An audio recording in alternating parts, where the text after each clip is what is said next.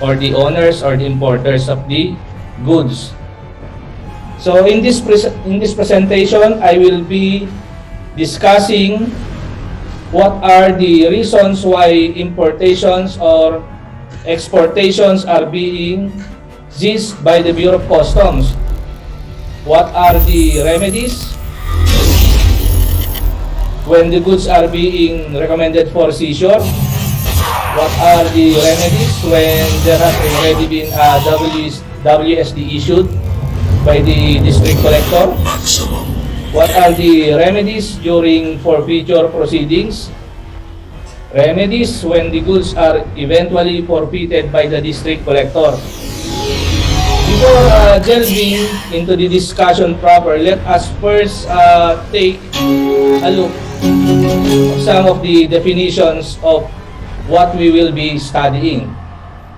What is seizure? What is forfeiture? What is an appeal? These terms have technical definitions under our rules. Next slide, please. So, what is seizure? Seizure is the actual or constructive taking or bringing into custody the goods, things, or chattels by virtue of a WSD issued by the Collector of Customs. So ito, seizure, when we say of seizure, it is the physical taking, or in some other cases, it's the constructive taking of the goods subject of WSD. So, nagkakaroon na ng jurisdiction ang Bureau of Customs dyan. And after the seizure the seizure of the imported goods or the goods subject to exportation, sometimes kasi hindi lang po imported goods ang siniseize. Meron dito siniseize na goods for exportation, and I have encountered that during my time as Chief of Law Division. Meron kaming na-seize na goods subject for exportation. May na-seize kami na ganyan. Nagkamali siya ng pag-entrada dun sa MICP, sa PON sana siya, mali ang deklarasyon, ayun, subject for seizure siya. So it's not only imported goods so even goods for exportations are being subjected for issuance of WSD. So what is WSD, or the Warrant of Seizure and Detention? It is a written order signed by the District Collector of Customs. Take note, of course, alam niyo ito, hindi lang basta collector yung nag-i-issue ng WSD, it is the District Collector, not the sub-court collector or court collectors. Not even the higher ranking officers can issue a WSD. It is directed to the Enforcement and Security Service or any deputized officer of a national law enforcement agency, commanding him to seize any property subject to forfeiture pursuant to Section 113 of the CMTA. So I hope the definition of seizure and WSD is clear. So next slide, please. So what is forfeiture? So after seizure, what comes next? So it is the forfeiture proceeding. So what is forfeiture? It is the acquisition of ownership by government for an established violation of CMTA as a result of forfeiture proceedings. Actually, forfeiture is one of the modes of acquisition of ownership by the Bureau of Customs. So, pwede rin nag-acquire ng ownership ng Bureau of Customs through issuance of decree of abandonment. So, pagka naging final yung decree of abandonment, naging property siya ng Bureau of Customs or the Republic of the Philippines. And another one is yung government right of compulsory acquisition. Pero hindi nagagamit yun. Pero those are the modes of acquiring ownership by the Bureau of Customs. And One of these is forfeiture. Mas matindi nga lang itong forfeiture kasi dito may violation talaga na sinasabi with regard to dun sa imported goods. So this is a violation with regard to the imported goods, and it is not about the consignee or the importer. The proceeding here, the forfeiture proceeding is against the rest or against the property or the imported goods. It is not directed against the importer or the consignee. So dito hindi tinitingnan kung may kasalanan yung yung consignee, tinitingnan dito kung may violation yung pag-import ng argumento. Yun yung tinitingnan lang dito.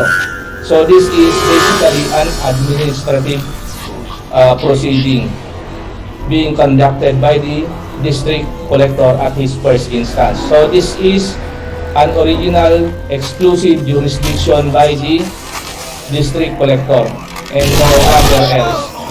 Hindi sa korte, hindi sa commissioner, hindi sa ibang forum.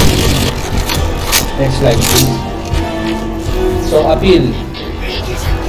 Appeal is a remedy by which a person aggrieved or adversely affected by any action, decision, or determination of the Bureau seeks redress before the Bureau, the Secretary of Finance, or competent court.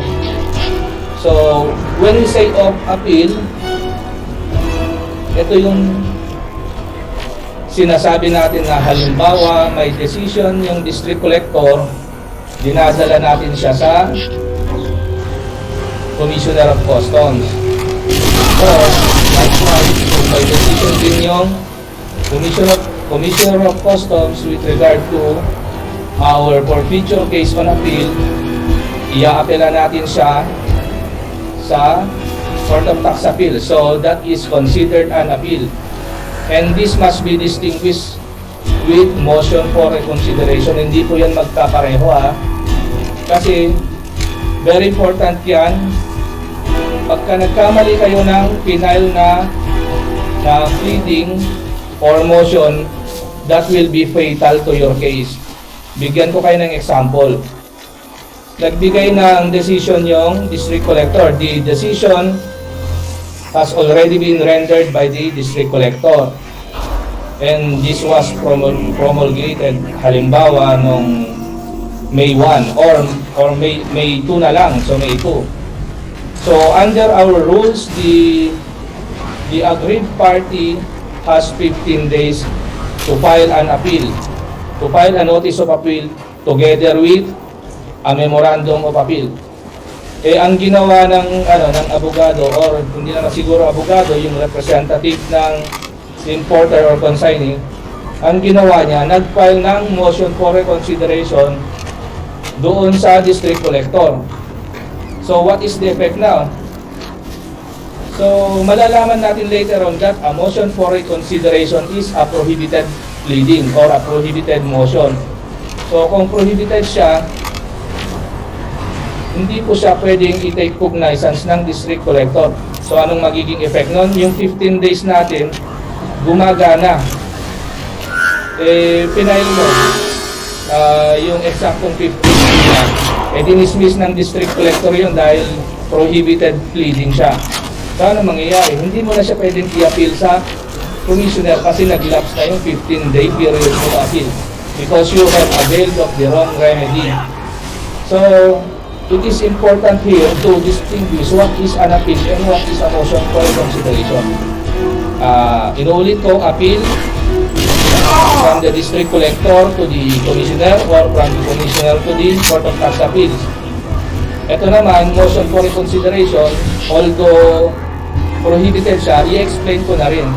Yung decision ng district collector, magmo-motion for reconsideration ka para i-reverse ng district collector ulit yung decision niya. Ganun yung motion for reconsideration. That is not allowed.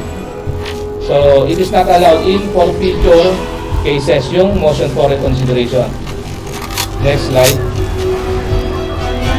So, these are the processes. So, when I was the chief of this division, I consider this as the vital stages of the processes. First one is the recommendation for issuance of WSP. So, to recommend, oftentimes it is from the assessment. So, sila yung nagre-recommend yan. Meron din nire-recommend yung operations and sometimes the enforcement group with regard to violation of environmental protection, something like that. Maraming nire-recommend din from the enforcement section, and of course the CIIS. Lahat po yan ang office ng Bureau of Customs. Kung sila po yung in charge dun sa process na may nakita silang violation with regard to the goods, sila po yung nagre-recommend ng WSD sa district collector. Next slide, please. So, what are the reasons or what are the grounds why a WSD is being recommended by the concerned office? So, there are basically, ang nakikita ko may dalawa dito na pwede nating sabihin na usually for the recommendation for issuance of WSD, which emanates from Section 113 or the property subject for forfeiture, and that is in relation to various sections of the CMTA, such as Section 116, Section 117, Section 118, and those are the provisions on regulated goods, on restricted goods, and on prohibited goods. So yun po yun in relation to Section 113, they are being recommended for issuance of WSD. And another one is the exercise of the power of the Commissioner to inspect and visit under Section 224 of the CMTA. Ito po yung ini-issue letter of authority ng Commissioner of Customs directing the officers to proceed to the place where the goods are kept, na mag-inquire yung bureau kung meron kang pinagbayaran ng duties and taxes yung mga imported goods na nandoon sa place na. So, in next slide please.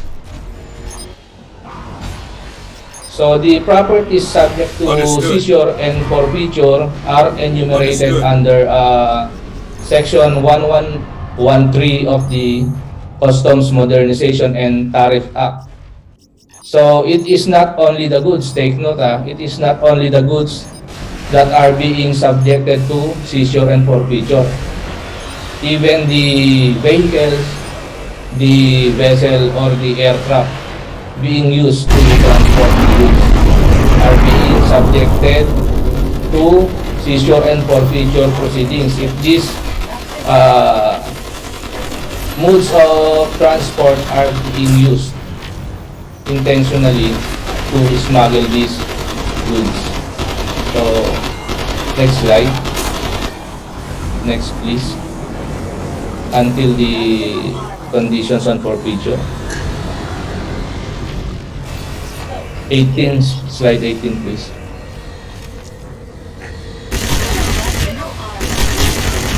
So these are the conditions for forfeiture.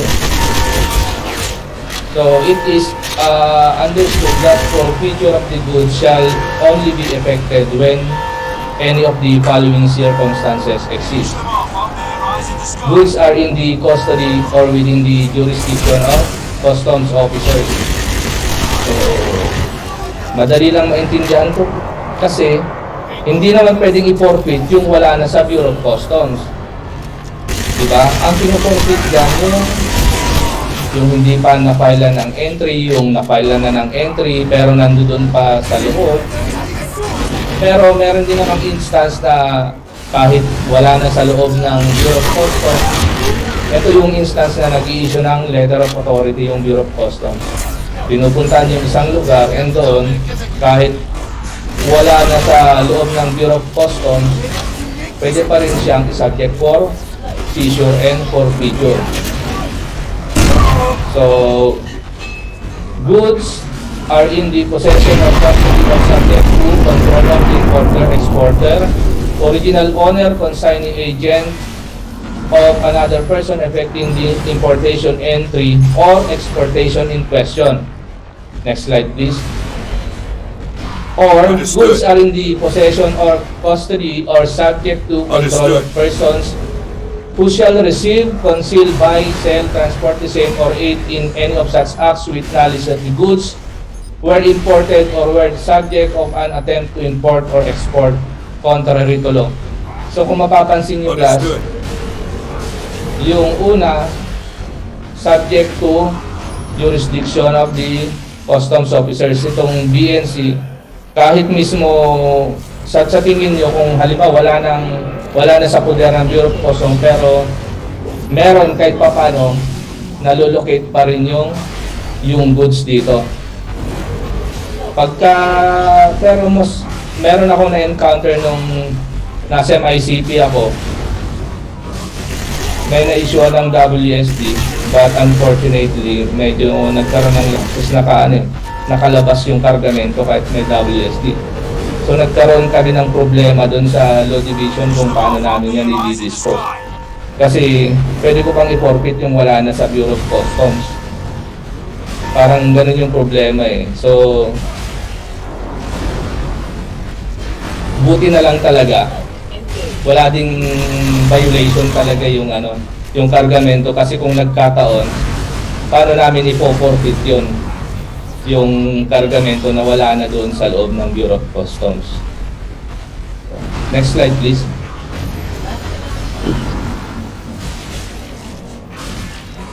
Next slide. So ito yung sinasabi ko kanina. Even vehicles, vessels, or aircrafts used in carrying smuggled goods in commercial quantity shall be forfeited except if all of the following conditions are present. It is a common carrier. It has not been chartered for conveying and transporting persons or cargo, and the owner or agent at the time of seizure has no knowledge of and participation in the unlawful act. So dito lahat kailangang present po dito para hindi ma-forfeit yung vehicle, vessel, or aircraft. So when we say common carrier, it has been defined under CAU 10-2020, which refers to persons, corporations, firms, or associations engaged in the business of carrying or transporting passengers of goods, or both by land, water, or air for compensation, offering their services to the public. So ginagamit talaga yan sa pagtransport ng goods. So that is a common carrier, and it has not been chartered. So when we say chartered, ito yung kinontrata ng particular individual or person or entity for the conveyance of or the transporting of the goods for that particular entity or person. So kailangan common carrier siya, and it has not been chartered. Kasi kung kahit common carrier siya, kung sinarter siya ng particular individual or entity, then pwede pa rin siyang ma-forfeit. And of course, the owner or the agent has no knowledge, or simply in good faith siya, so wala siyang alam doon sa smuggling na nangyari. Next slide please. However, take note that a prima facie presumption against such vehicles, vessel, or aircraft shall exist under any of the following circumstances. If conveyance has been used for smuggling before, if owner is not in the business for which the conveyance is generally used, if owner is not financially in a position to own such conveyance. So dito may na-encounter na rin ako yung mga truck na ginagamit. So minsan hindi lang isang beses na nakapag-load sila ng kargamento na meron palang na subject ng WSD. So nagkaka-problema din minsan yun. But of course, he can always prove na walang kinalaman naman yung may-ari ng truck. So prima facie presumption lang to. Hindi na ibig sabihin na siya talaga ay may kasalanan. So the owner of the conveyance of the vessel or aircraft can always prove his or her innocence dun sa transportation ng smuggled goods. Pero ito yung iniisip ko. Ito yung mga ginagamit na mga barko kaya. Di ba?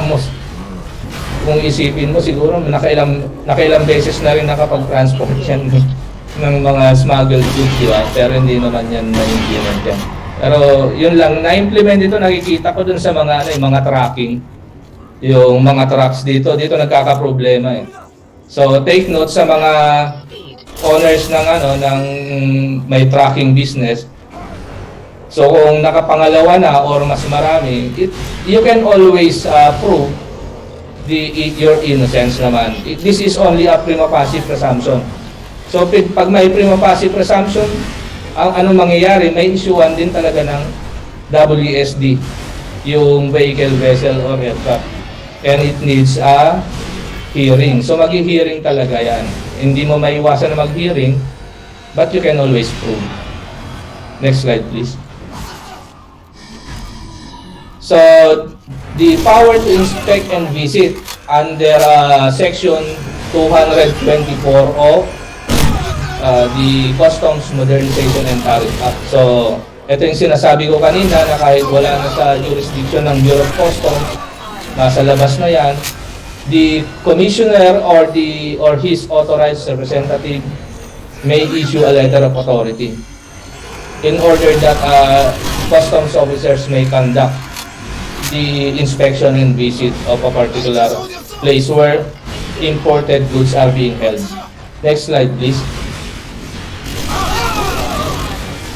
So, as I said, the commissioner or any customs officer who is authorized in writing by the commissioner may demand evidence of payment of duties and taxes on imported goods openly for sale or kept in storage.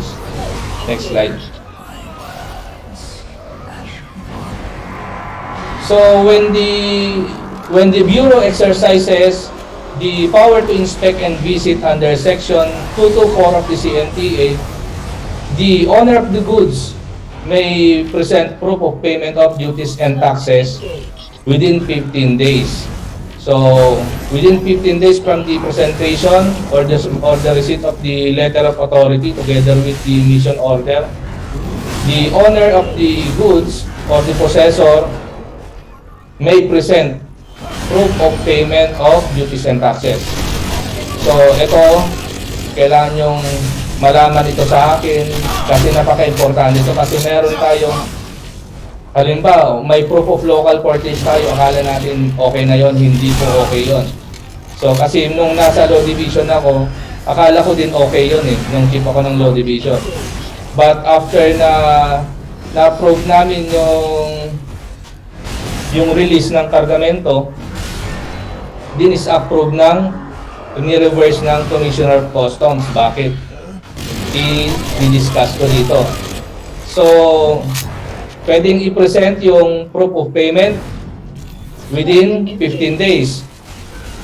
So, kung siya yung original importer, present lang niya yung payment of correct duties and taxes or proof of exemption from payment of duties and taxes. So, that is kung yung owner mismo ay siya mismo yung importer. What if hindi naman siya yung importer? Binili lang niya. Pero itong mga binili niya ay imported goods. So, what will you produce? what will you present to the customs officers? You should present the proof of local purchase. Hindi lang po yun ang kailangan, and payment of correct duties and taxes by the original importer. Dito ako nagkamali nung inaamin ko, nagkamali ako nung chief ako ng Law Division dito. May na-approve ako dati na pinayagan namin na ma-release kasi may na-present siya na local, proof of local purchase. And hindi pala siya kompleto. Hinanapan din ng proof of payment of correct duties and taxes by the original importer. So dito nagkakaproblema po yung may-ari. Kasi minsan hindi nagpa-participate yung original importer, hindi niya binibigay yung proof of payment of the correct duties and taxes. And minsan wala talaga siyang ebidensya din talaga.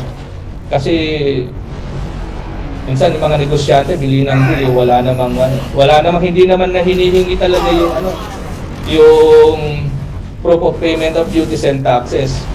Most likely kahit ako siguro pagka hindi ko alam ito, hindi ko rin hihingiin yun eh. So dito nagkakaproblema.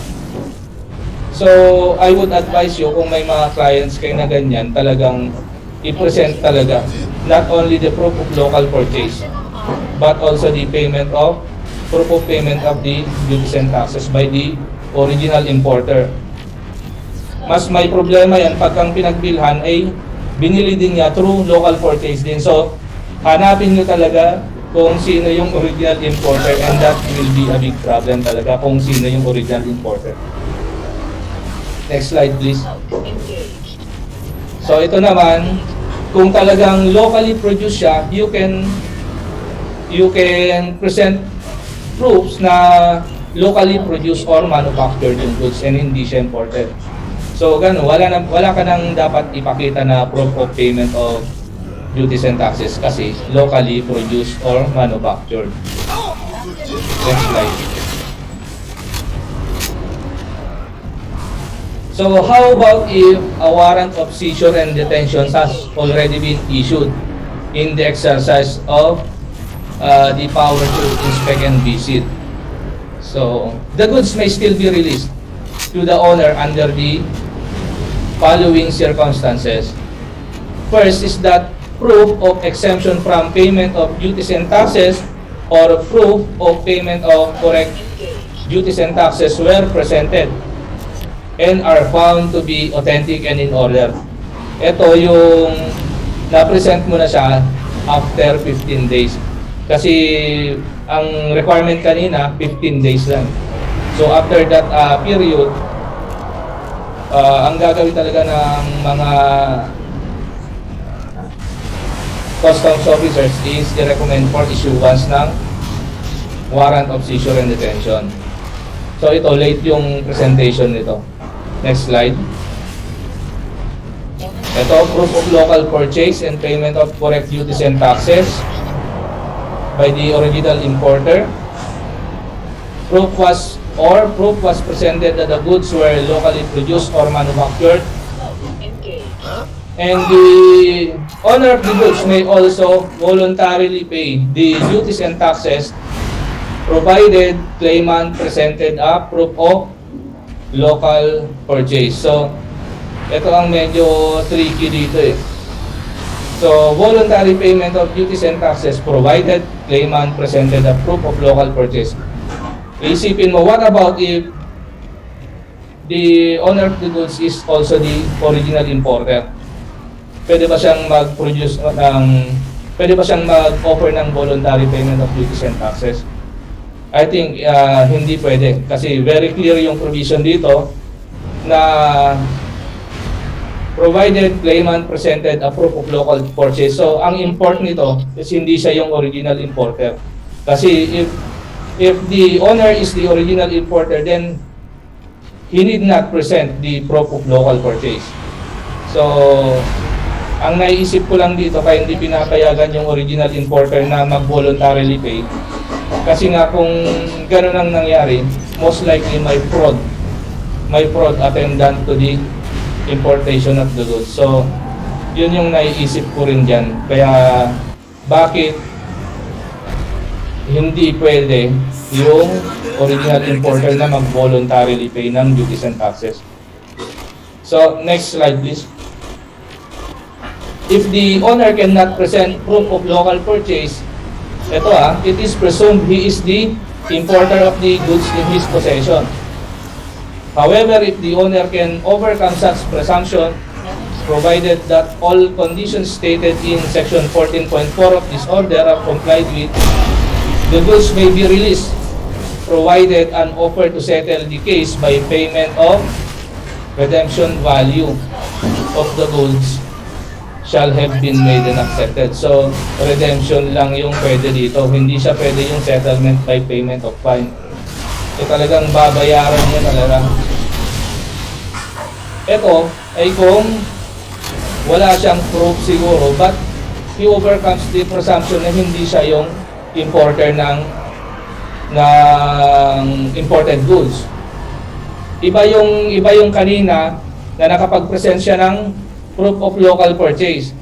So doon pwedeng mag-voluntarily pay ng duties and taxes. Itong isa naman, itong nasa bandang huli, wala siyang may present na mga proof.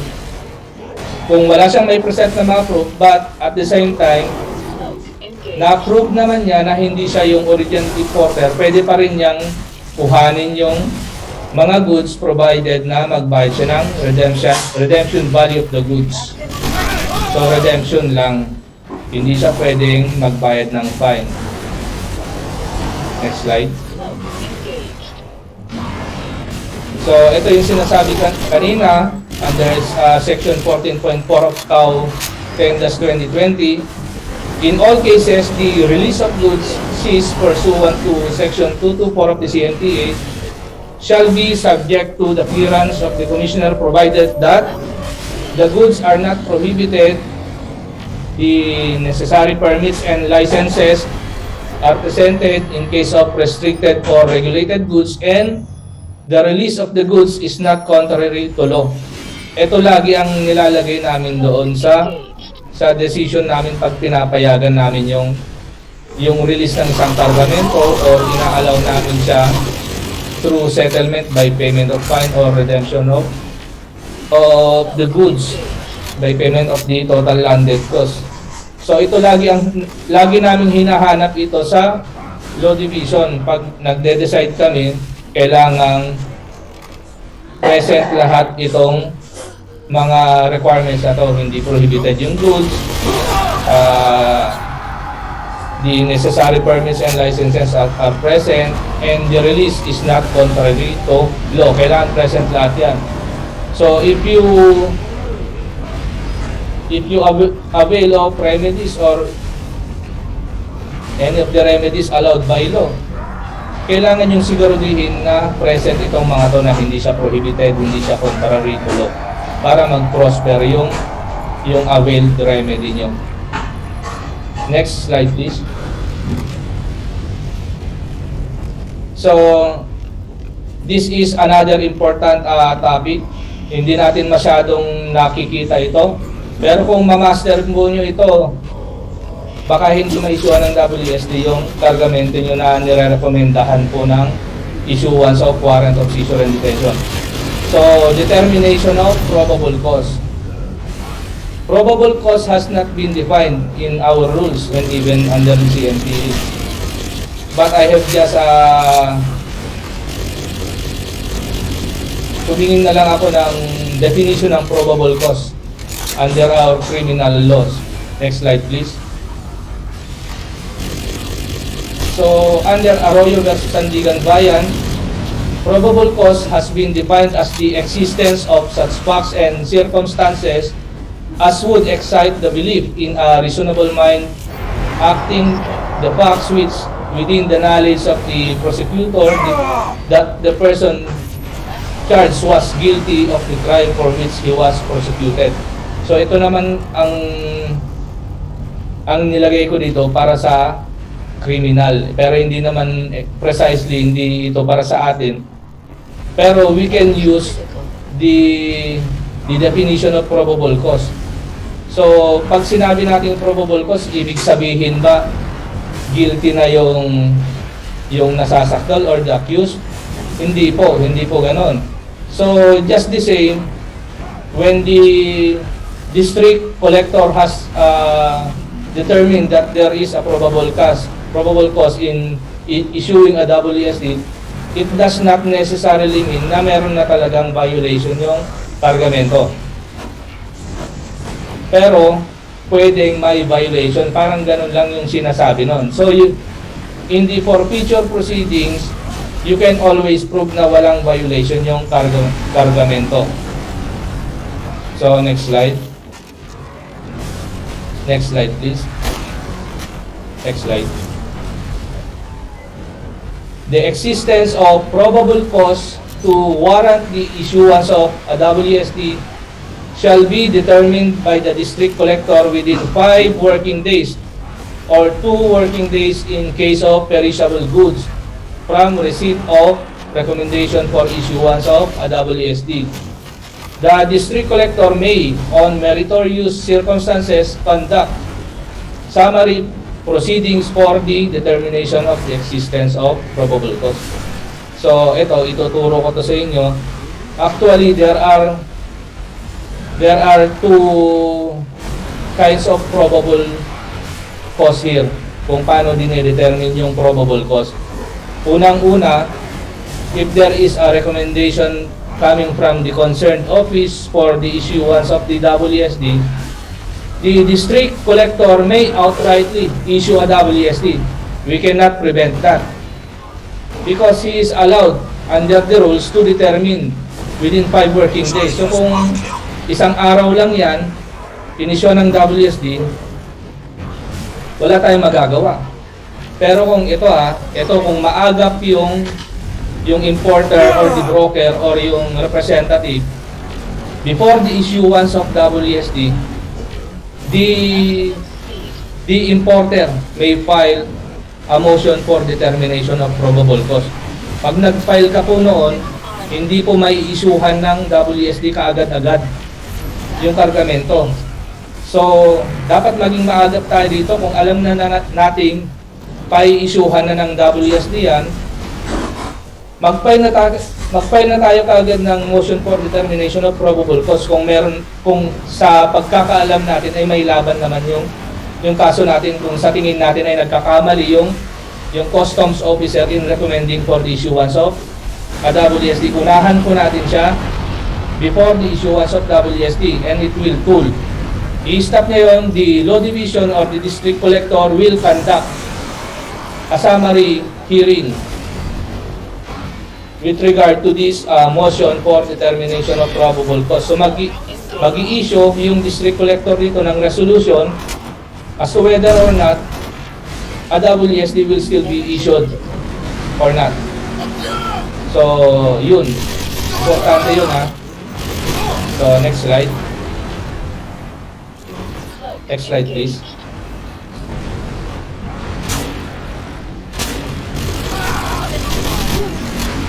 Ito. If a release order is issued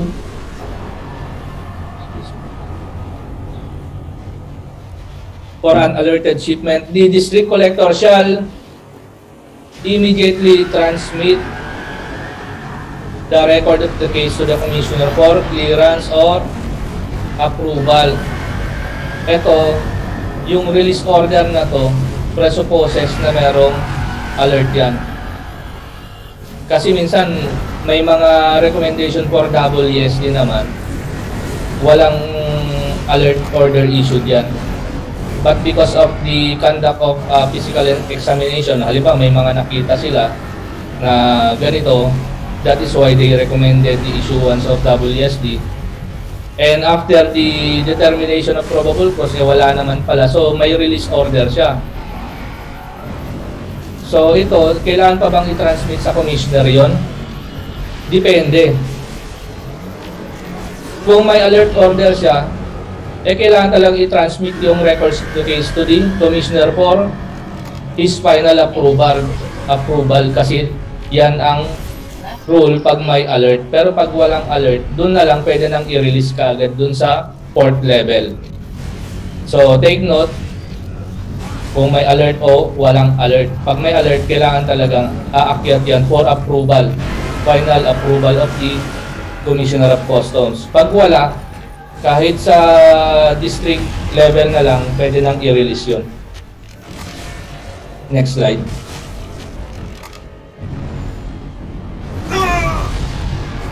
Next slide, please.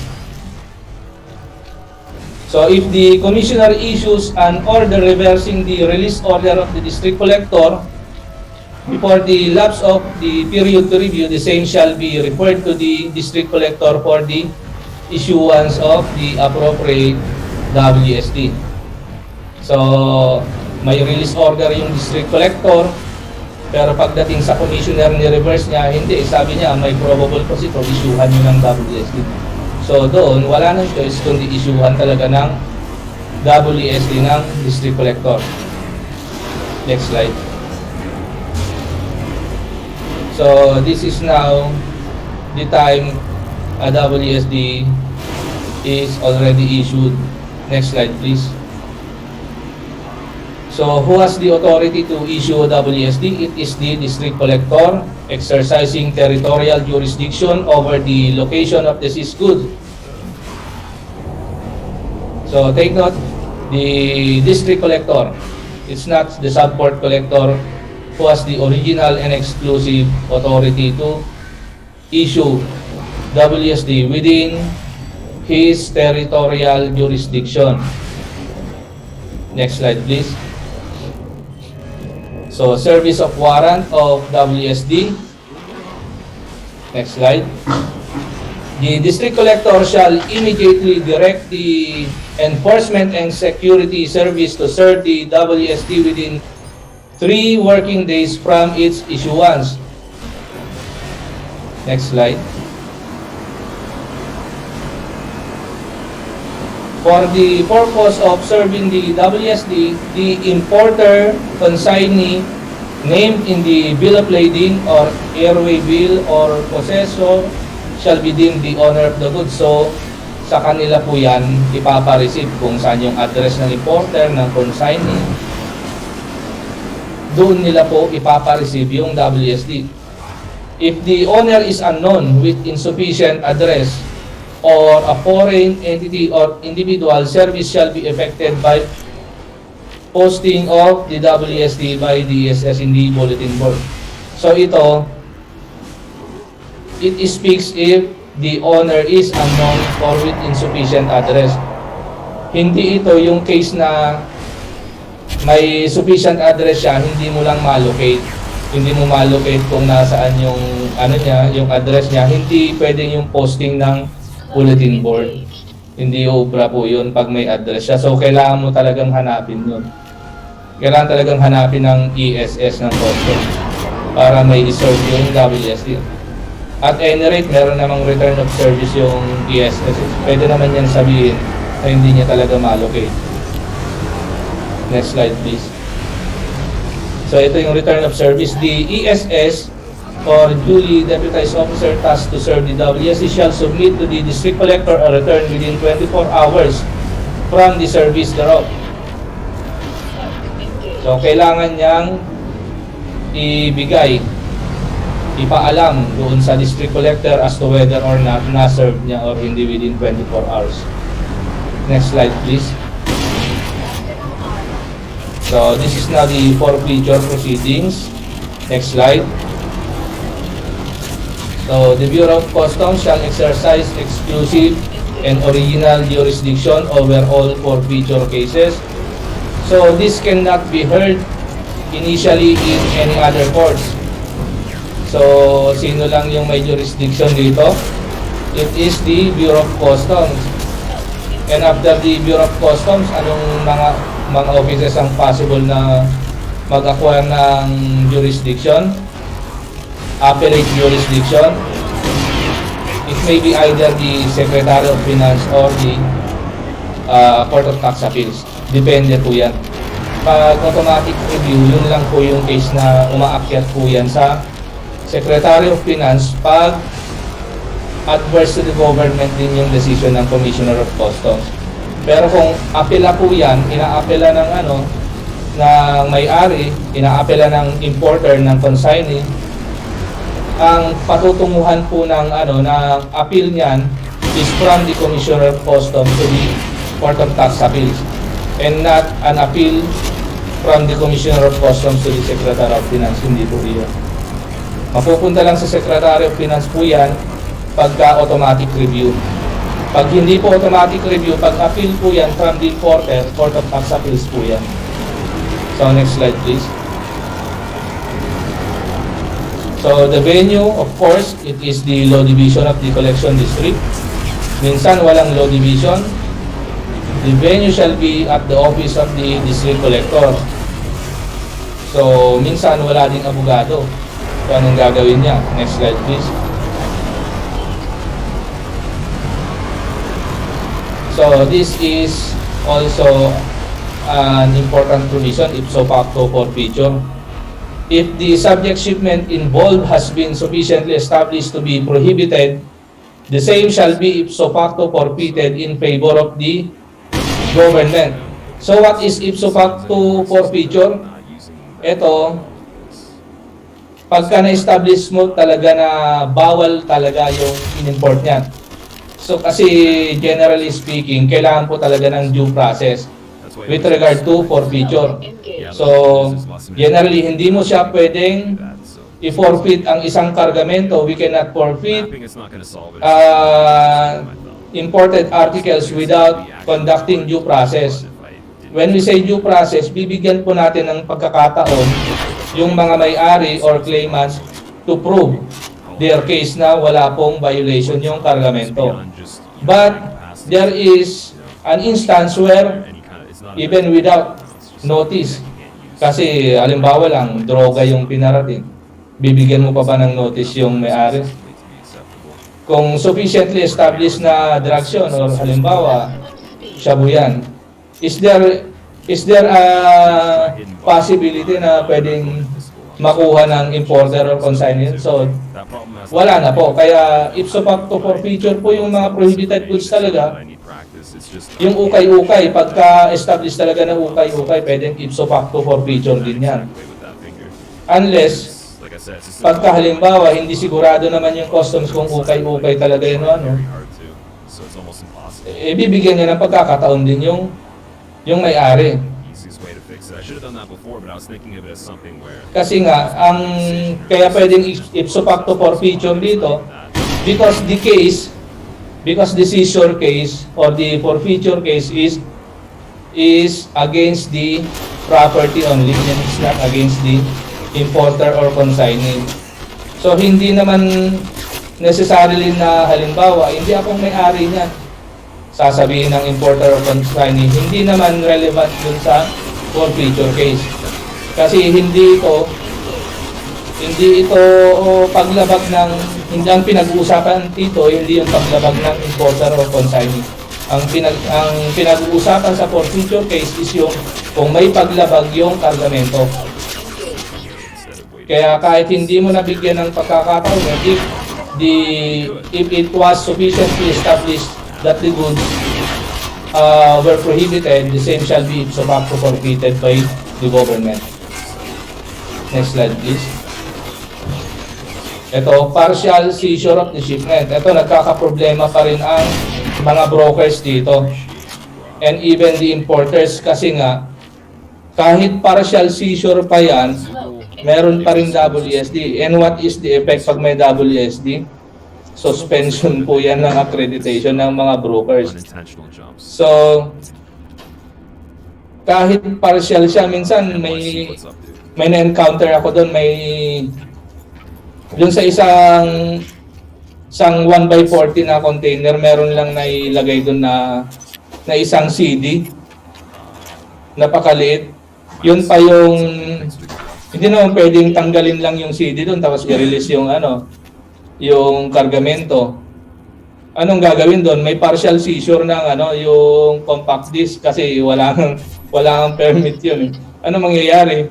Doon sa simple violation na yon, magkakaroon ng suspension na accreditation yung broker na may hawak nun. So what is partial seizure of the shipment? If the offense relates only to a part or portion of a shipment, only that part shall be seized or detained, provided that the district collector is satisfied that the remainder of the shipment was not used directly or indirectly in the commission of the offense. So pwede partial seizure of the shipment. Pero most often than not, partial seizure is not allowed. It is frowned.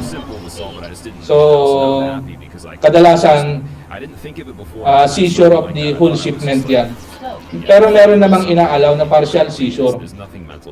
So, ano ang ginagawa ng may-ari pag may partial seizure? So, ang gagawin po diyan, para sa kaalaman ng lahat, magpa-file ng motion for segregation sa law division. Kasi kung ipapasegregate mo yung wala namang violation para ma-release siya. Hindi kasi pwedeng walang segregation order eh.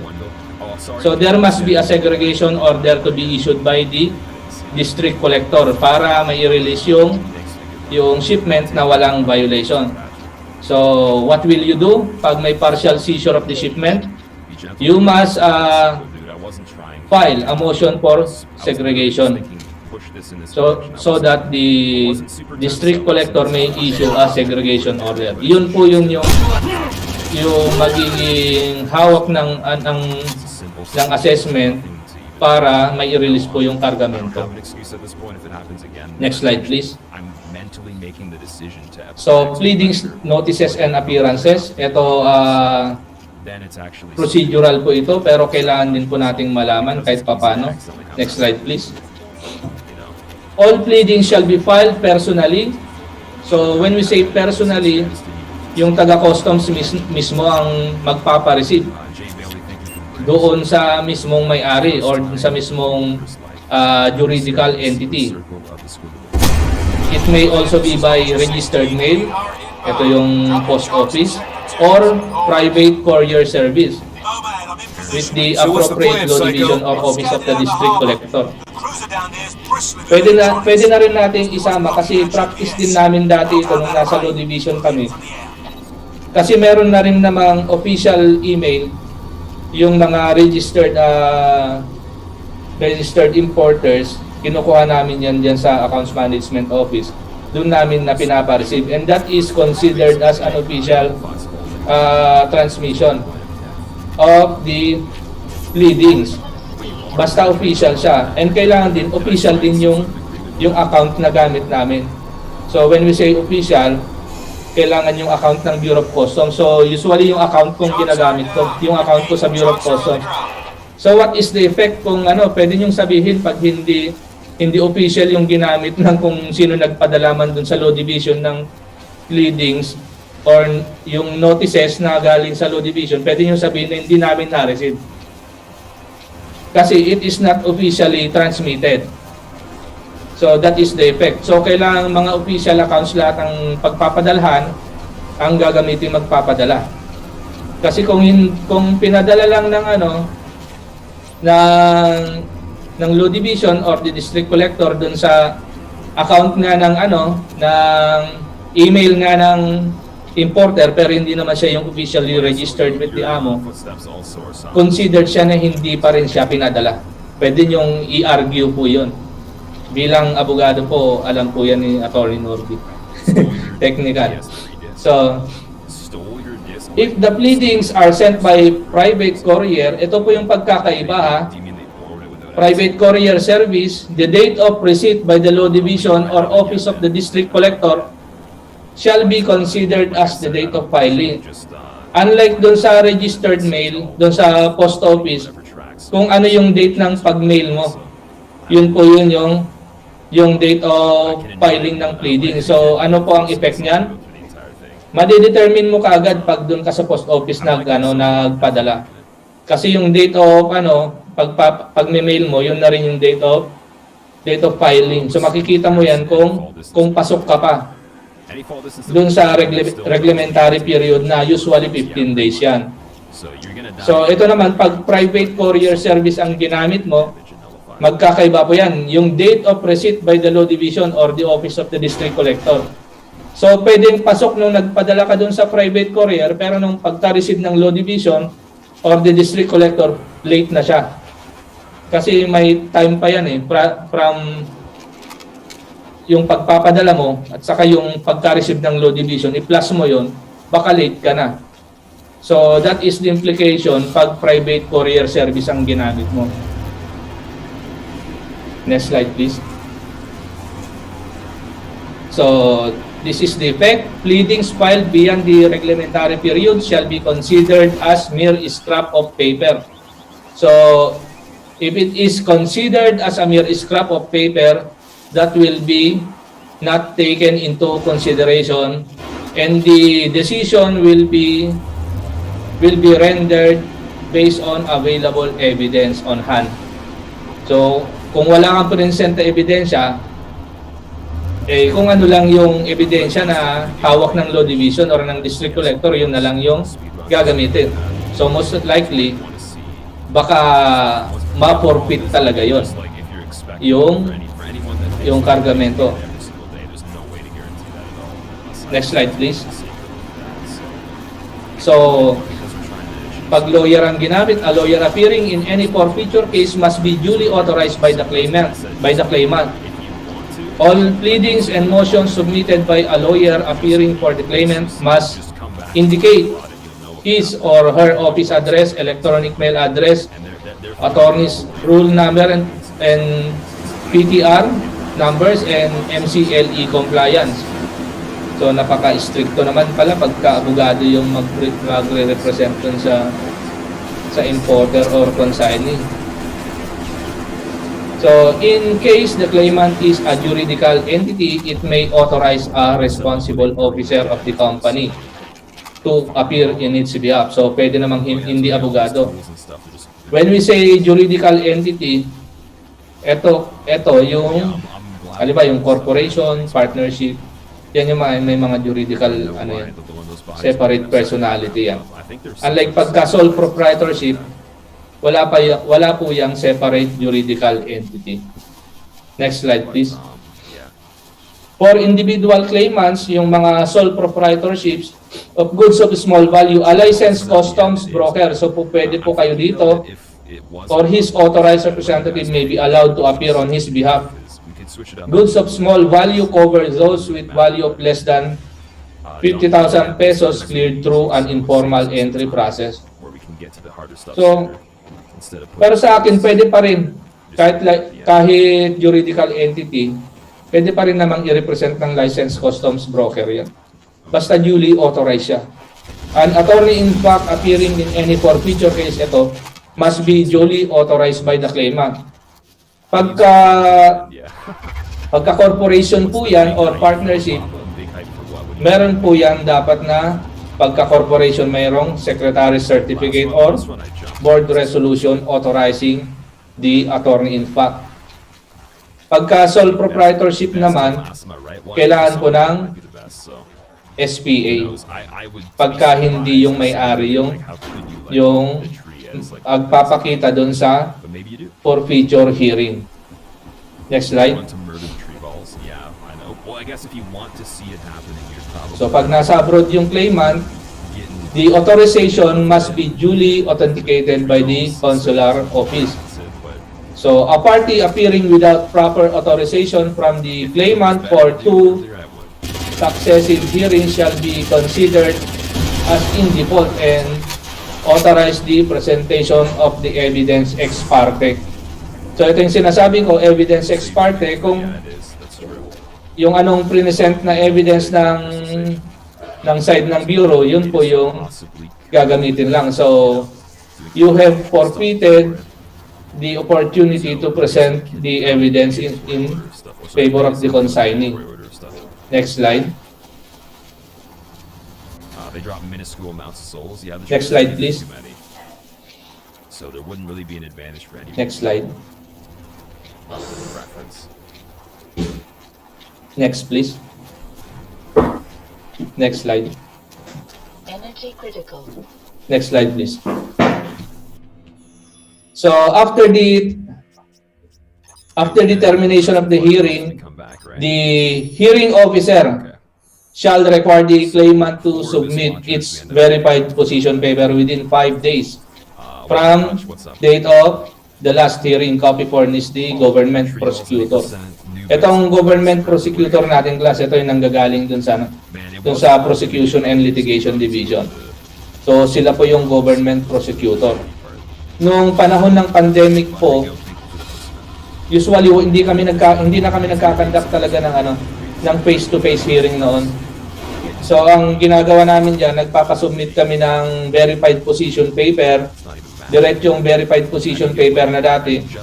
But in rare instances, pagka gusto talaga ng importer na may face-to-face, pinagbibigyan naman namin with due regard to health protocols naman yung ginagawa namin. So ngayon siguro, hindi ko na alam ngayon kung ina-allow na nila yung face-to-face. Siguro dahil alert level 1 na tayo, baka pwede na. So next please. So within 5 days from receipt of the position paper, the government prosecutor shall file its comment. Copy furnished the claimant. The claimant may file a verified reply. So ito, may verified position paper yung consignee or the importer kanina. So within 5 working days, yung government prosecutor kailangan niyang magbigay ng comment. So yung comment na yon, ika-copy furnish again to the importer. And the importer may file. So take note of the word may file. So hindi na niya kailangang i-file, pero pwede pa rin siya mag-file ng verified reply. Kung gusto niyang replyan yung comment, pwede.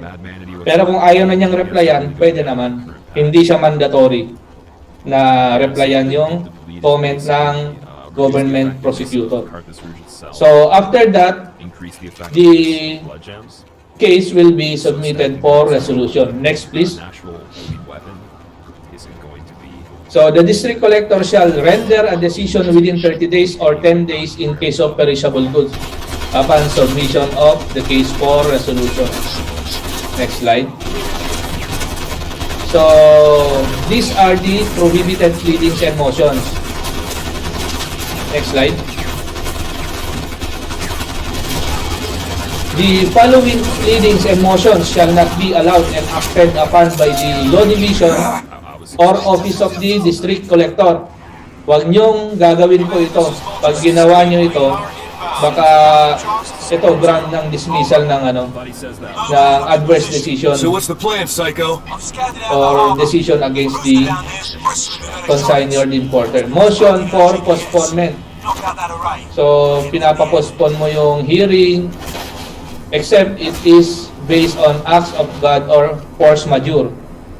So, yung mga hindi inaasang pagkakataon.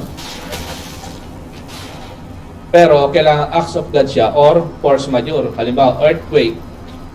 Biglang nagkaroon ng, pwede bang war? Pwede yan. Ano pa? Basta acts of God or force majeure. Itong sinasabi ko kanina, motion for reconsideration. So, it is a prohibited motion.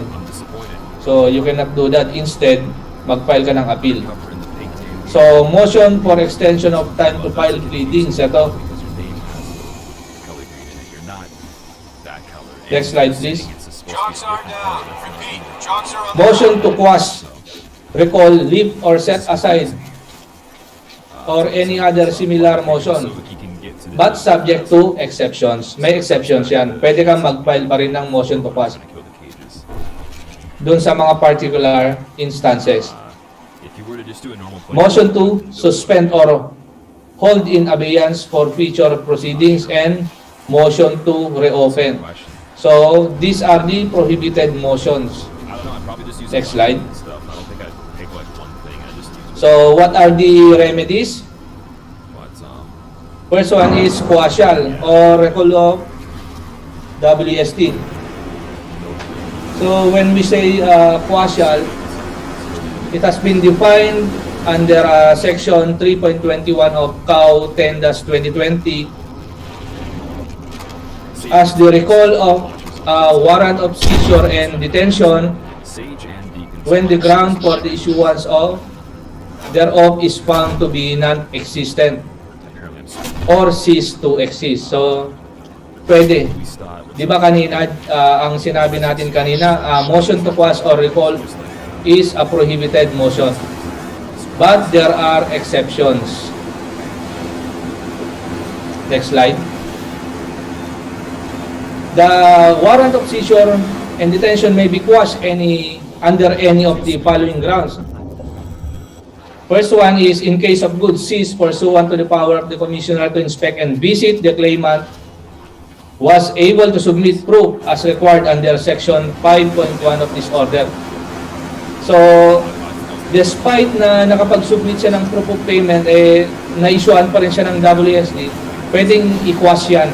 Pwedeng mag-file ng motion to quash. Kasi nga, na-submit naman niya yung For it, do you want me to proof of payment, pero bakit pa rin siya in-issuean ng WSD? So, the remedy here is motion to quash or motion to recall the WSD. Yeah, the happy birthday. Next slide.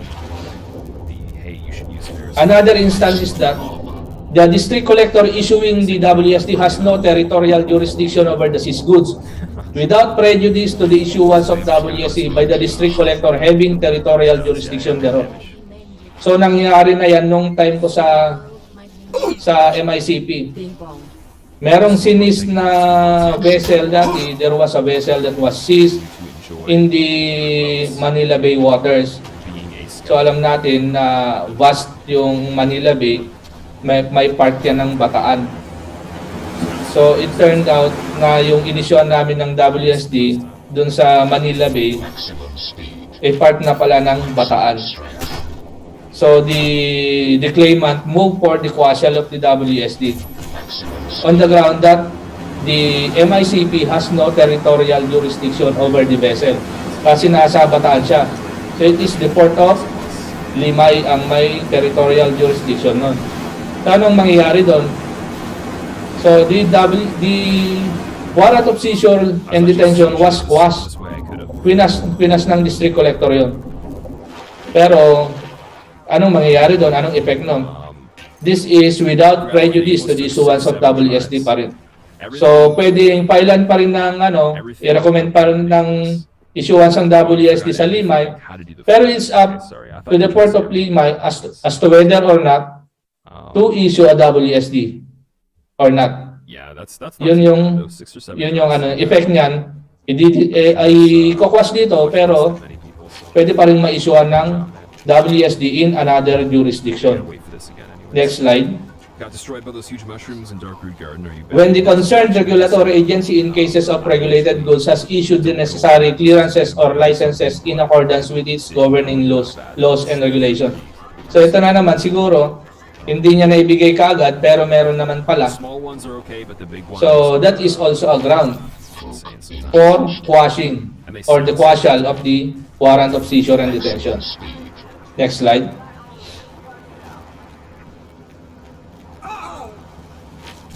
What's up, dude? When to file motion to quash or recall, the importer or its authorized representative may file a verified motion to quash or recall the WSD at any time prior to the completion of presentation of evidence. So, motion to leave, recall, or set aside the WSD shall be deemed as motion to quash. So, pare-pareho lang yan. Next slide, please. The motion to quash shall be resolved by the district collector within 15 working days from the date of submission of the said matter for resolution. In case the district collector allows the quashal of the WSD, he shall seek clearance from the commissioner by transmitting the entire records of the case within 2 working days from the date of issuance of the quashal order. Next slide. I feel like there's a lot more. Next slide, please.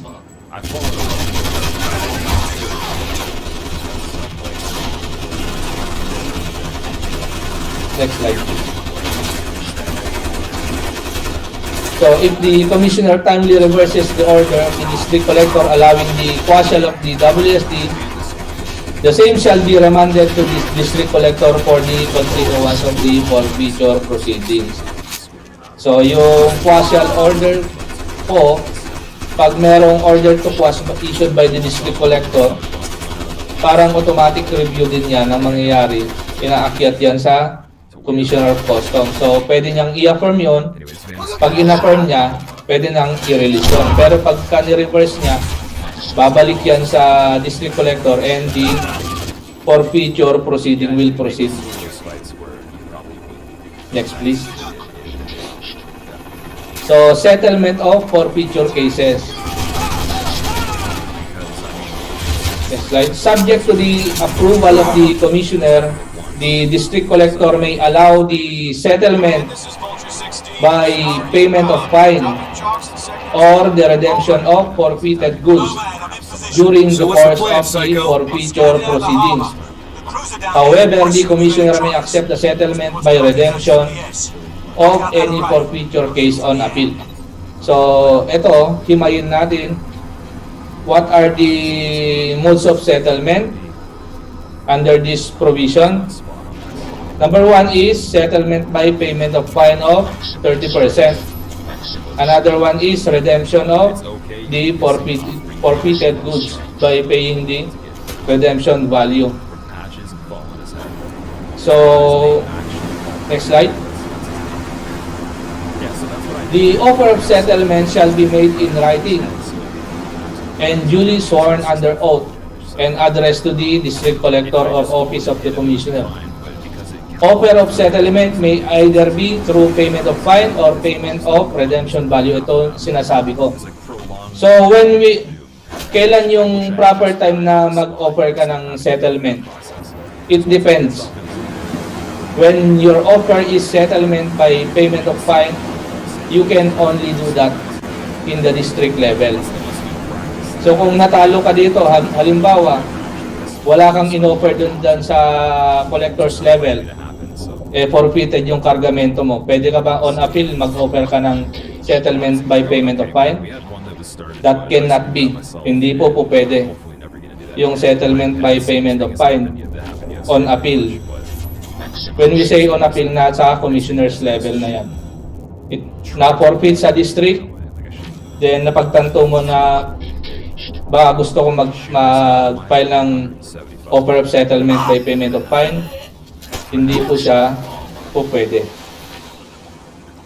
Halimbawa naman, pagka offer of redemption, payment of redemption value, pwede dun sa district level, pwede rin pong hindi mo nag-offer ng payment of redemption value, pero pag pinorfeit ng district collector and inappeal mo yan, doon sa commissioner's level, pwede ka pa rin mag-offer ng payment of redemption value. Yun po yung kaibahan yan. Hindi na po pwede yung offer of settlement by payment of fine pag nasa commissioner's level na. Pag doon mo lang in-offer, hindi po pwede yun. Next slide, please. Next slide. So, either settlement by payment of fine or redemption of forfeited goods may be allowed under the following circumstances.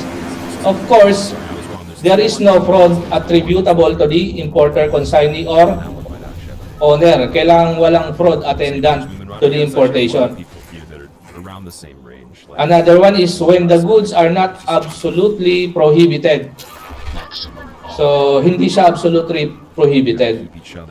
So, another one is when the release of the goods is not contrary to law. So, hindi nga siya absolutely prohibited. Halimbawa, regulated goods siya. Pero kahit regulated goods siya, contrary to law pa rin yung pag-release yan kung wala naman yung mga necessary licenses and permits. So, the release of the goods must also be not contrary to law. Next slide, please. Secret Betrayal is the one for Fire Lake, I think. Hidden Track Trail, which is... Ito, take note that settlement by payment of fine shall not be allowed when the discrepancy in duties and taxes to be paid between what is determined and what is declared amounts to more than 30%. So yan, hindi ina-allow yan.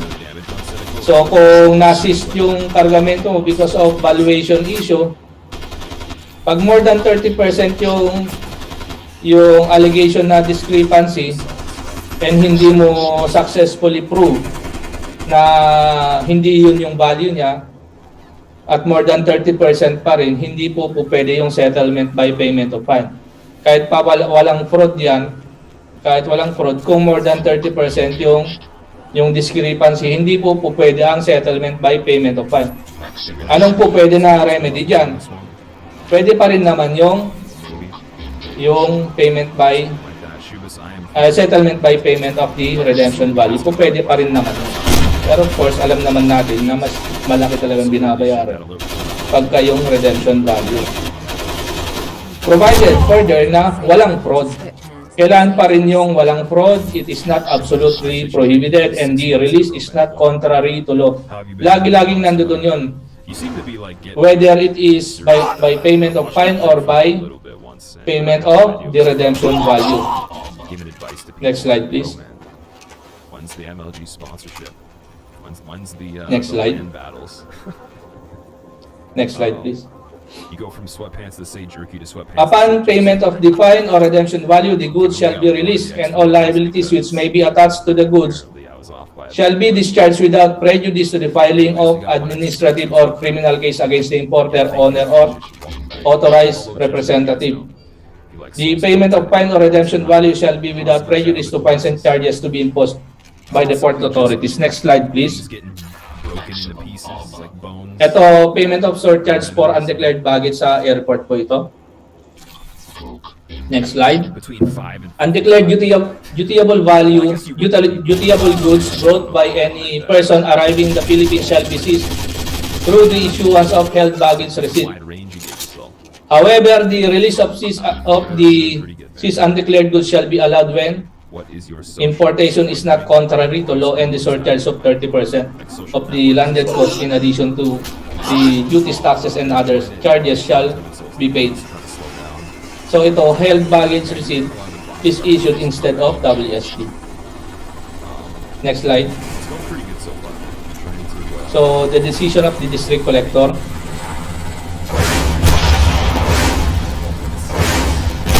The decision of the district collector shall include a declaration for forfeiture or release, the imposition of a fine or redemption of the goods, or such other actions as may be proper. Next slide. Overhead, I'm in position. So what's the plan, Psycho? I'm scanning out the harbour. Next slide, Prison down please. there's bristling with electronics. Must be what's blocking our GPS. Decision by the district collector in case of an offer of settlement was made shall be subject to clearance and review of the commissioner, provided that a period to resolve shall not run until the complete records of the case is received by the office of the commissioner. Provided finally that the same shall not be subject to automatic review of the Secretary of Finance. So pagka-settlement, pagka in-affirm yan ng commissioner, hindi naman yan considered kasi na yung acceptance of the offer of settlement is not considered as a decision adverse to the government. Take note of that. So kung may affirmation by the commissioner of the decision of the district collector accepting the offer of settlement, hindi po yan aakyat sa Secretary of Finance. Kasi hindi siya considered as decision adverse to the government. Next slide. So, appeal to the commissioner.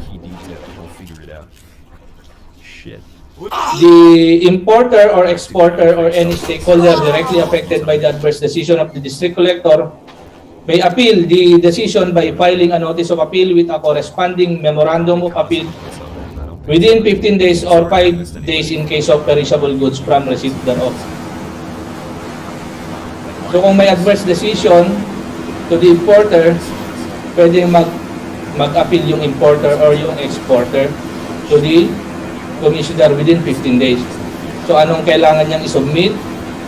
Isusubmit po niya yung notice of appeal with the corresponding memorandum of appeal. And of course, magbabayad din siya ng appeal fee.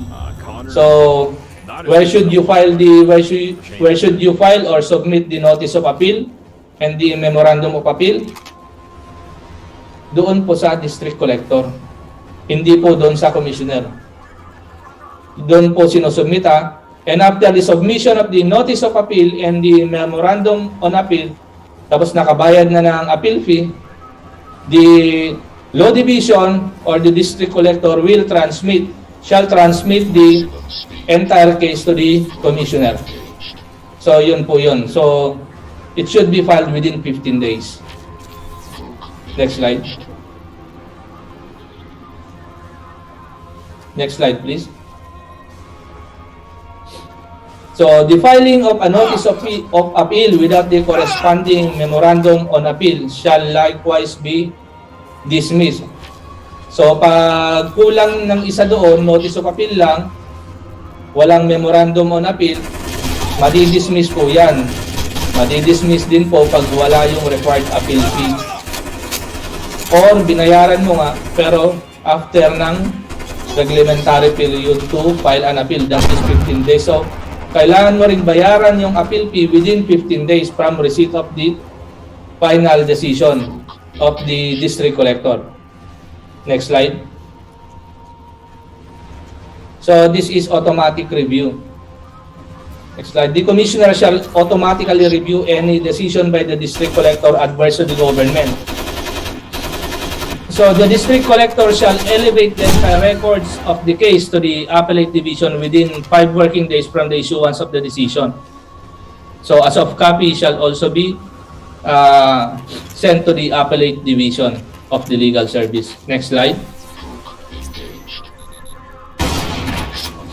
When no decision is rendered within the prescribed period or when the decision adverse to the government is rendered by the commissioner involving goods with free on board or FCA value of 10 million pesos or more, the records of the decision of the commissioner or the district collector under review, as the case may be, shall be elevated to the Secretary of Finance within 5 working days from the lapse of the period to resolve. So ito, kailan siya mapupunta sa Secretary of Finance? Pag walang decision na ni-render yung commissioner or when the decision is adverse to the government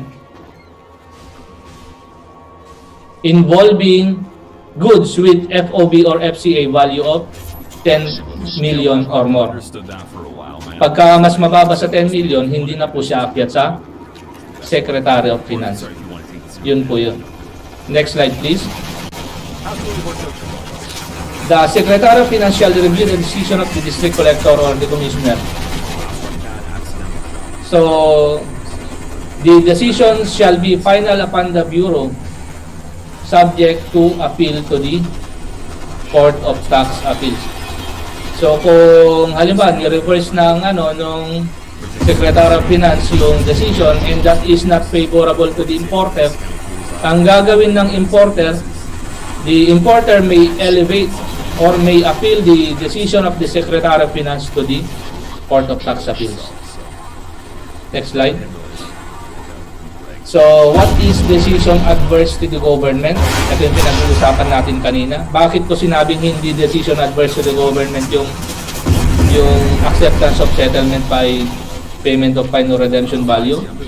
Kasi dito sa definition, refers to the disposition of the main forfeiture case based on merit, which results that there is no violation of the law in that warranty forfeiture of this article. Gaster, what's up? Ito, without payment of additional duties and taxes, interest, penalties, and surcharges. So, doon sa settlement by payment of fine or You always watch the YouTube videos. by payment of the redemption value, may binabayaran po doon. Kaya hindi po siya considered as decision adverse to the government. Pero nonetheless, inaakyat pa rin siya because of the provision under section 1124 na kailangan pa rin i-elevate sa Commissioner of Customs yung decision accepting the settlement. So, yun po yun. Ang decision adverse to government, yung release po talaga na walang binabayaran. Yung walang violation pala, yung kargamento. So, I think that is all for my presentation. Thank you for listening. Is this a meme run though? And you will now earn your CPD provided na sasagot daw kayo dun sa poll by the PRC. Kailangan yung sagutan po yun. Salamat po. In elitist speedrun vocabulary, right? You're welcome, Attorney. Definitely a meme. At hindi lang po sila kailangan sumagot sa poll. Kailangan po naka-turn on ang camera. So, our participants have been reminded earlier to kindly turn on your camera because we are being monitored by PRC and they are strictly checking if we are presently there. And I'm very sure that they listen to you, Attorney Balena. At this point, I'd like to acknowledge the presence of our Honorable Samuel Bautista, PRDCB's chairperson. Sir, Honorable Bautista, you are around. What's up? How are you doing, man? Sorrel, what's going on? Fast reader? Baka po mamaya, no, we can invite Honorable Bautista to say a few words. I think I just And might be in the lead. while we wait, and before we go to the Q&A portion, I'd like to call back Attorney Norby Castillo, our VP for International Affairs and OIC for Professional Development of CCIB. Attorney Norby, I'd like to request that you don't know if hand over and you present the certificate to our speaker, Attorney Balena. Especially if I don't get more than 1 full second. Hi, good morning, everyone, and thank you very much, Attorney Danny Balyena, for that very informative discussion. Although I would not wish that every customs broker would go through that process. It is not only very tedious, but also it would cause delay for the shipments of their clients. Well, anyway, allow me to read the citation. The Chamber of Customs Brokers, Inc. Awards the Certificate of Appreciation to Attorney Danilo G. Balyena Jr., aka Attorney Koy, in recognition for his valuable contribution as a resource speaker during the webinar entitled Seizure and Forfeiture Proceedings and Appeal Process, given this 21st day of May 2022. Signed, Adonis C. Carmona, National President, and Dexter C. Pedresa, the VP for Professional Development. Thank you, Attorney Balyena. Maraming salamat po, Attorney Balyena and Attorney Norby. Attorney Norby, we're ready to read questions from the chat box. Surprised you remembered that. That's cool. Yes, we invite all the attendees here to chat in your questions and let us take this opportunity to hear the explanation of our very deserving and very qualified Attorney Danny Balyena. Hindi nyo po na itatanong si Attorney Balyena is one of the best products San Sebastian College, Recoletos, Manila. So let us ask him the most difficult questions here. Kayo po pala ang unang-unang magtatanong sa kanya. Maybe not me, maybe our good We just did a check. attendees here. We just did a check of all the messages in the chat box, and apparently there are no questions yet for Attorney Balyena. Well, he is waiting and we have time to entertain questions. Huwag po kayong mahihiya. Go ahead and type them in the chat box and we will assist you. You can even raise your hand if you want to speak and ask the question. We will recognize you, we can unmute, and you may ask the question. I think that's like some sort of like TLC. Anyone? If you don't follow someone that's verified, you actually get like fired or something. Po tayo? Well, if there's no question yet, maybe I can throw the first question. Although I'm reserving this sana, dun sa mga members natin. But Attorney Balyena, sir, I'm just curious.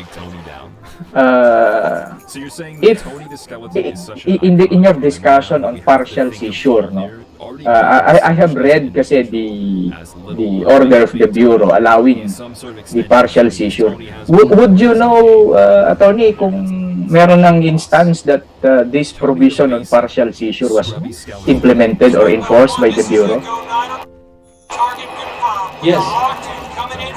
During my time in MICP, there were several partial seizure of decipment. Ang pinakamarami dyan yung mga informal na consolidated. Kasi hindi naman lahat yun na may violation. Sinusegregate lang yung mga boxes na nakitang may violation. And even goods filed under the formal entry process, meron ding partial seizure of decipments na ginagawa. So that was implemented already by the process. Yun bang mga formal consumption shipments na yun na naging subject ng partial seizure? Isang BL lang yun, ano? Isa lang.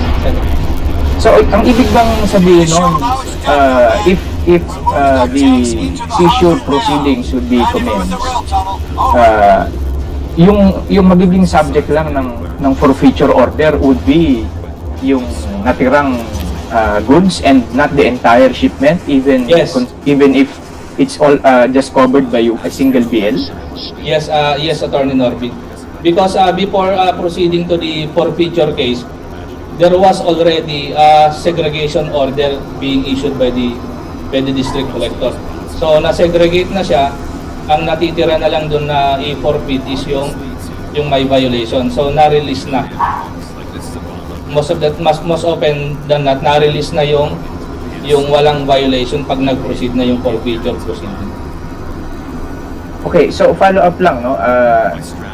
In case the Bureau would file a criminal case before the DOJ, would that not affect the winnability of the Bureau of Customs against the violator, considering that it's only one BL, but the Bureau allowed for the segregation? Well, I think it will really affect. But of course, there is a provision on partial seizure under our law, so that can be legally affected in any way. So siguro tama nga, nakaka-affect talaga yan kasi nawala na yung iba eh. So if kunti na lang yung natira or iba, hindi na lahat ay nandoon. Thank you. Doc Tony, you're raising your hand, sir. You're on mute, Doc Tony. Go ahead. Doc, sandali lang. Unmute first. There you go. Go. Good morning, Doc Tony. Good morning, Mr. Moderator, Mr. John Lloyd. Good morning, Attorney Villena. Sir, I was trying to type in my question, kaso it was disabled. But nevertheless, good morning, everyone. Tanong ko lang, sir, is there a straight formula in the computation for the redemption value? Bale po ang computation ng redemption value. Kino-compute muna yan ng district collectors level yan. And after that, pagka yung offer of redemption was accepted by the district collector, the decision will be elevated to the Commissioner of Customs. So doon po, mapupunta po sa legal service yon, and the legal service will again request for the computation of the redemption value from the import and assessment service. So sila po dun yung nagko-compute dun yung final computation po. So sorry.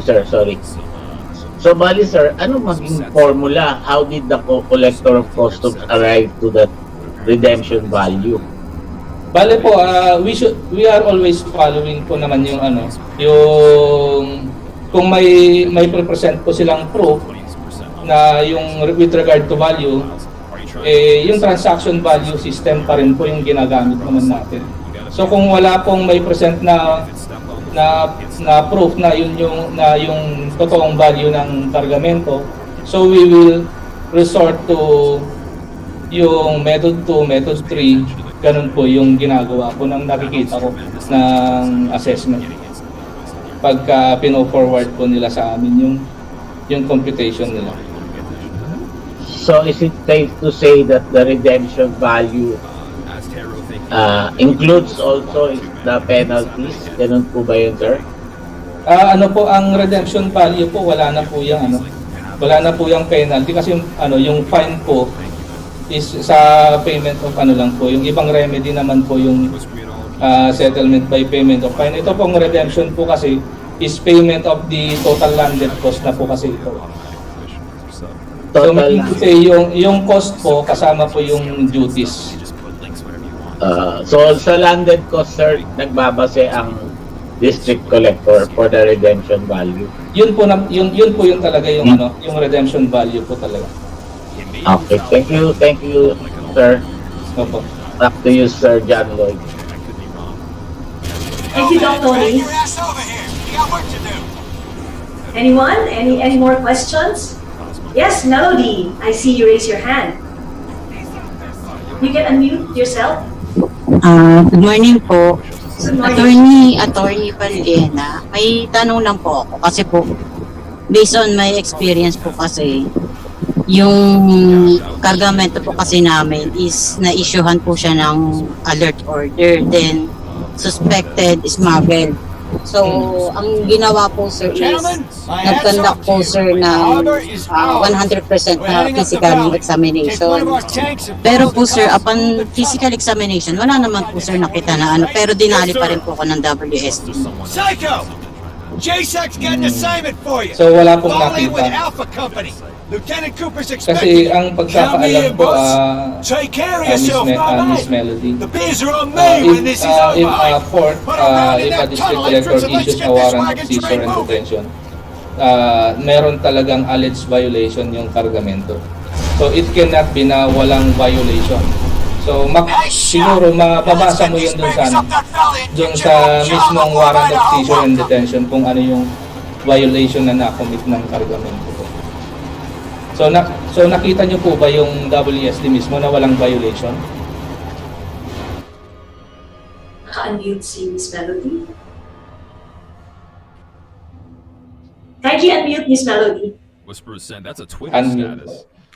Oh shit, man. Bali po sir, I was ang nangyari po kasi sir, diba, inisyohan po ako ng WSD, then is this something that ang in-indicate po nila dun sa may pinigay po sa akin na ASS is automatic ko na pinutol po yung accreditation ko. Then, nung binasa ko po yung pinigay po ni TSS, ang in-indicate naman po ngayon is hindi daw po namin nasunod yung method 1. So, sabi method 2. Then, based din po dun sa binigay na papers, wala naman din po silang in-indicate na comparison kung bakit hindi namin nasunod yung method, which is nasunod naman po namin. So, ayun po, parang nagtaka lang kasi ako na wala naman po, di ba sir, parang based po sa kasi bago lang po ako na bagong pasa lang po ako, tapos ganito ang nangyari. So, parang based dun sa alam ko, kapag wala naman po nakita dun sa kargamento at suspected na smuggle, wala naman po nakita, dinali pa rin ako ng WSD. Then, pagdating ko sa method 2 naman daw po, pero wala naman, diba sir, kapag method 2, dapat meron kang basis. Wala naman din po silang binigay na basis. Yes, Melody. Actually, medyo mahirap kong sagutin yan pag wala sa akin yung mga documents pertaining to the issuance of the WSD. Pero I can only surmise na meron talaga ding siguro may basehan din dun sa issuance ng warrant of seizure and detention.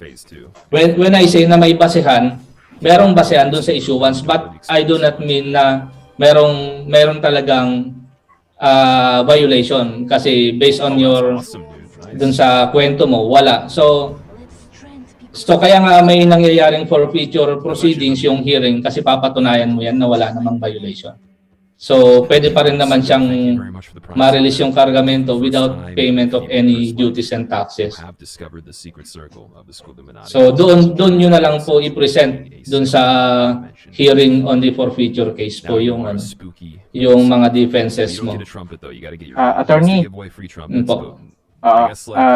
if I can, back in, Melody, good morning, I would like to believe na you received a WSD, served by the ESS, and then naka-indicate doon yung probable violation.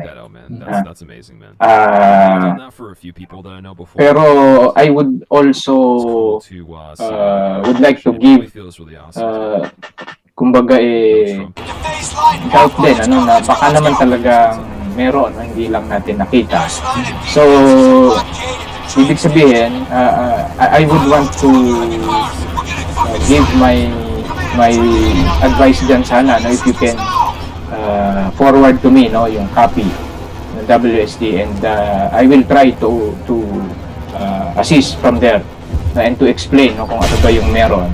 But ultimately, sabi ni Atty. Baliena, in essence, may proceedings kasi dyan, hindi naman kasi po pwedeng baliwalain yan, and definitely dadaan pa din yan doon sa forfeiture proceedings, and you need to participate there.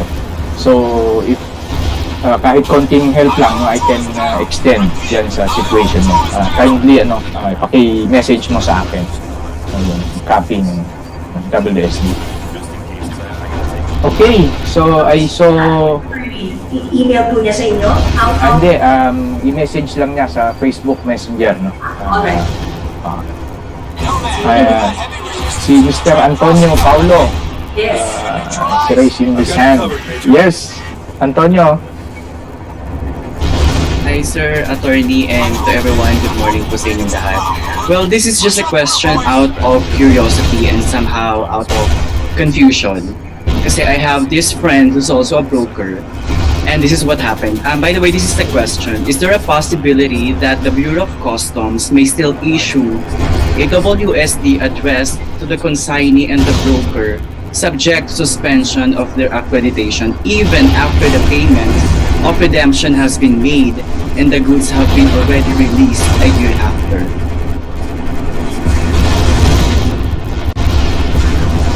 Well,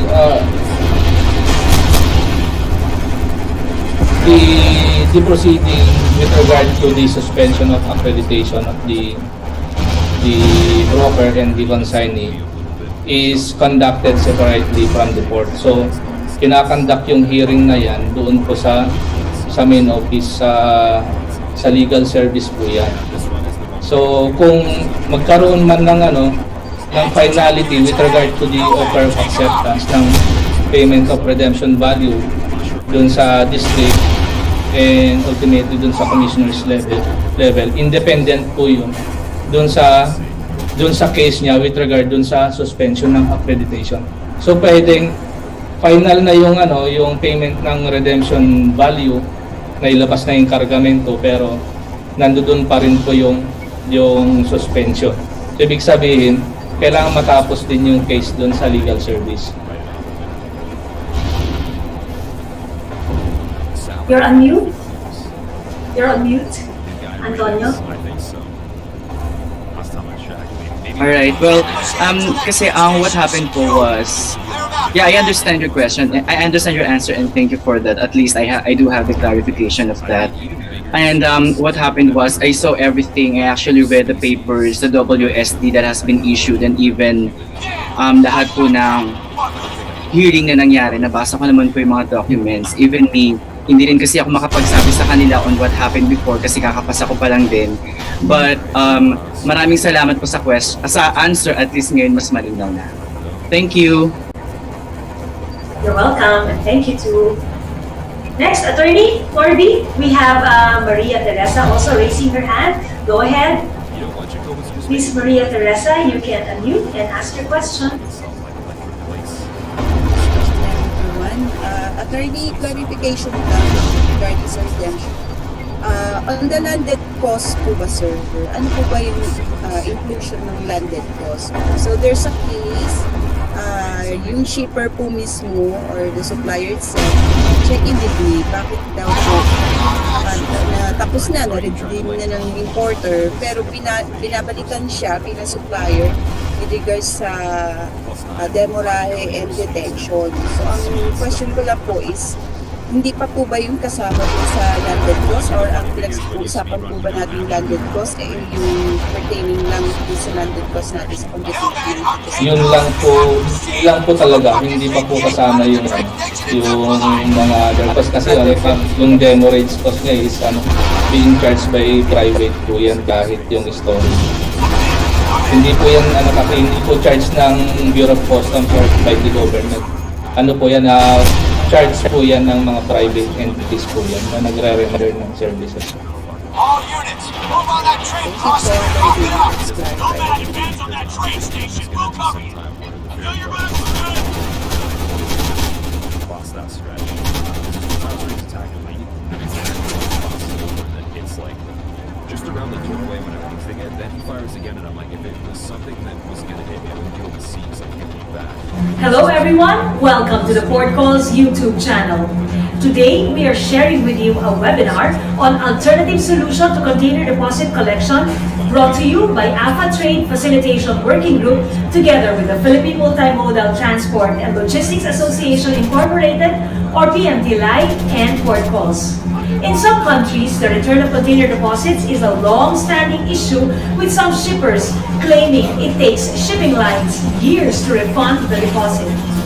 This webinar, we will learn about an online system already in use in Malaysia, which precisely addresses headaches on return of container deposits. Among others, the system promises to simplify and speed up return of the container deposit. The system has also been pilot tested in the Philippines with several non-vessel operating common carriers, customs brokers, and consignees as subscribers.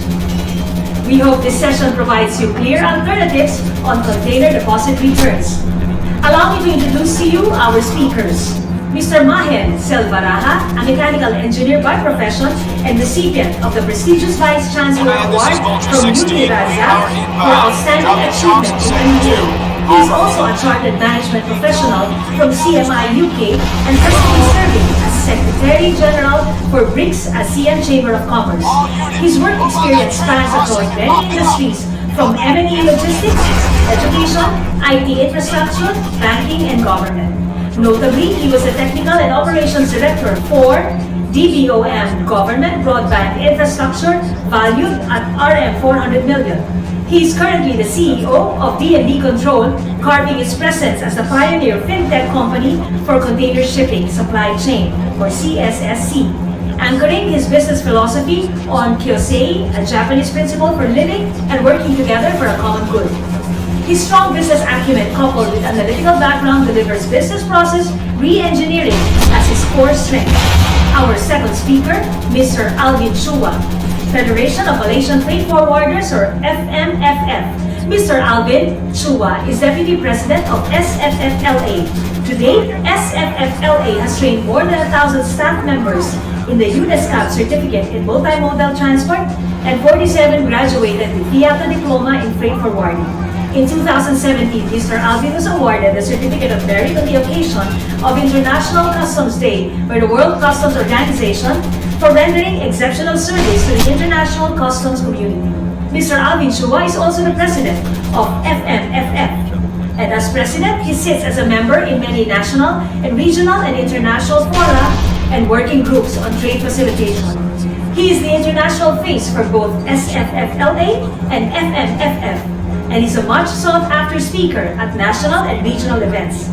He is also the vice chairman of the ASEAN Federation of Forwarders Association, or AFA. To give the welcome remarks is the executive director of PMTLI and chairperson of Trade Facilitation Working Group of AFA, Ms. Doris Torres.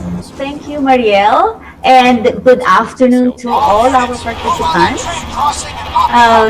It's been a while that we have been restricted with travel ban, but I'm so happy that somehow we can virtually meet our friends and colleagues in ASEAN. We would like to welcome you to this virtual forum on alternative solutions on container deposit that is brought about by the AFA Trade Facilitation Working Group. And of course with us is our media partner, Port Calls and PMT Live. Now we would like to welcome our distinguished guests, Mr. Mahen and Mr. Alvin Chua. And we are really very honored and privileged to have these two gentlemen with us to share with us what the concept is all about, and also Mr. Chua to be sharing with us how they have overcome these challenges on container deposit. Once again, we welcome everyone. Stay tuned and we will hear from these two gentlemen. So today, it's a great day. It's a nice weather down in Malaysia. Myself, representing a company in Malaysia and the Philippines, we have launched a solution called Container Ledger Account. It's an alternative solution to container deposit practice. So this is the company. We have two companies now operating. Thanks to the stakeholders giving us the opportunity. We are in Malaysia under the flag of DND Control, and we have a company in the Philippines called Container Ledger Account. Now, how did all this start? It all has to start with a problem in hand. Now, the problem that we had was an outcry by the industry in Malaysia, which I'm going to share some newspaper articles just to draw your attention. Firstly, shipping industry, they need an alternative instrument to ease the transaction. So this is an article way back in 2018 December by our president of the Shipping Association with other stakeholders. Then came a very active association in our central, the 12th most active port in the world, Port Klang in Malaysia. So there is an organization called Selangor Freight Forwarder and Logistics Association. So they also came forward and they have drawn the interest of their members not to put container deposit. And then you had this, it's a government agency called Malaysian National Shipper Council. They also stepped forward to say that they are being burdened. The importer and exporter has been burdened. Then you have the Freight Forwarders Association coming in to say put a stop to container deposit. So it's been going on, what we call this outcry. This container deposit impasse has been going on. Freight forwarders cornered by high risk. They took the Ministry of Transport, urging them to step in on this imposition. And our most active organization representing the logistics players is FMFF. With us today, we're glad to have Mr. Alvin Chua as well, the Honorable President. So he's been very vocal, sharing his thoughts, his ideas, how to make, how to improve the dynamic logistics industry in Malaysia. And then finally, all our captains of the industry, all the stakeholders, they got together and they came out to say that we have to hold hands to then put a stop to container deposit. So this happened in December 2018, late December 2018. They continued the journey. They went up to the what we call a parliament, elected representative by the public. So they have gone to him to seek his input. They've reached out to our Minister of Transport. Again, Mr. Alvin is in the photo, speaking to the Minister of Transport. He's also gone up to, Mr. Alvin has gone up to escape regional conferences. And finally, it comes down to this. The pressing point is close to 215 million USD worth of container deposit in a year is being held by the shipping lines. And of course, there are some people who refund faster than the other. So however, this was the pressing point. Now the same thing we are looking at the Philippines. We did some search over the internet. We contacted stakeholders in the Philippines. So shipping companies is also facing the same challenges down in the Philippines. And we have port calls covering a lot of articles in relation to container deposit. Slow to solution container deposit in the Philippines. This is again early 2018. The port comes in with some charges. Logistic industry is slamming these excessive charges, imposition of multi-million peso deposits, abusive practices by the shipping lines. Some shipping lines have come forward to come out with a solution, a counter solution to the container deposit, covered by port calls. Then you got your business mirror. came and cover, House panel start debating. They've even brought this right up to their Congress to start debating on this. Port Calls comes in with another article from PPA. This is the port authority in the Philippines, how they can actively participate. So it goes on and on. Again, another news article. So finally, what happened is we put forward an organization based in the Philippines got in touch with us to find out how we actually worked it out in Malaysia. So this is a quick summary of container ledger account. I'm going to give you more input to it. It's a what, how, and a why, always triggering in our mind. What is a container ledger account? It's an alternative and voluntary solution to simplify the container deposit management between shipping line and consignee and agent. So if you're a shipping line, you'll benefit from a CLA. If you're a consignee agent, you should also benefit from CLA. Now, how does it work? We have a self-service portal. We call it the CLAP, C-L-A-P, the word P, CLAP. We have it for Malaysia and now in the Philippines. It helps you to manage your container deposit online and it replaces deposit with a one-time security. So you have an option to continue with deposit using CLAP portal and you get the refund of the deposit faster, or alternatively you can put a one-time security payment and eliminate deposit entirely. So benefits, high-level benefits, it's going to reduce your procedure, your time, your cost, of course improve your competitiveness, and it creates a level playing field between the small and the medium organizations which are growing. So we managed to patent container ledger account in Malaysia early 2021. We did it in the Philippines and we have also extended it now down to the Indonesia. So going down into the details, many of you all already know this, but I just wanted to share container deposit practice in Malaysia.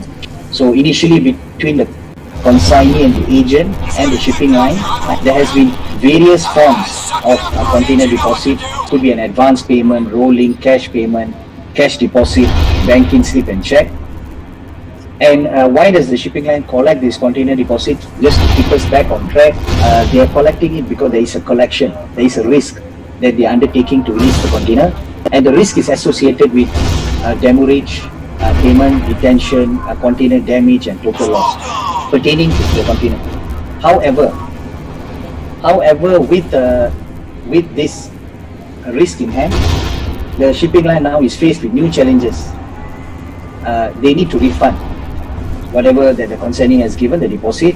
There's an excess payment, insufficient payment to cover the charges that is incurred by the shipping line. And some customers come back to say, can you reuse the check? There are instances where check has been returned, due to the due date, expiry of the check or insufficient fund, and there are claims which is unrefunded. Smaller amounts after they have knocked off their invoice, there is still a balance. Shipping line has not refunded it because consignee never came and claimed for it, or the process to claim becomes very lengthy. And they have a rolling deposit for those medium and larger customers. Shipping line accepts a rolling deposit like a form of security, and they need to constantly manage this top up and validity. So it creates a new administrative work for the shipping line, but that was not the main agenda. The main agenda was to manage the collection risk. So we end up with this burden for not only the shipping line but also for the consignee and agent. There's an administrative burden which then contributes to a longer refund process between the shipping line and the consignee. So consignee need to gather all the documentation, submit to the shipping line, and shipping line then comes back with the approval within 1 to 3 months. So a lot of paperwork and documentation. So where do we fit in? So this was prior. So we came up with a solution that can eliminate all these items. Now we are sitting in between the consignee and the shipping line. So now what's the advantage of the shipping line? We get to deal with one party. As you are aware, there are thousands and thousands of consignee and their agents. So there are not many shipping lines, 40 to 60 shipping lines. So they deal with one party, with us. So we manage their container deposit as well as the refund. We do the collection for them, and if there's any damage dispute, we stand as an independent party between the consignee and shipping. So there's no abuse when it comes to any damaged container. So how about the consignee? The consignee is given 3 options. The first option, which is not on the board, is they continue with deposit. Second option is they have a, what you call a CLA cash. They put with us a security amount, and we use that security amount to constantly release their shipment, or stand providing this payment assurance to the shipping line. And for those bigger customer, the medium and the larger customer, we provide credit, CLA credit. These are high volume customers, right? At the same time, the consignee and agent, they can view their invoice, make their payment, print their receipt for all their charges on our portal. So it's again online portal. They don't have to follow up for invoice and receipts. And over time, the consignee agent will be able to collect all their floating container deposit with their multiple shipping line, which can be a very large amount, and they will then slowly get this cash flow back to them. So in a simple word, we're actually a one-stop center. We eliminate the administrative burden and we improve the cash flow. So now, CLA is not compulsory, but only a voluntary solution.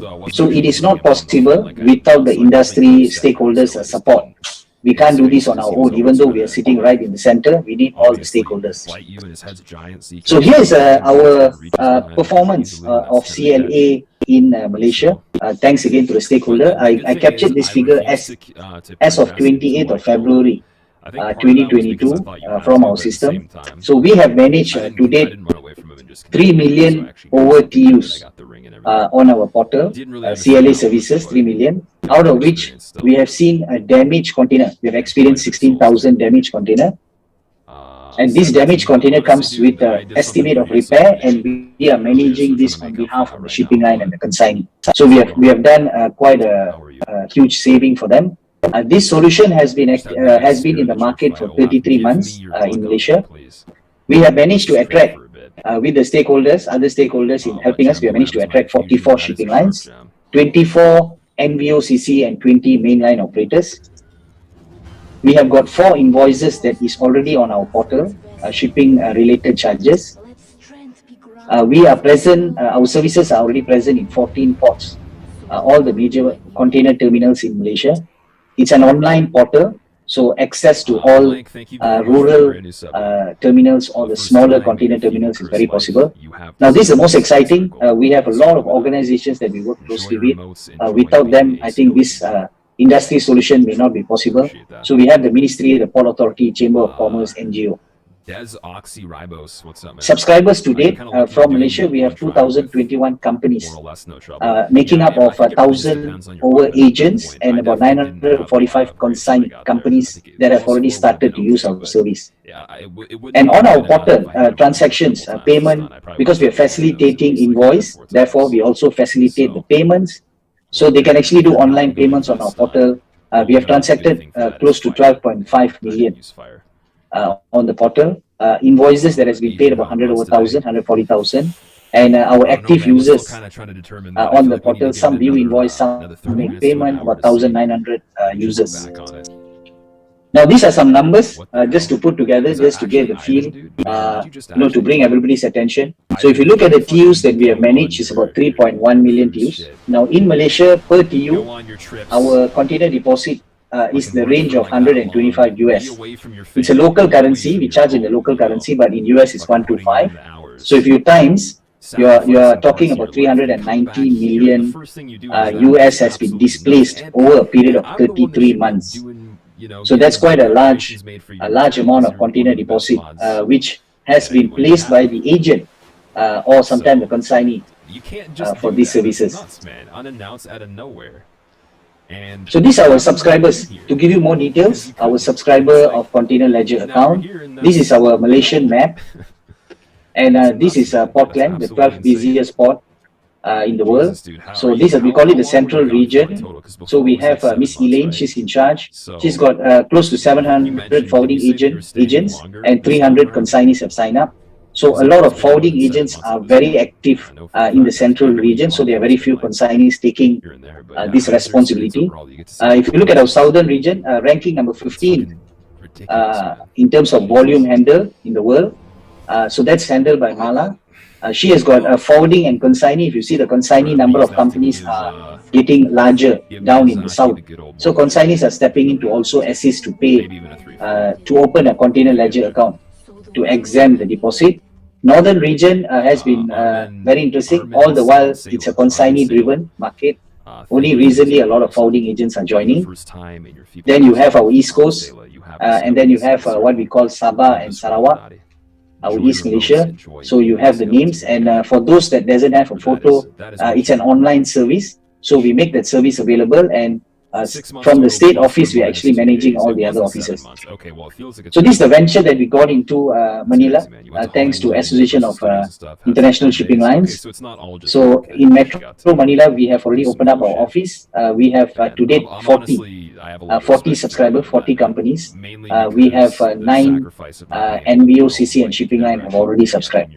So it's just progressing, and we are also discussing with all the stakeholders. So who are the stakeholders? I keep mentioning stakeholders, so I thought this would be the right time to show this. So in Malaysia, it's a Ministry of Transport. In the Philippines, we have made presentations to Department of Trade and Industry. In Malaysia, we went one step ahead. We went down to all the port authorities. We had a Port Klang Authority coming very strong, really giving us a lot of assistance because the larger import is happening in Port Klang. I think we are doing about 70% of total volume in Malaysia coming out of Port Klang. So they have been a big support to solve this problem. Consignees down in the Philippines, you have the Chamber of Commerce, the Supply Chain Association, Philippine Exporters, a big name, Export Development Council, also some sort of a government unit. And then you have in Malaysia, our National Shipper Council, Federation of Malaysian Manufacturer, the Chamber of Commerce. So these are organizations that we are reaching out. In terms of agent-based members, we have the PMT Line. So PMT Line today is here with us. Thank you for the opportunity, allowing us to speak. And then you have Association of OFDOC, ECOP, CCBI in the Philippines, and PUCP. PUCP is an umbrella body. And down in Malaysia, you have Federation of Malaysian Freight Forwarders, where Mr. Elvin is the president, our co-speaker today. We've got the Freight Forwarders Association, Selangor, which is the central, the northern, the southern, the east coast, the west coast. So all these associations are rather important because it's their members who are affected by this container deposit. Now coming down to the shipping line, we have AISL, our strategic partner in the Philippines, as well as SAM in Malaysia. So I've given a tick, a yellow tick, saying that we work very closely with them. We have got support from all these organizations who have come forward to say, okay, please proceed. Keep progressively innovate what we can. So down in the Philippines is the same thing. We have already had several sessions with excellent organizations like PMTLI, ACOP, CCBI, and PUCP, and we're also working with AISL. So the last we did is a presentation to all these stakeholders. So every stakeholder needs to get involved to then understand their role in providing this kind of industry solution. But anyways, thank you very much. So our way forward is to work closely with the Trade Facilitation Working Group, AFA, ASEAN Freight Forwarding Association, to provide so that they can give us advice, guidance, how we can deploy CLA to other countries, other ASEAN countries. So we are looking at, if there's any similar challenge. We are seeing some similar challenge in Belawan, Indonesia. So we are also exploring going down to Belawan. The most admirable part is just like that time away, I think. So thank you, Honorable Chairman, Ms. Doris, Honorable President FMFF, Mr. Elvin Chua, PMTLI and Port Calls. Thank you so much for organizing this, hosting this virtual forum, and all the valuable listeners that are listening in. Thank you for your time. I've got more slides, plenty of slides. So I thought if there is, once we open for Q&A, I'll be glad to share more information.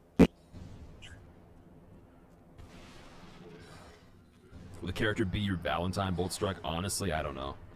I'm not sure if that's safe. You might actually stop breathing too. Maybe there's a reason this character looks like it's not breathing, and maybe anybody around it is at risk of not breathing once it's close. Maybe that Pontiff Knight got really So actually, this container deposit collection raised a big situation that we face. The adverse impact on the cash flow for SMI, and when check deposit is banged in.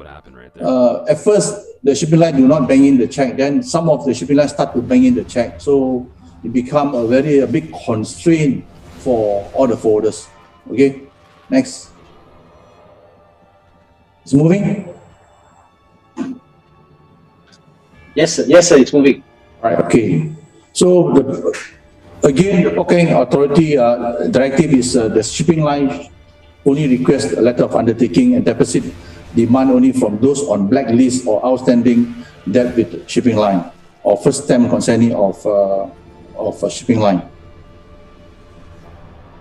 So this container deposit collection from 2007, 2009, there were many meetings that we have faced with the shipping line and also the Port Authority, but there's no solution.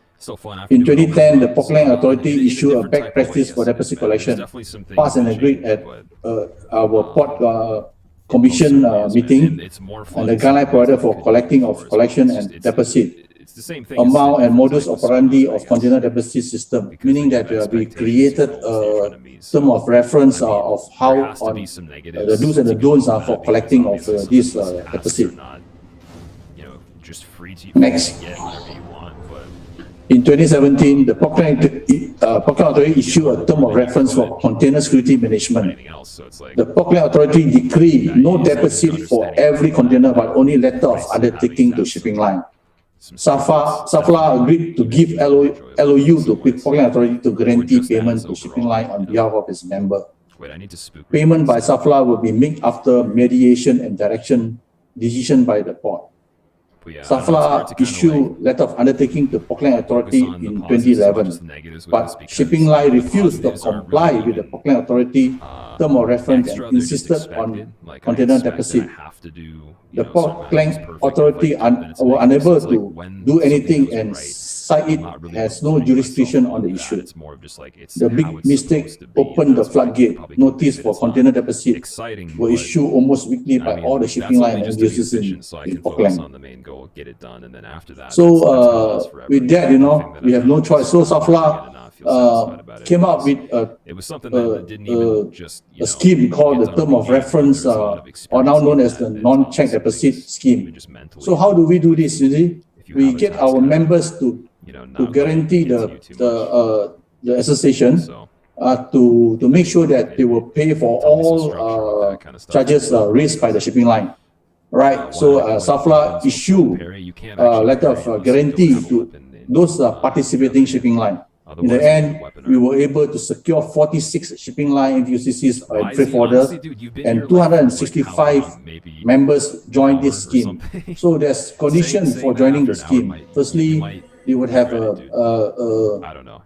liability insurance of 100,000 and they must have the terms of container liabilities up to 100,000, right? And then they also will have to pay a fees to join into this non-check deposit scheme, right? I have no idea how that so works. Actually, the financial impact for this deposit, come out to billions of ringgit in Malaysia. It's very hard to find this. Next. You don't actually have to be there for too long. On the point by the other organization like Malaysian National Shipper Council, they escalated this in the National Logistics Task Force and complained to the Minister of Transport. Do not be fooled. We say that the container deposit collection, there were no justification or to justify the shipping line to collect deposit, as they are actually protected. Prepare yourself for the letdowns too. They are collected. They are protected by the bills of lading, the contract of carriage, and also Malaysia have started this maritime court, and we also have small claim court. So actually, it's very easy to get back whatever money that actually happened to them. I just do it that way. It's a little bit more hardcore in a way, and I mean the Perry Shield, like for me, because I use Shield of 1 on this, yes, I can't say there's no shields allowed in the inventory, but at the same time, I would be intentionally handicapping. So there's no provision for imposing of container deposit if you look at the rules of lading. All right, and actually this is already been covered in their contract. At this point, I want it to be the same as it was before. Next. It's more exciting. It's the way I've Shipping done line it. must justify facts of non-recovery of claim. To date, shipping line have not been able to show facts to support their claims. Shipping line need to prove or show statistics and of incident container loss and damages. This is because we are asking them, since you say that our members are not paying up, please show us the statistic, but they couldn't provide anything to the government or even to the port authority. All right. So there is no justification as what I said just now. Next. I like that whole, you can tell when you've made an error, but then it still works on the shield. And it's not like you're making an error for that weapon, but you'd be the non-check deposit scheme is limited to scheme is currently available only in Falkland or our central region only. Liners such as Costco, WCL and Hyundai have withdrawn, but they have joined back recently. And now they are more protected than usual. All right. The other scheme, which is the insurance scheme, is not the preferred solution because, as you're aware, most of ASEAN countries import their goods using CIF instead of FOB. So a lot of shipment is not covered by insurance. So this scheme is not workable for Malaysia or even some of the ASEAN countries. All right. So Mary T, what's up? Welcome back. Penguin exorcist. So iCargo or the insurance scheme is not acceptable scheme because most of the importer are doing FOB shipment. I mean, a goal that would be nice to, most of the time would be getting under 2 hours for any percent. That would help a lot. So after so many years, in the end in 2019, the Ministry of Transport came out with the authority to say that under the National Logistics Task Force that all shipping line must comply to the container deposit practice. Right, and with that, our central region come out with the term of reference and guarantee all the shipping line that are in our membership. The proposal was adopted and Falkland Authority was tasked to implement the proposal. The collection of container deposit by shipping line has been a long-standing issue in Falkland. So now we have 3 schemes which is acceptable by all the parties: the NCD or the non-check deposit by Federation of Malaysian Freight Forwarders, the CLA container ledger account by D&D, and iCargo by the insurance company. So earlier concerns by shipping line, the payment of uncircled payment. So now the payment is guaranteed by SAFLA and also by D&D control. Delay in payment, on-time payment as per the timeline NCD, CLA terms of reference, we pay within 7 days. Manual NCD membership info on now the info of NCD membership and all the shipping line is in the Falkland Authority website. The delay in resolving dispute case, the term of reference for claim process set by Falkland Authority and agreed by SAFLA and the shipping line has already are in place. So we always follow the SOP and also the timeline given in the term of reference. So the way forward is forwarding agent, they can either join NCD or CLA. Both are mandatory now to enjoy this non-check deposit. So next, the cooperation will be mutually beneficial to both SAFLA, D&D, and CLA.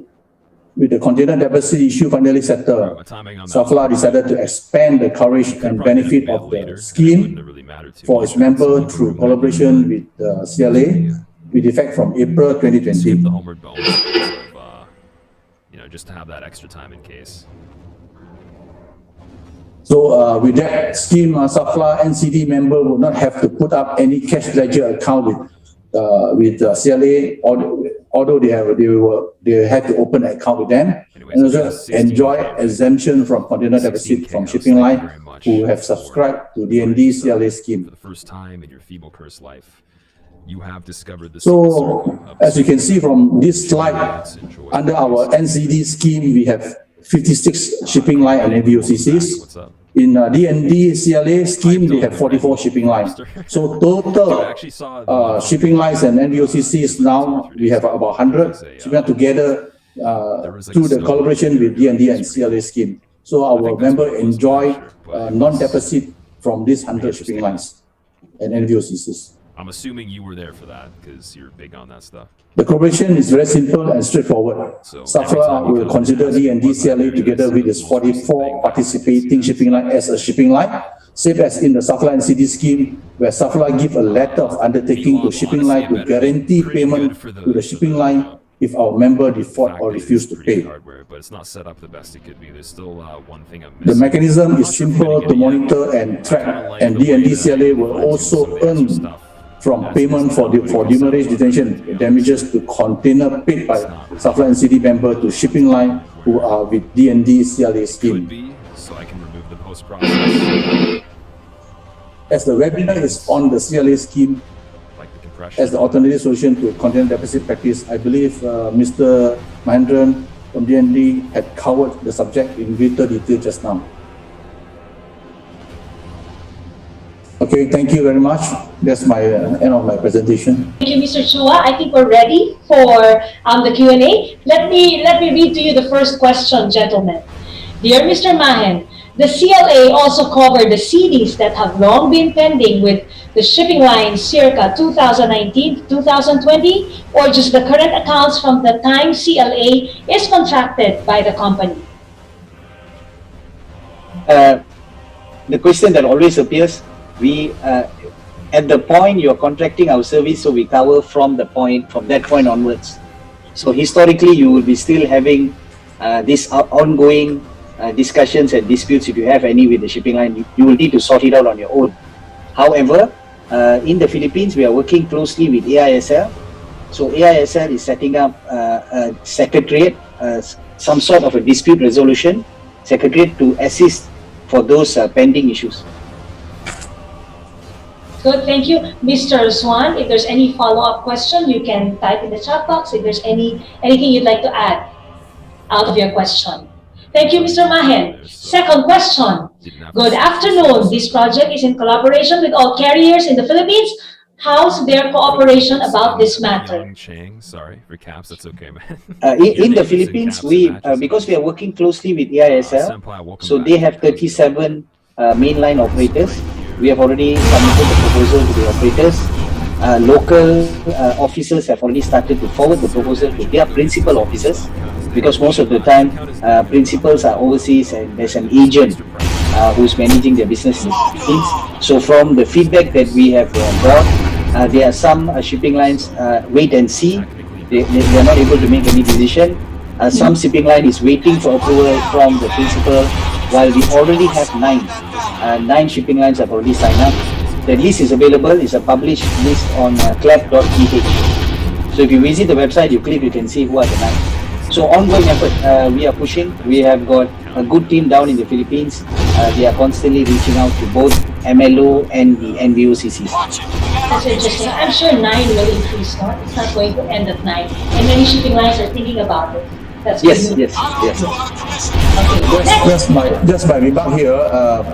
Actually, as you know, during this post-pandemic, most of the shipping lines work half a day or they don't work from office. So this is a very big issue for us. So with the assistance of CLA and also our NCD, it faster up, the process of getting the delivery order. So we make all the things clean.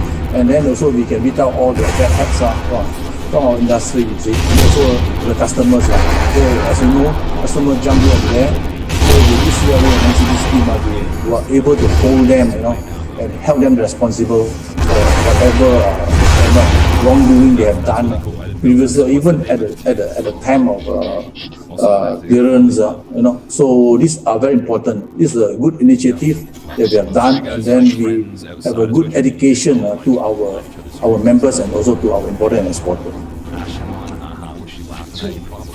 Okay, thank you, Mr. Thank you, sir. Chua. Yes. Next question. We have checked with CLA office in Manila and only few carriers have registered as CLA members. Yes, we know that. Those giant carriers like One, CNC, TS Lines, EMC, Costco are not in the list. Maybe you're thinking about it. As much as we are also excited to share the information, that the big lines are coming in. Just as we pointed out, we are engaging them actively. We are seeing probably one or two going to come in soon, but it's still sitting at the headquarters for the approval. Once it's in, we will be making all that noise, reaching out to you all, sharing the good news. So just hold on to that seat. Keep it warm. We are getting a lot of help from the other organizations, PMT Line, PUCP, ACOP, coming in to also assist us here, CCBI. Let's be patient. I'm sure they're going to be coming in very soon. Yes? Yes. Yes. You might have other questions. We have time to entertain your questions. Keep them coming. Miss Doris, is there anything you'd like to share with us? Well, I have nothing to share actually, but actually it's more of a this is actually a forum where we really put this as a venue for best practice sharing, and Malaysia was able to do it successfully, and of course Philippines would be hopeful to follow suit, to be the next one. And this problem is not actually exclusive to Malaysia and Philippines, but also other ASEAN countries. And this is why we have invited also our colleagues from the other parts of ASEAN, in order that we can also learn from the journey of Malaysia. I really don't, I cannot complain. Malaysia did it for how many years? More than 10 years. And yeah, of course, it really takes some time before this can be put into place.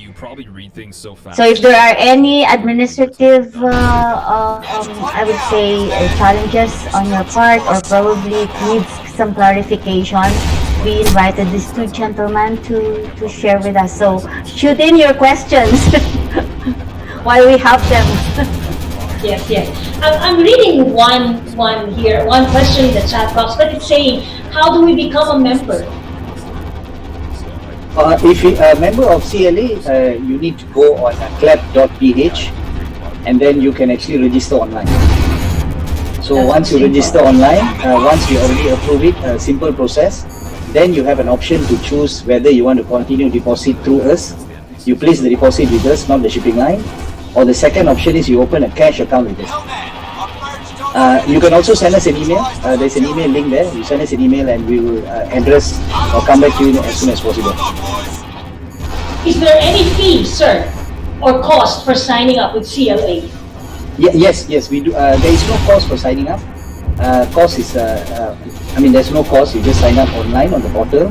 But for every transaction that you're doing with the shipping line, where you are getting this exemption of deposit, and we are standing in between as your payment assurance to the shipping line. So there is a charge. It's charged per TU. So for every TU we are actually charging. If you are continuing with deposit, we are charging 200 pesos. If you are going on with a cash, CLA cash, it's 100 pesos per TU. Okay, even the charges were shared, but for signing up, there's no charge. No charge, no charge.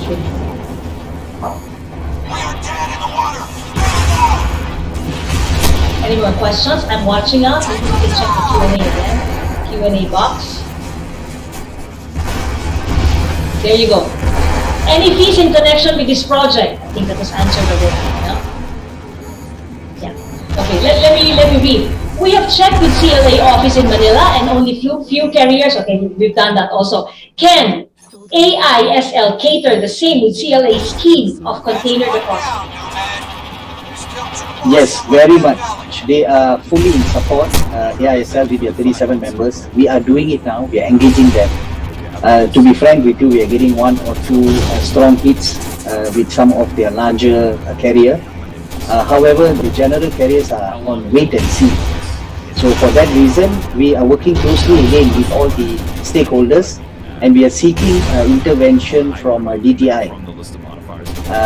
So that DTI can probably step in, issue a support letter to facilitate the shipping lines in the Philippines to assist. But the good news is our local shipping lines, because now CLA Philippines is my second home. Okay, so our local agent principals in Philippines are in support. The shipping line in support. So it's now pending their headquarters to give them the green light. So we have crossed the first hurdle. So a bit more, few more hurdles, and I think we'll be smiling and saying bye-bye to the container deposit. Okay, we look forward, everyone will look forward to that. Yes, Mr. Mahen, the next one is for you. The buy-in with the Philippines is indeed hard, but your presentation to Walem Logistics was clear, and Ms. Jacqueline has been helpful to clear up certain matters. Thank you for the clarification. This is just a validation. Thank you, sir. Thank you. That's from Mr. Swan. Okay. As a forwarder or customs broker, we outlay container deposits on behalf of the importer clients, SL. Requires that the refund of the container deposits are paid to the importers or consignees. An added process, delay in recovering or contempt refunds. How is the process done via CLA? Yeah, good question. Before that, I just want to thank Walem Shipping for that support during this session. Answering your query just now, when you use the CLA services, your refund will come directly to you. So if prior to this, the shipping line are only obligated to refund through consignee, and then consignee refunds the same to the forwarding, and forwarding goes on to the agent. It takes time. This whole process is lengthy. So, but in our instance, because you made the request on the portal, therefore the deposit will be sent directly to the company that is requesting. So even a third party can come and request, can place a container deposit and request for the refund. Thank you. We have shared the site on the link on the site on where you can register for CLA. This is www.clap.ph. It's already in the chat box for those of you who would like to know. John, what's up? Are there any, can AISL cater the same name with CLA scheme of container deposits? Yes, they are supporting. We are having monthly meetings with them. We've got board meeting. We also got their monthly GMM meetings with their members. So information is flowing. So from the point of awareness of a CLA, we are now in engagement with the shipping line, and we hope the next process is the onboarding. We should be seeing a lot of shipping lines coming on board soon. Okay. Is there an enabling law in Malaysia that compels the shipping lines to sign up and join? If there is one, can we have a copy of it so we can probably show it to our legislators? I wouldn't know, because probably Mr. Alvin Chua can assist. So is there any compelling regulation in Malaysia that the shipping line must? No, there's no compelling for the for shipping line to even increase the price as and when they need. Like, although we have really complained to the Malaysian Competition Commission, all right, we have actually come up with the papers to the government to tell the government that they have to do something with it. They have to do some this regulation of the shipping line. If not, they will just keep on escalating, increasing the price of the reorder, BL, late BL, late BO, all these things. CMA, CGM in Malaysia have been doing that. Now they are charging $100 for every late reorder more than 7 days.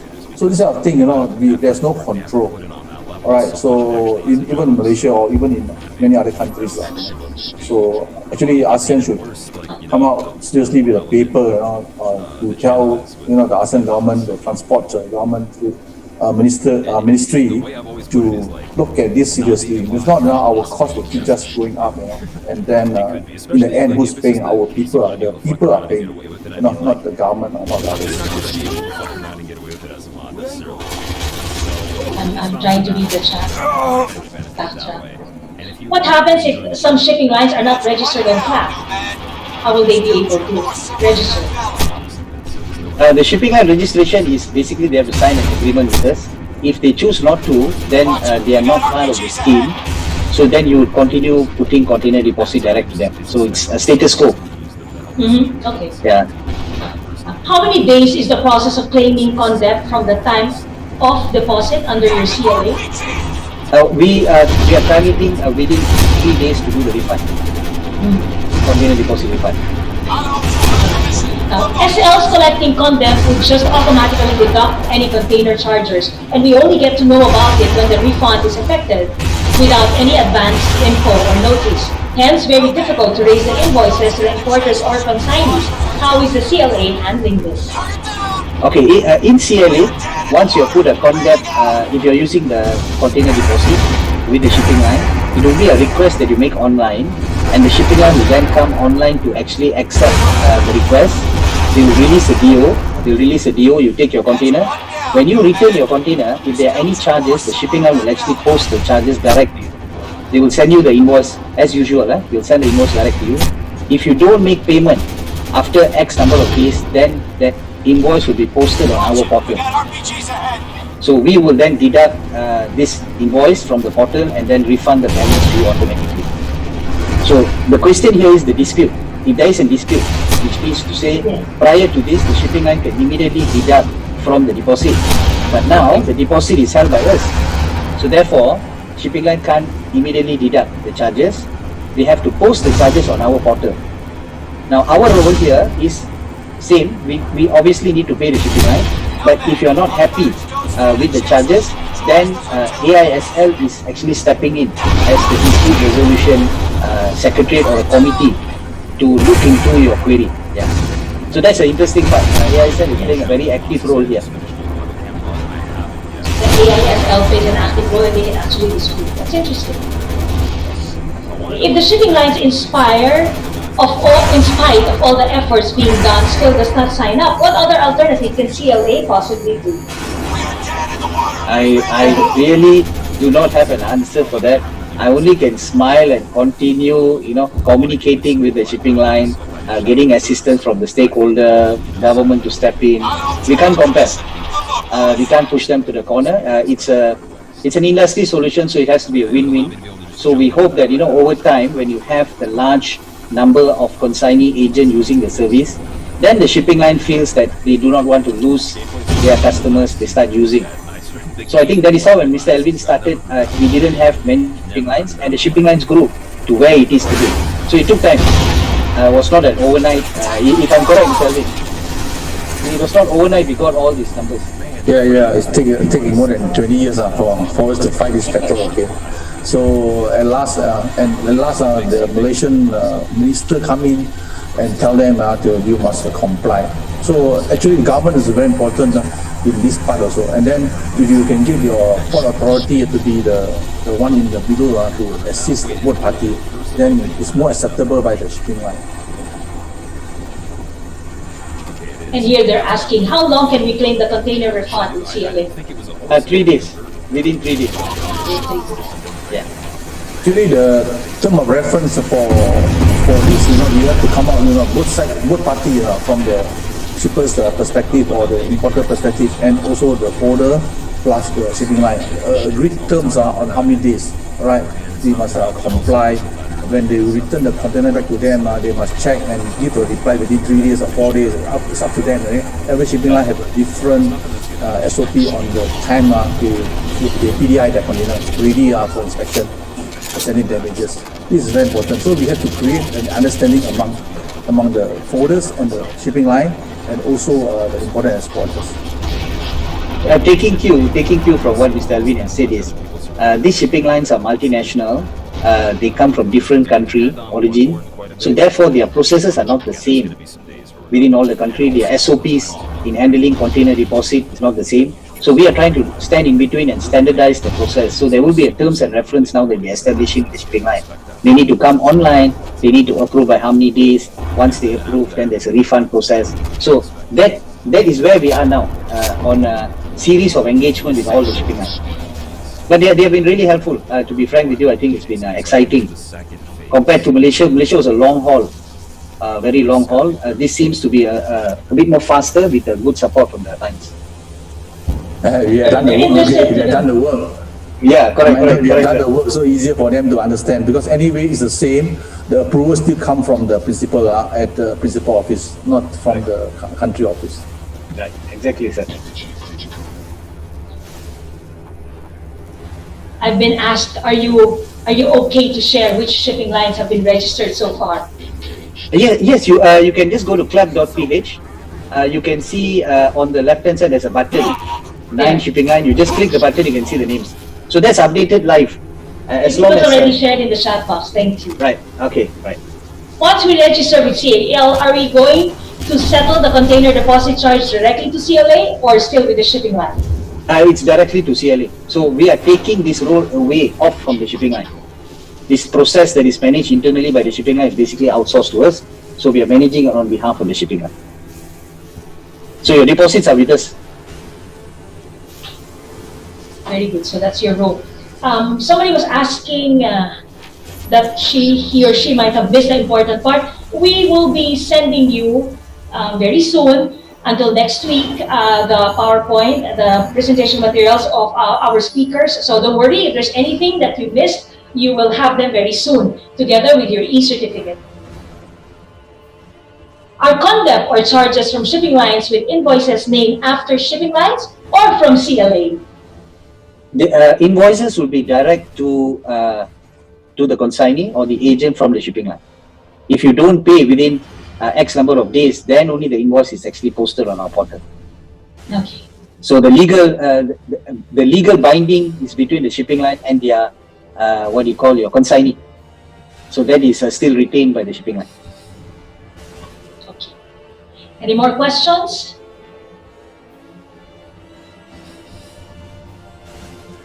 Let me just check and review. Let me go back.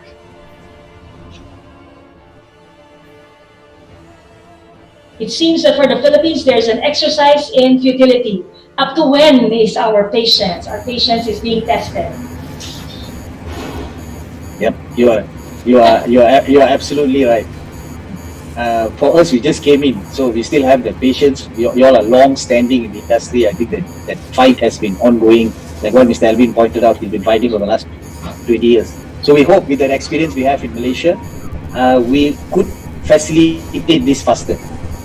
And the stakeholders are behind us as well. We can see good support from PMT Lai is here, PUCP, CCBI, ACOP. And that's exactly what's happening now. Yes, exactly. Yes, so that's good. What are the documents needed to refund at CLA? Right. This is the best part, this is the best answer. There is no documents. Oh. At all, no supporting documents at all. So we learned this from Malaysia, realizing why the shipping line needs this document. We managed to elevate it in the system itself. So now there is no document required for your deposit refund. That's really good news. Next, is the amount of container deposit to CLA standard for all the carriers? It will be following the carrier's deposit, container deposit, their tariff, their published tariff. So when you come on the system and you request, and when you choose which carrier, automatically the container deposit tariff will appear. How do you know that container is already returned without presenting any documents? How do you know that the container? Yeah, how do you know? So what we put in the process was, when the container is returned, the agent will come online, will come on a CLA system and put that container has already been returned, requesting for refund. So this information will be posted to shipping line. Shipping line will check in their system. If it's already returned and there are no charges, they will click approve yes, and will immediately refund. So even our refund process, we have linked it up with a bank, Union Bank, and we are now working towards online refund. So you click, it'll automatically go, Union Bank will release the fund. That's why we are targeting to give you the refund within 3 days. Continue. Anything that's close to an 80% is good enough for me, but most of Alright. 80% should be. Next, your office is not set up in our country, but the carrier signed agreement with CLA and the CNEE of freight forwarders are signed agreement with CLA from overseas can be done. Because in our country, not all required container deposit. Some are offered. Okay, our company is already set up in the Philippines. We already have opened an office. We started our office 1st December. 1st December last year. We are neighbors to AISL, Association of International Shipping Lines. We are in the same building, same floor. We are their neighbors. And if you're dropping by AISL office, please come and see us. We have got Miss Jacqueline, Miss Albert there in the office. And we're also sending our representatives from Malaysia to be there for a short stint to support the surge that we are expecting, the growth that we are going to expect from Philippines market. Until after, okay, so now Dice is even learning. He came in here after being There you here for a go. while, and then was saying Any more like, questions? like this is it, and then now he's realizing. There are cases that the receipt of conduct is under the consignee's name, even though that the one advances, it is either the broker or forwarder. Can CLA mandate its shipping lines partner that whoever made the advance should be named under the broker or forwarder? What's going on? Exactly. That's exactly it's going to happen where when you put the conduct through us, through our system, shipping line will be notified that we are holding this deposit for that particular shipment. Once the shipment has released, when they say approved, we will refund it back to you because you are the party that put the deposit. So we are bypassing this process. This was a tedious process. We have done it in Malaysia, so we are doing the same thing in the Philippines. Yeah, something about like the. Mr. Mahen, I just want to go back to the previous question. This one, when I read, your office is not set up in our country, but the carrier signed agreement with CLA and the CNE or freight forwarders are signed agreement with CLA from overseas can be done. Because in our country, not all required container deposit. Some are offered. And the person is saying, no, I mean Myanmar market. Oh, okay. The other ASEAN countries we have not set up. We would be glad if you can reach out to us, give us your email, and we will accordingly act. First, what we do is we actually register our container ledger account patent in your country, and then we step in and we launch the portal. The good part is the portal that is in Philippines can be copied over to Myanmar. It's the same service, and the shipping lines are the same. So we hope that as we are gaining the principal approval for Malaysia, Philippines, we can extend it to Myanmar, Vietnam, Laos, Cambodia, Indonesia, Brunei. Obviously, Singapore is not a target market. Earlier, there was a question that asked if there was a fee for signing up in CLA, right? So this person is saying, sorry, I must have missed the answer because the answer there is no fee. Now, this person is asking about the account management. His phase one was really. There's no fee for account management. Also, yeah, no fees. Phase one was. We are basically generating revenue every time you request a release from the shipping line. Okay. We're using our system, yeah. Oh, so for signing up and for the account management, there are no fees. Yeah, there are no fees. There are no fees. How much will be the container deposit amount we need to pay to CLA? Will it be the same amount as what we're currently paying with carriers? It will be depend on the individual carriers. Their published tariff will be inserted into our portal. So deposit that you're paying to the carrier will be the same amount that you'll be paying to CLA. Requesting refund, do we need supporting documents to submit like receipt and refund letter? None. This is also none. This is the best exciting one. None. That's the good news. Yeah. So all your small payments that are stuck, refunds that are unable to claim because you don't have supporting documents will no longer exist. We can eliminate that. So your refund rates are much better. Yes. If we, Company A, registered with CLA and will process a refund to a shipping line, Company B, does Company B need to be registered also with CLA? Yes. Shipping line need to accept CLA services in order for them to use the portal. So it can't be that only one is registered. Yeah, that's why we need both. We need the both side of the stakeholder, and we are just a service provider sitting in between. And our job is to constantly improve the service level in order for both the parties to continue using our services. time you get to gun deer, someone random comes in a blindfold and does it. How can we settle the container deposit with CLA? Through bank or online will do? We have done the integration, so you can also do it online, or you can upload your banking slip into once you're making the request of CLA. So once you upload your banking slip, we will cross-check with the bank and we'll click that approval. So we have been also told by some agents, they came out with the idea saying that there are shipping lines who accept banking slip. They don't have to wait until the money is cleared in the account. So we're also looking into that because these are established names, so there must be a sense of trust. We are working on that now. Okay. Normally, the deposit will be returned, you said, within 3 days after confirming that detention or container repair cleaning fee has been cleared. So is CLA contacting with the carrier's ICD? No. What happens is when you post a request for a refund, that request will be immediately posted on the shipping line screen and an email will be pushed to the shipping line. So they log in, then they check the system if it's clear and they click approve on our system, on the CLA system, your deposit is already being processed for refund. So the challenge here is the shipping line needs to come online and click the approval. So we have already made our first transaction, successful transaction on the portal, and we have completed one round. One cycle has already been done. Yeah. So it's functioning. The only thing is we need to now create that education process and the awareness process with the internal shipping line, the staffs that are making that approval, so that there's no delay. Okay. How can CLA refund the container deposit in full amount within 3 days if shipping lines bill detention charges, damages, and the like are late? That's the reason we asked the shipping line to give the approval. So shipping line in Manila have asked us for, I think, between 7 to 14 days for them to approve.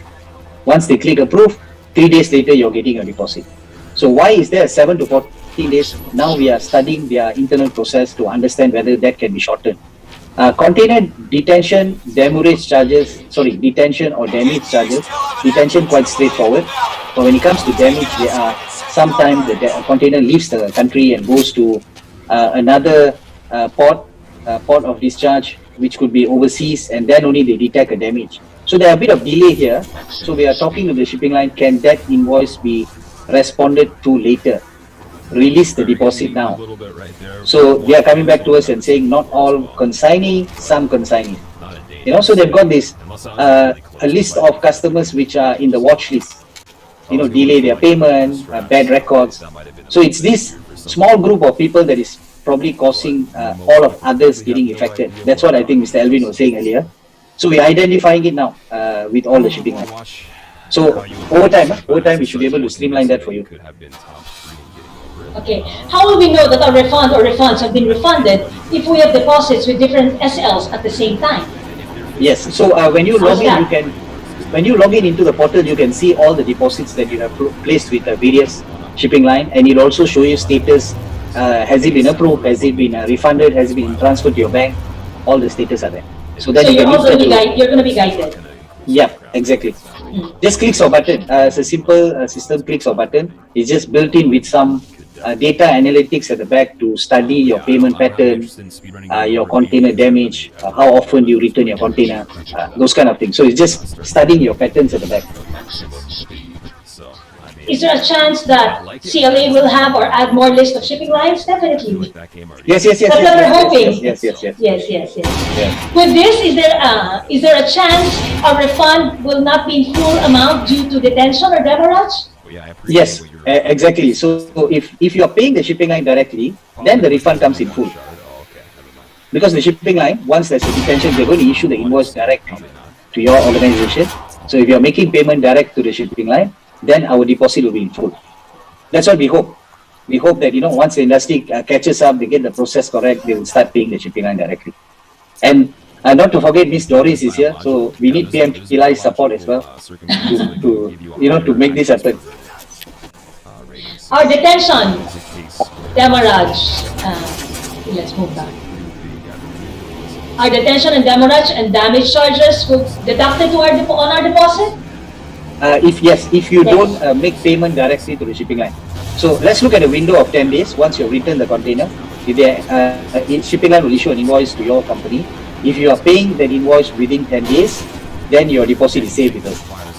If you do not pay and it exceeds the 10 days, then shipping line will transfer the invoice to us for payment. How do you pay your charges other than Union Bank? Do you have other accredited banks for refund? We are using your online payment channel. Some reason it's just off my head. What's the two online payment gateway that you have? Sorry, I can't remember. We are working through the payment gateways. One, we have it direct linked with UB, and one more we are working through your payment gateway. I don't know. Again, I'll try to find the article. Are there consignee agent registered with CLA? Yes, you visit the website. We have 40 consignee and agents are already subscribed to CLA. If carrier claims container damage and requests repairing charge, whereas the damage is extremely apparently and clearly to be incurred to the box long time ago, like huge mark of rust causing dent, carrier always refused to accept the container return, thus refund could not be claimed. How can the consignee deal with such a ridiculous incident? Yeah. I mean, this is a big challenge. In Malaysia, we have a service called damage assessment. We are doing that as a third party, independent party between the shipping and the industry, the stakeholders. In the Philippines, at this point, we have not launched that service, but AISL is stepping in. If you have any dispute, container dispute, especially in relation to damage, you can actually forward it to AISL for them to sit in and contact their member lines to see how this can be resolved amicably. But I need to share with you this, in Malaysia, we have saved the wear and tear, which I think he mentioned earlier, the container wear and tear. We have shipping lines who have actually issued credit note. When we justify this wear and tear with photographs, they are issuing credit note. So it is a reputable company. It's probably voluminous, too much of containers, so nobody really looks at the details. So that gives a pressing issue to the consignee and agent. So we hope that our next service will be able to play this role as well. In Malaysia also we do joint survey with a competent container surveyor if there's a big dispute. So we appoint the surveyor, the specialized surveyor which survey containers only. Alright, so we have that, so we do a joint survey. And if it's our fault, we pay for the survey fees. If it's not our fault, the shipping line should pay for the fees. The competent surveyor is the IICL, right, sir? IICL certified. Yeah, IICL certified surveyors. Yeah. Do you have any idea about this kind of damage dispute issue in Thailand? I've not. But the damage can be very common. We realize there is a 7-point inspection. We'll be sharing. If you get in touch with us, we can share with you what's the 7-step inspection. For that inspection, there will be each part. There will be a wear and tear, which supposedly shipping line should not claim, and then you have the fresh damage. So these are the two components in the 7-step.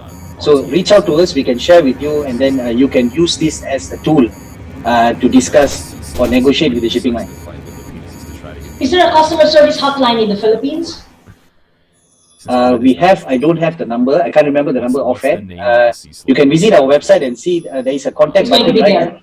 Yeah, it should be there. And how do we know if concept refund is already available? As soon as you log in your account, you can see that it's already been approved. If it's already been transferred, it will say successfully being transferred. Then you will need to just do this bank reconciliation with your bank to see whether the funds are in. Again, it's we are using your Union Bank as well as your local payment gateway. So you can track it easily. Yes, you can track it easily. I know. The best thing is if you are constantly using the portal, then you can actually see all your movement, all across all your shipping line. You can better manage it. You can get your receipts, your invoice. All the information is there. Most of SL destination charges include container cleaning fee, but there are also cases that upon concept refund, there's an invoice for another container cleaning fee. How will this be handled? We have that same issue here. We call it the chemical washing. So one is a general washing. Chemical washing is when you bring in cargo that could create uneasiness for the container. They need to do fumigation. You have brought in maybe so for those kind of items or cargo, they will use chemical to wash the interior of the container. So they do charge. Shipping line does charge for this, but it depends on the cargo. Okay. Sir, now it's not as common as you said. Feel like a kind of gaining revenue apart from freightage. He must be referring to the previous conversation. How much is your charge if we are going to use your service? It's going to be by per TU for shipping line that has accept our service. If you want an exemption of container deposit, so we are charging 100 pesos per TU.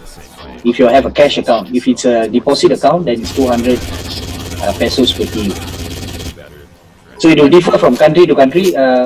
Please reach out to us. This is a channel given to me to actually share how I can use what PMTLA and POPCOS has given me to extend this to other parts of ASEAN.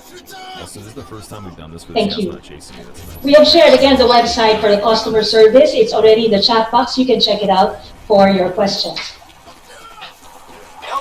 Please clarify, are we going to pay the container deposit direct to CLA or to the shipping line? Direct to CLA. Yes, direct to CLA. And someone also shared contact details for support team. Ladies and gentlemen, check out our chat box because we have shared information there, and some of the questions have been answered, including the 9 shipping lines that are already registered. A few of you have asked what shipping lines these are. We have shared it in the chat box. Having an allergic reaction. Well, any questions more? A few others are asking about customer service. It's already been shared in the chat box. You can check out the website. Are you? Yes, Miss Doris. Yeah, they were discussing earlier about the container damage and disputes and all that. And in Malaysia, they are. Alvin is not on the video right now, but it was mentioned that they appoint a surveyor. And my question is, who pays for the surveyor? Who appoints? And is that actually part also spelled out in the terms of reference in the case of Malaysia? Mr. Alvin, you need to take this, Mr. Alvin.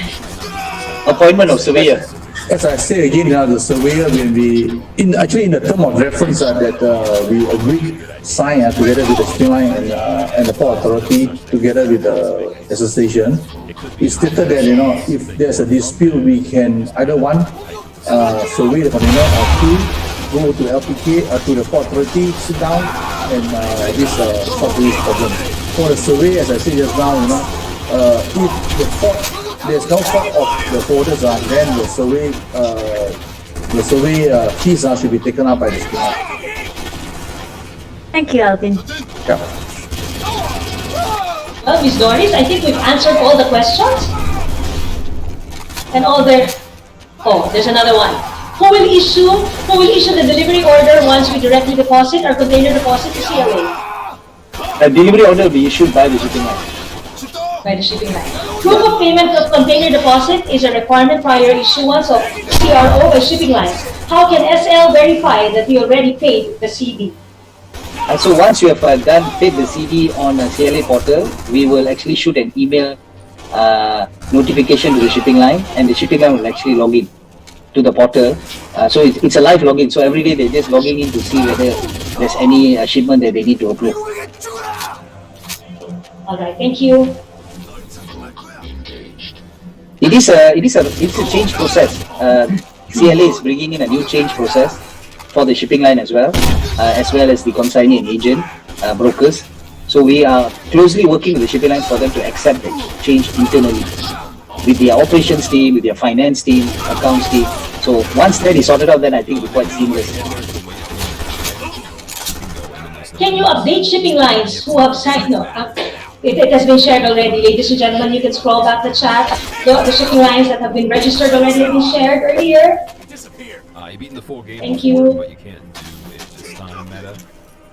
And we will be heading to Belawan soon. Belawan, Indonesia is our next target. So if there's anyone from Indonesia, please do help us or guide us through how we can do this there as well.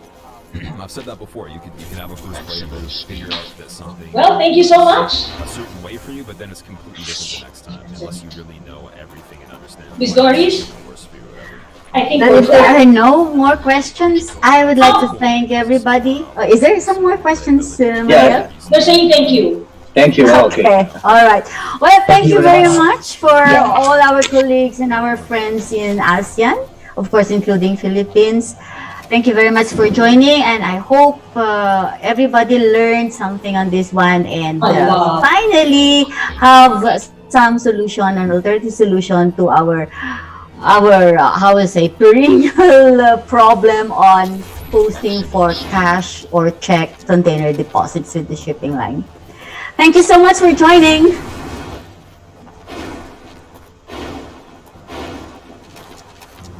Hello everyone, welcome to the Port Calls YouTube channel.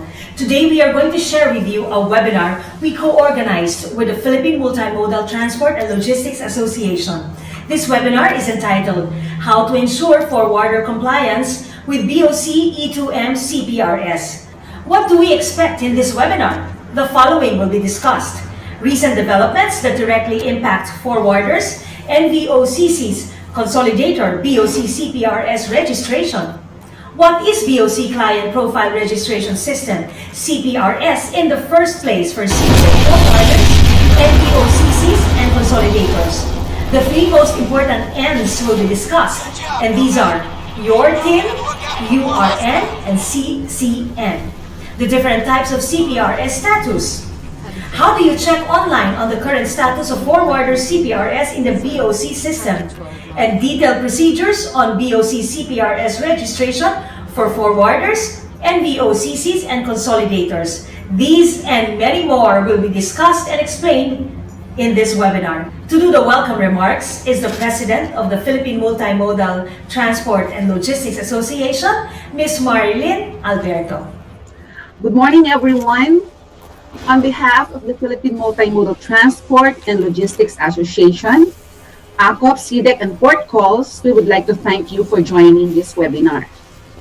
During the past 3 weeks, we have learned that many forwarders, consolidators have encountered delays in the transfer of LCL containers to off-dock CFS because of a new BOC E2M system rule wherein forwarders, consolidator, CPRS registration is inactive or expired, and customs clearance of container transfer is not allowed by the system. I have also heard that until now, some forwarders are still unable to transfer their LCL containers because of number one, their accreditation renewal with DTI FTEB is still on process, and number two, forwarder registration in BOC E2M CPRS is expired. This morning, CDEC will conduct briefing on how to ensure forwarder compliance with the BOC E2M CPRS. We have also reached out to DTI FTEB to join us today. While they are not officially designated as speakers, Ms. Lucy Salidi and her FTEB team will be here as observers and hopefully assist us in case you have any questions for DTI FTEB. Thank you, and we hope that this webinar will be of help in expediting your compliance to the BOC E2M CPRS. Mabuhay po tayong lahat. Thank you, Ms. Marilyn Alberto. Thank you so much. Let me proceed with introducing our speakers for this morning. We have a gentleman and a lady.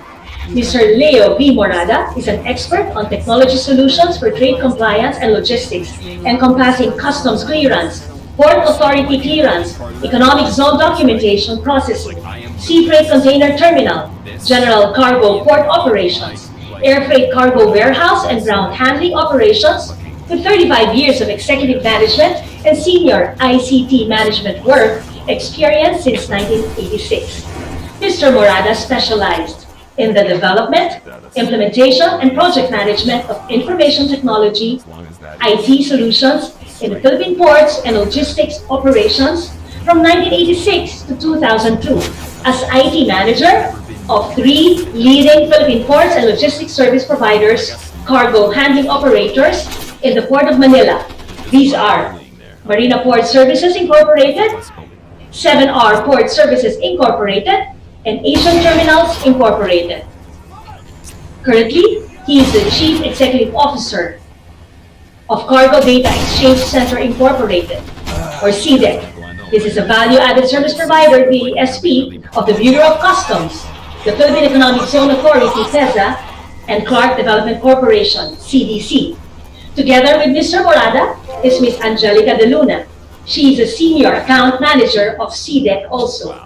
Her current role and responsibility encompasses sales and marketing account coverage of freight forwarders, customs brokers, and import-exporters based in the National Capital Region. Among the recent CDEC VASP new services she successfully implemented are automated bonds management system and advanced submission of freight forwarder electronic manifest to the World Customs Organization cargo, targeting system WCOCTS and Philippine Customs. Ladies and gentlemen, Mr. Leo Morada and Angelica De Luna. Okay, so we designed this presentation in such a manner that it can actually serve as a quick user guide for our participants on how to comply with the Bureau of Customs E2M client profile registration system. So instead of, we took this opportunity, so since we are actually disseminating the information, we wanted this this presentation, which I know will be also provided by port calls and PMT Live to all the participants. So it will actually be a quick user guide for everyone's immediate use. Okay. Thank you, Angel. I'm gonna double check if anything else is being. Could you go to the next slide? I don't think there's even any. Okay, so this is our presentation outline. First, I have to explain. Thank you, Ms. Mariel and Mrs. Alberto, for giving an idea what is the trigger for this webinar. So we will explain to you the recent enhancements in the Bureau of Customs system that before March 1, 2022, there was no such requirement, but starting March 1, the mandatory updated CPRS of our freight forwarders is required in order for customs to electronically approve the transfer of containers, LCL containers from the port to our off-dock CFS operators. So the second topic, which is more detailed actually. So we'll talk about VOC client profile registration. As if this brings me back to the year 2009, when we started, as a service provider customs, we started to ask all our stakeholders to go through the CPRS registration. So we're very happy to share this detailed information about this. And then we'll give you some readily available free online facilities to verify your forwarder status, CPR status in the customs system. And of course, at the end of the presentation, we expect you to be able to understand all the necessary procedures you have to go through, and we have some important announcements later. Thank you. Okay, it all started with a official memorandum from the Deputy Commissioner of the Bureau of Customs Management and Information Systems Technology Group, informing us that there is a new system enhancement to the Bureau of Customs system, wherein the forwarder tax identification number will be required as mandatory data in the E2M transit permit. Okay, so we'll explain to you what is the transit permit. This is the electronic document submitted by our off-dock CFS operators to the Bureau of Customs system, which is the basis for customs to give electronic clearance and approval for the transfer of LCL containers from the port to the off-dock CFS. This is nationwide. not only for the Port of Manila, Manila International Container Port, as well as Cebu International Port. So the system is automated, so much so that the transit permit that our off-dock operators submit through CDEC, the CDEC system, that's processed and ultimately approved by the Deputy Collector for Operations of Customs within the E2M system. An electronic release instruction is then transmitted to our port operators, Asian terminals, and ICSI. So it's an information supply chain loop that is fully automated. And when we say fully automated, if something goes wrong, it's one part of that information supply chain. The process cannot proceed. Okay. Next, Angel. Okay, so this is the copy of the official memorandum. So what we did is we disseminated and we held an orientation session for the members of the Association of CFS, CYCFS of the operators of the Philippines, to help them understand what are the changes, because they are the ones who will use the electronic transit permit. So if you look at item number 2, the official memorandum states that the validation of the status of the forwarder in the client profile registration system will now be matched with the transit permit. So only forwarders with active accreditation in the CPRS system in customs database will be accepted insofar as the transit permit is concerned. Okay. So this memorandum does not speak in behalf of DTI, because DTI is the accrediting agency for all our freight forwarders. This official memorandum focuses on client profile registration within the customs system.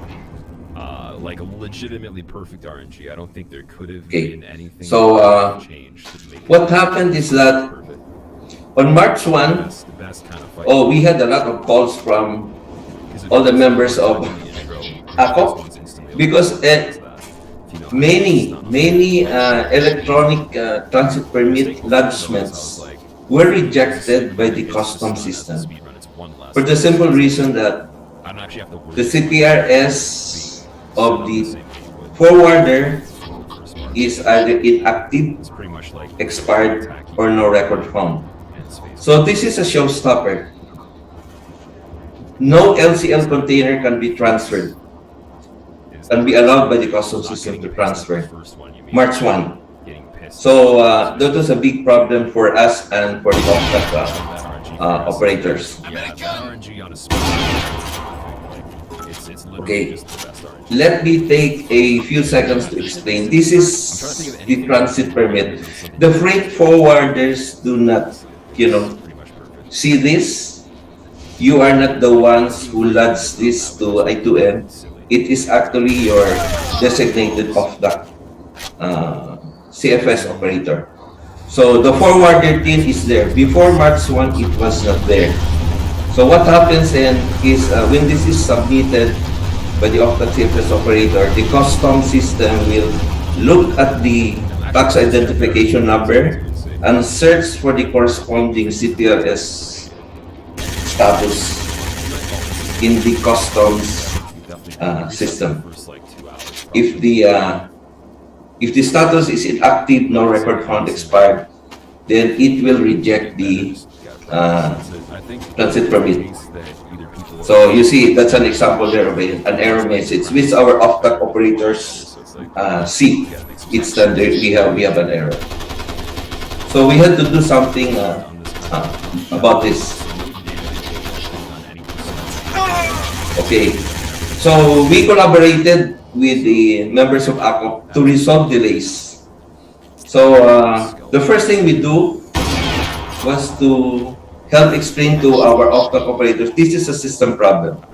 The only option we have is to ask for consideration from the Office of the Deputy Commissioner, MISTD, for a temporary procedure wherein the customs system will allow lodgement of the transit permit even if the forwarder CPRS registration is expired. Okay, so they favorably considered our request. That's why for the period March 2 to 4, the transfer of LCL containers from the terminals were smooth. Okay. But after, as effective March 5, they had to strictly implement again the CPRS checking. And on March 10, because again we had so many forwarders calling us for assistance, I had to directly communicate with Miss Lucy Salili. Okay, Ma'am Lucy, please bear with us for during the time because of the problems encountered by our freight forwarder stakeholders. So Miss Lucy and her team informed us that they also, were experiencing a sudden surge of forwarder requests for CPRS registration, which is done to their office as a first step, as well as the updating of the accreditation of many forwarders with FTED. Okay. The problem was came at a critical point, so that on March 11, a total of 35 containers in Port of Manila, MIP, and Cebu cannot be transferred to the off-dock CFS because of this CPRS problem. 35 containers encompassing 18 forwarders. So we have to go again to the Office of the Deputy Commissioner for MIS to allow us to have a temporary procedure. This is our second request. So this was favorably approved. But as of today, March 17, the mandatory checking of your CPRS registration will again be strictly implemented by the customs system. So hopefully, all our forwarders already who have LCL containers, LCL shipments, have already completed their compliance with the customs CPRS system. So we'll keep everyone informed, specifically our APOC members here, because any delay, in releasing the container, we know very well the after effect. The longer it stays in the port, so you have your demurrage charges, and all our importers who have LCL shipments will be following up why is it that their shipments are not yet at the off-dock CFS. Okay, Angel. Okay, so I'll be the one to do an introduction of the CPRS system. Angel will do the detailed procedures. So what is CPRS? Well, as an integral component of the customs processing system. The customs system, which we know is called E2M, Electronic to Mobile. Okay, let me clarify. All stakeholders who have valid and updated CPRS registration are the only ones authorized to undertake electronic transactions with customs. Now, who are the stakeholders that must comply with CPRS? Airline, shipping line, freight forwarders, importers, exporters, our customs brokers, our arrangement operators, ATI, ICTSI, they all comply with CPRS registration. All our off-dock CFS, all our sea freight and air freight cargo warehouses in the airports, they have to go through CPRS registration.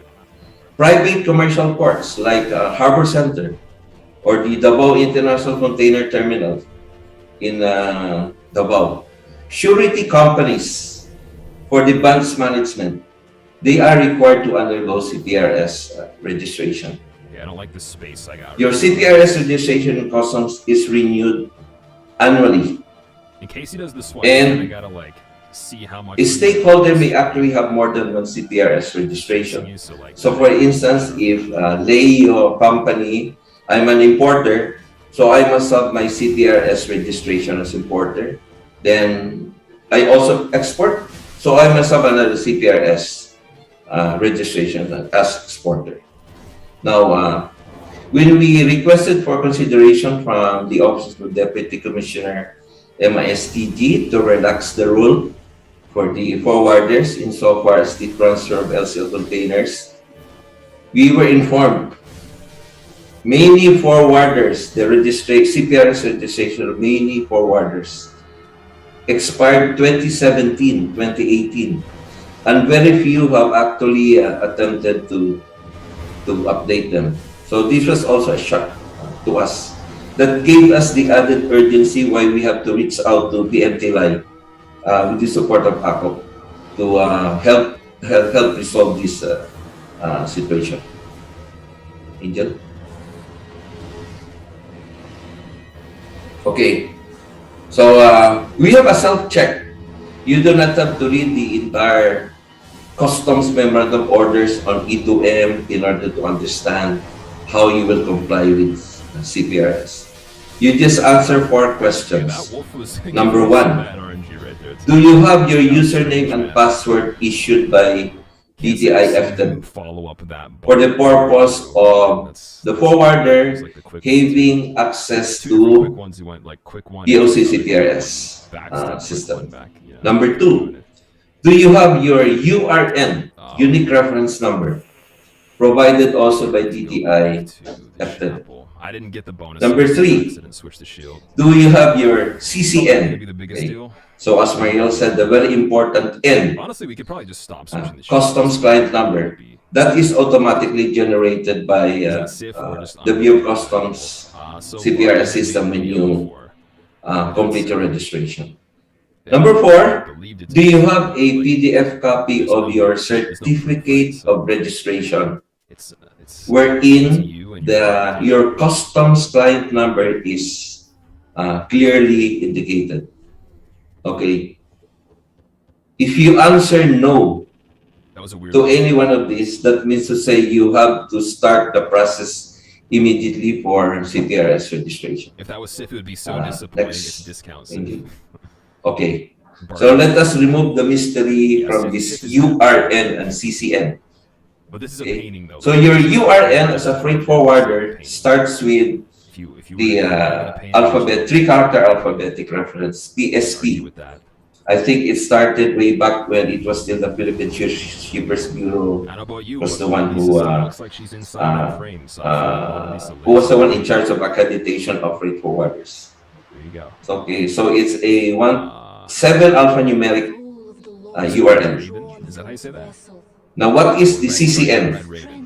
The CCN, Customs Client Number, you will receive that once your CPRS registration is approved by the Bureau of Customs system. So it always starts with an FW for the freight forwarders. Okay.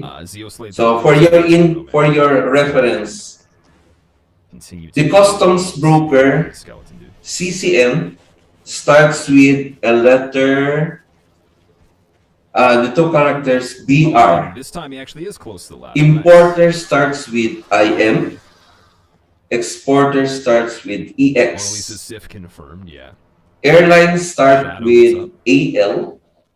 And the shipping line CCN starts with SL.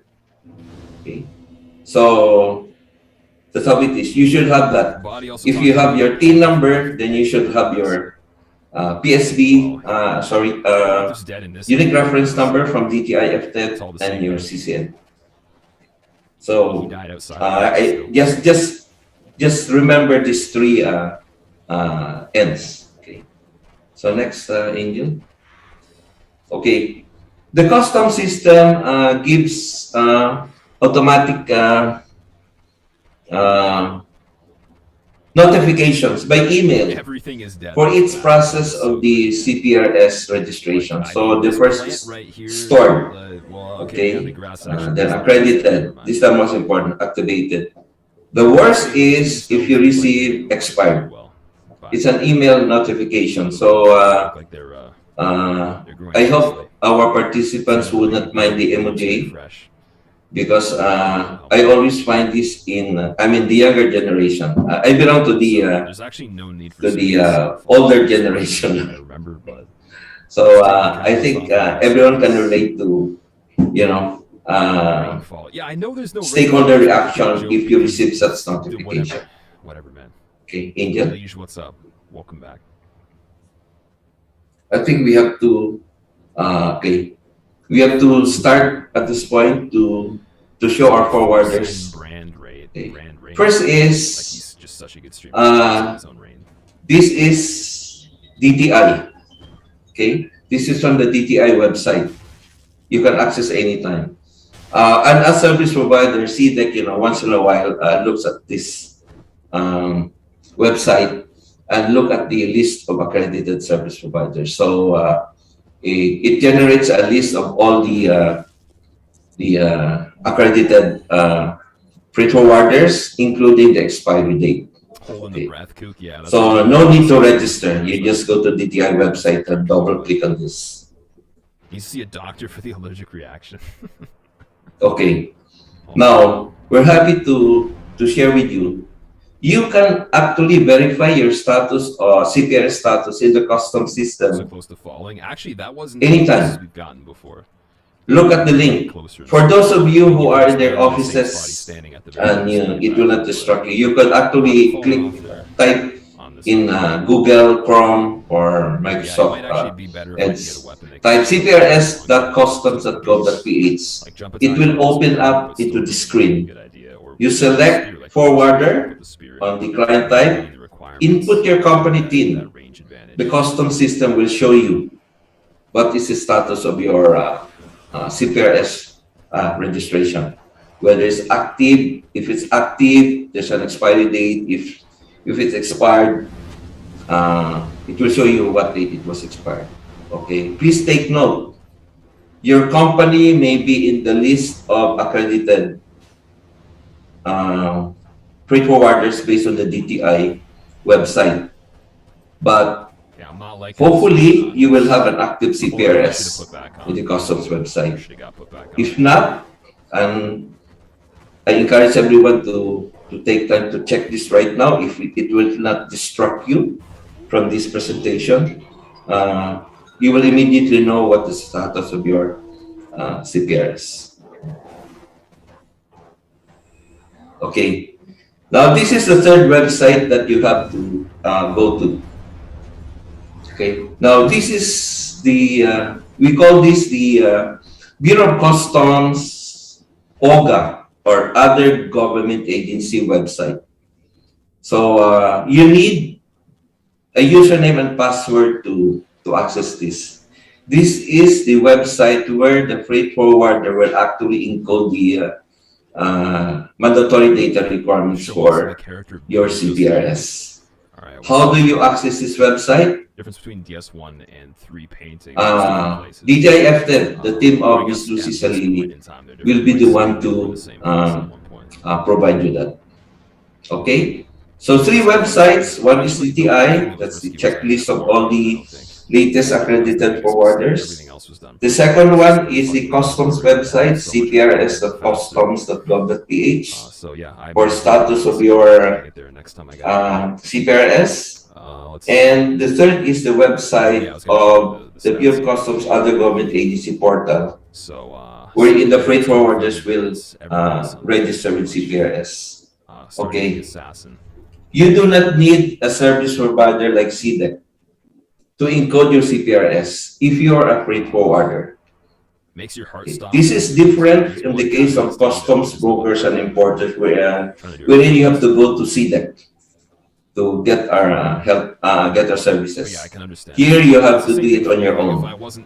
So we'll explain to you in detail how it's done. The information required are really, most of them are found already in the company, corporate information that you already provide with DTI as part of your application for accreditation with the FTED. It might be a good PvP build, who knows, man? Okay, next, Angel. Could be. Okay. So at this point, What's up, dude? I will now Spook, ask Angel to point of it being like explain the detailed procedures on how the CPRS system accessible in the DOC OGA portal works. Okay, Angel, please. Damn Alzheimer's, what? Hello, good morning everyone. So for you to access this DOC other government agency system, you need first to download this access. So the link that Sir Leo presented a while ago, so you need to click that link and download it to your PC or to your laptop.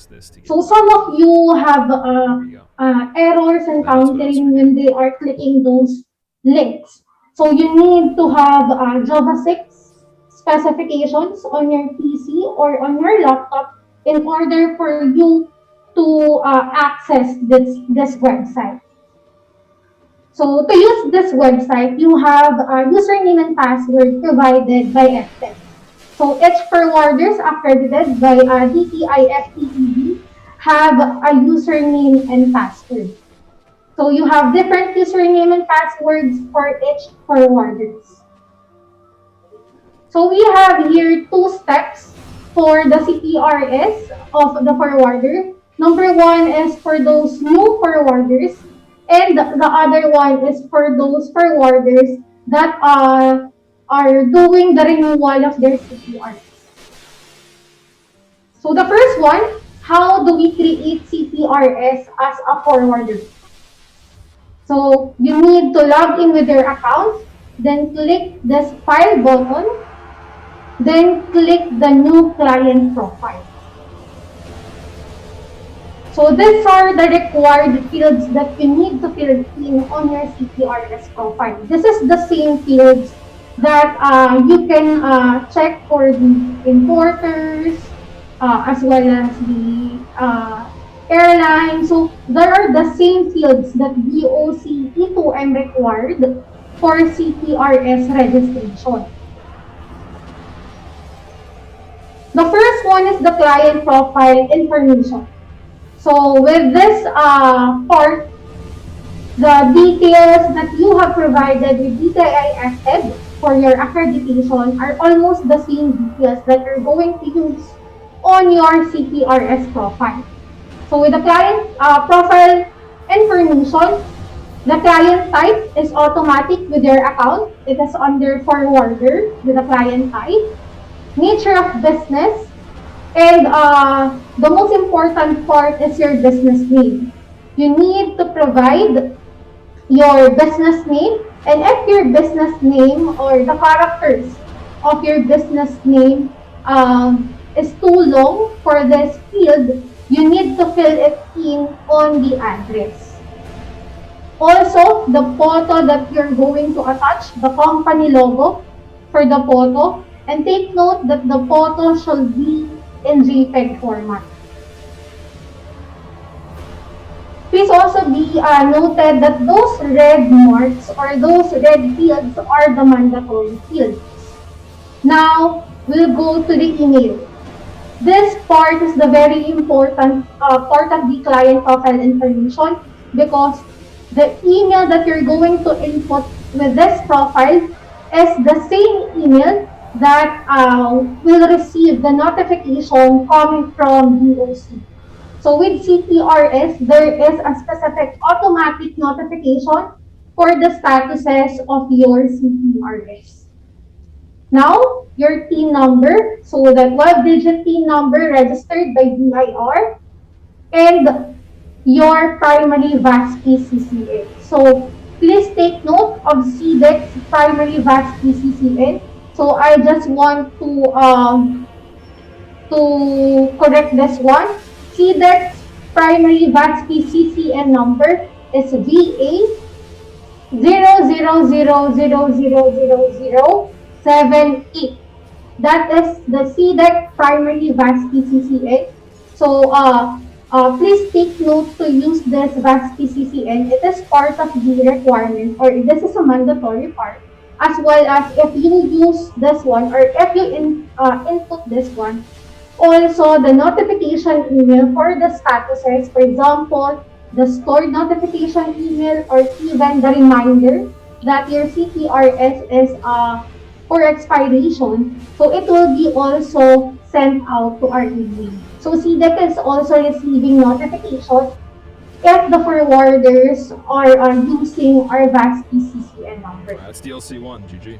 So if this part is already Again, only thing complete, I can fix on that is we need to go to the plant address. So with the plant address, as you can see, it's not a mandatory part. So this field is not red highlighted. So with the plant address, if you can provide, for example, the plant address that you can input in here is the address of your company. Not the best phase 2. The phase 2 is Then the major stockholder. With the major stockholder, so you can provide, for example, if the major stockholder of your company is also a company, you can input on the first name the company name.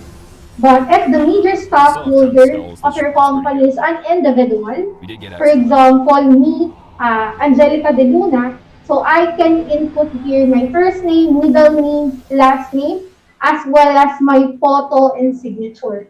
Take note for the major stockholder, you need also to provide photo and signature. For an individual, provide the signature that is readable and or in HD format. Also, the photo should be in JPEG format. While for those forwarder here that the major stockholders are also a company, you can provide the logo on the photo and signature itself. Now, the principal officer. For the principal officer, same thing. With the principal officer, also you can provide up to 5 principal officers if you have. So same thing, the requirement, you need to input all those red highlighted part. And also the photos and signatures are in JPEG format. And if the principal officers of your company are foreigners, if they do not have yet the team here in the Philippines, they can use 000. So 12-0. For the responsible officer, same thing. They need to provide the photo and signature. And if the responsible officers, you have too many responsible officers per company, you can input up to 5 responsible officers. Where I'm not like doing it right, but he goes early though. Why does it end with the next one is the major client. With the major client part, this is not a required field. So as you can see, all the fields in here are in white fields. So this is not a mandatory field for your CPRS. Now, if you are done with your CPRS, you can click this part, this icon, the one that have X and check mark. Donnie, thank you for the host, dude. For this one, you can able to recheck if you have some fields that you have missed. For example, you have missed the part of email for your responsible officer. You can able to recheck which parts of your CPRS they missed. For example, also some parts of your CPRS are those non-required field. You can also recheck with this part. Let's get out of here, Scoobs. What are the fields that are not mandatory? Yeah, that's probably. So if you want to save now your CPRS, click this button. And for you to send your CPRS as a new forwarder, you need to click this button. So I think you can see my arrow, my cursor here. So this arrow, this is the send button. So before you send your CPRS, think it's good. please Okay. check all the Oh, wait, I gotta pick details this up if the same correct. way. Otherwise, you will go Dark resin. through amendment. Anyways, So Donnie, before thank you very you much for the store host. I your appreciate it. CPRS or before Milty, you what's send up? it, you need to Decavs, honestly, recheck dude, all I the wouldn't be guessing fields on that it, you but have filled in. thank you for hoping. And just to add, this Or thank you for part, believing. when you click the Save button, an XML file copy of your CPRS will be downloaded and saved on your laptop or your PC. So to print, you have here this icon, the printer icon, where you can able to print your CPRS profile. Okay, the next one is on how to renew your CPRS as a forwarder. Same thing, the username and password that DTIFTEB issued to you. So you need to input your username and password as a forwarder. So click the file button, then click renew.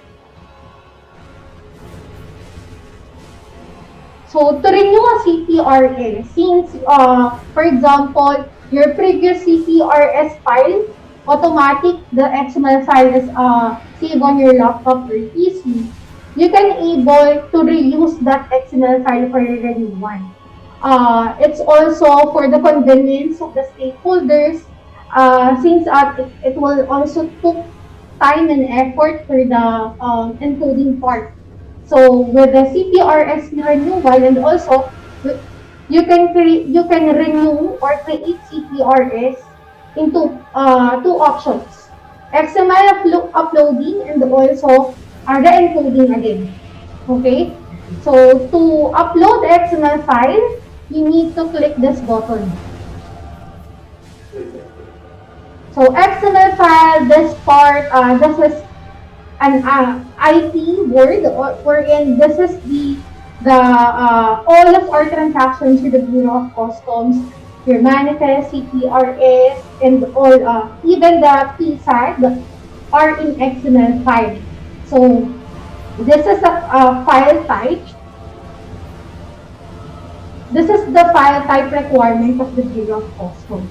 So all the trade compliance requirements being sent out to A2M system are in XML file. So to upload the XML file, click this button, then click the XML file of your forwarder's profile for the new one. So for example, I have here my forwarder's XML file, CPRS. So this is their previous CPRS profile. And I think there is no revisions. All the officers are still the same, even their addresses and mobile numbers. So I just click this XML file and click open. So when you click open, your details or your previous XML or your previous CPRS will be auto-populated on your CPRS profile.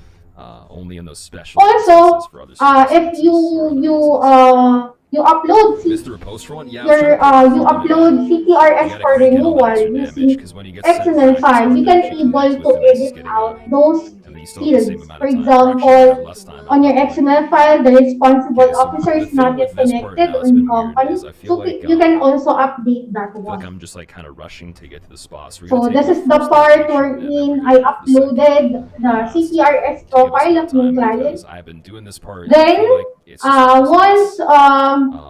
once the I hit the open button, so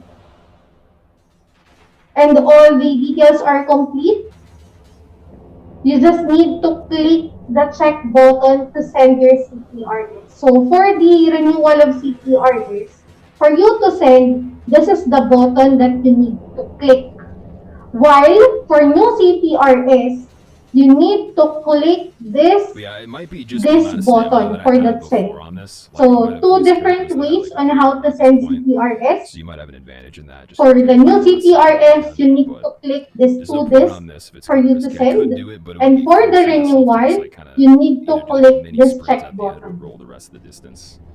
Also for the renewal, you can able to have a rechecking part. It's some kind of validating if you miss something on your CPRS profile. So the next one is the email notification of stored CPR.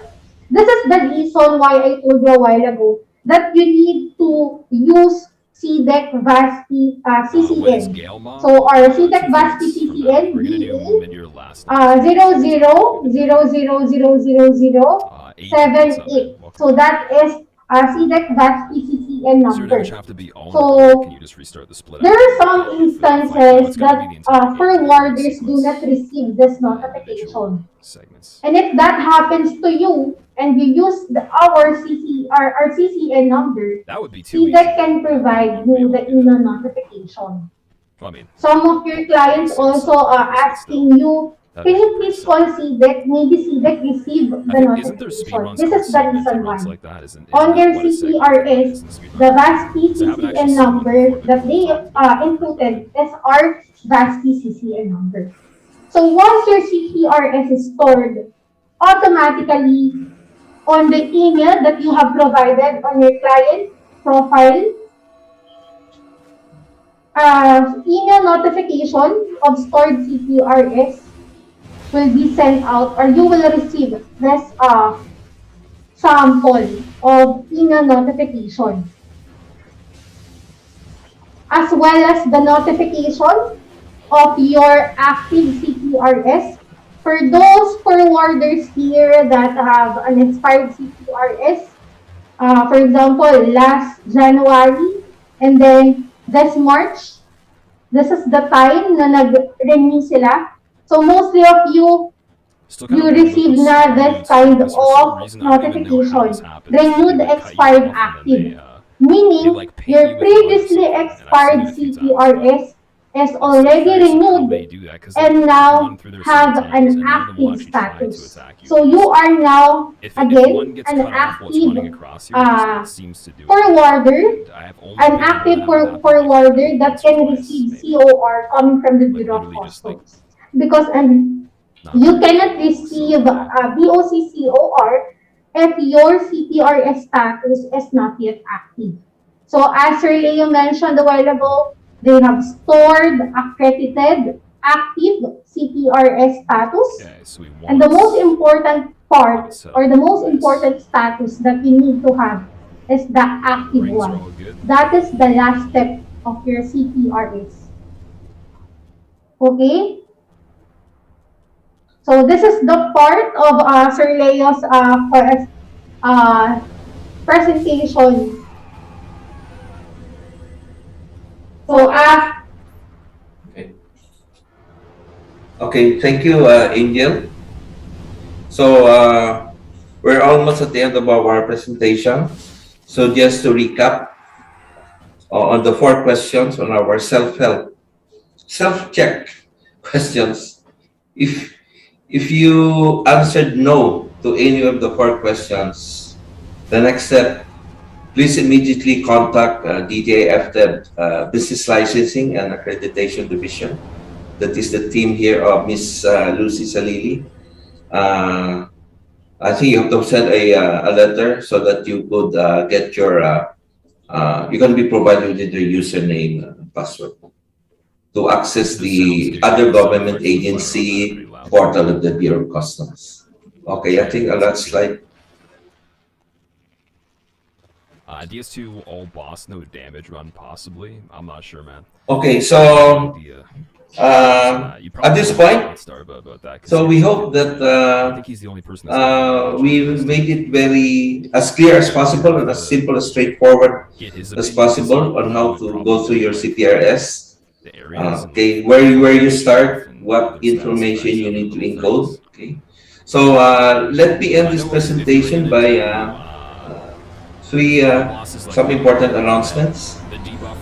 So starting today, March 17th, the Bureau of Customs system will resume strict implementation of the mandatory matching of forwarder CPRS status during the transit permit lodgement by our OFTAT CFS.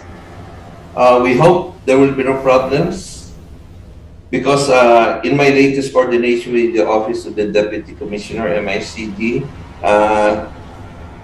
the initial reaction I got was they've already given us 2 grace periods. So we'll still do our best if there will be a very major problem. So we will appeal again if there are problems. And finally, we would like to announce our participants and our stakeholders here, because most of you actually use Cargo Data Exchange Center, our VASP service for your electronic manifest submission to the Bureau of Customs system. We have actually started to test I just realized something else. the inclusion of the forwarder tax identification number as mandatory data in shipping line electronic manifest submission. Wherein the forwarder, the LBOCC, the consolidator is the consignee in the shipping line, Master BL. So it's preliminary technical testing. What happens is when the shipping line electronically submits their Master BL, there will be an additional data field for them to put in the TIN number of the forwarder if the consignee of the Master BL is a forwarder. It's preliminary testing, but we have to, share this information with you. It doesn't mean that tomorrow, next month, it will be implemented. But knowing very well that the CPRS registration status of freight forwarders are already being checked in the BOC custom system. This is another urgency for us, for our forwarders to please ensure your full compliance with the BOC CPRS system. Okay, I think that's our last slide. So it took us 1 hour, and I hope it was it's very clear, very useful for everyone. This presentation actually serves as a quick user guide. And in behalf of Cargo Data Exchange Center, we are very pleased to join everyone in this webinar. We thank PMT Live for the very proactive support for this, and the Association of CFS Operators of the Philippines for their patience in working with us to help resolve problems. So we hope we have achieved our objective here of all our freight forwarders now aware on how to proceed for CPRS registration. So thank you very much.